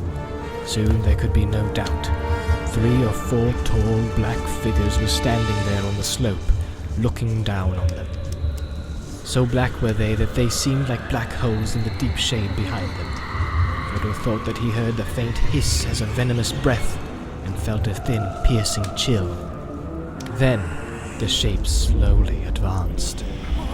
Terror overcame Pippin and Merry, and they threw themselves flat on the ground. Sam shrank to Frodo's side. Frodo was hardly less terrified than his companions. He was quaking as if he was bitter cold, but his terror was swallowed up in a sudden temptation to put on the ring. The desire to do this laid hold of him, and he could think of nothing else. He did not forget the barrow, nor the message of Gandalf, but something seemed to be compelling him to disregard all warnings, and he longed to yield. Not with the hope of escape or of doing anything, either good or bad. He simply felt that he must take the ring and put it on his finger. He could not speak. He felt Sam looking at him, as if he knew that his master was in some great trouble, but he could not turn towards him. He shut his eyes and struggled for a while, but the resistance became unbearable. And at last he slowly drew out the chain and slipped the ring on the forefinger of his left hand. Immediately, though everything else remained as before, dim and dark, the shapes became terribly clear. He was able to see beneath their black wrappings.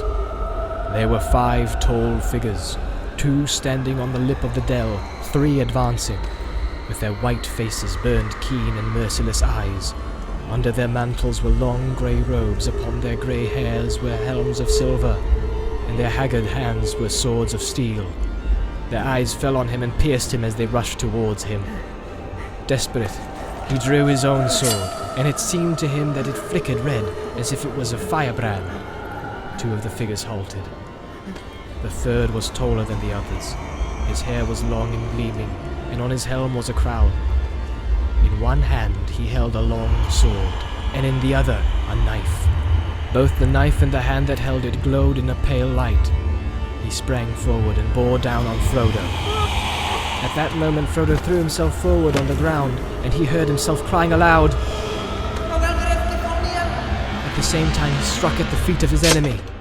A shrill cry rang out in the night, and he felt a pain like a dart of poisoned ice pierce his left shoulder. Even as he swooned, he caught, as through a swirling mist, a glimpse of Strider leaping out of the darkness, with a flaming brand of wood in either hand. With a last effort, Frodo, dropping his sword, slipped the ring from his finger and closed his right hand tight upon it.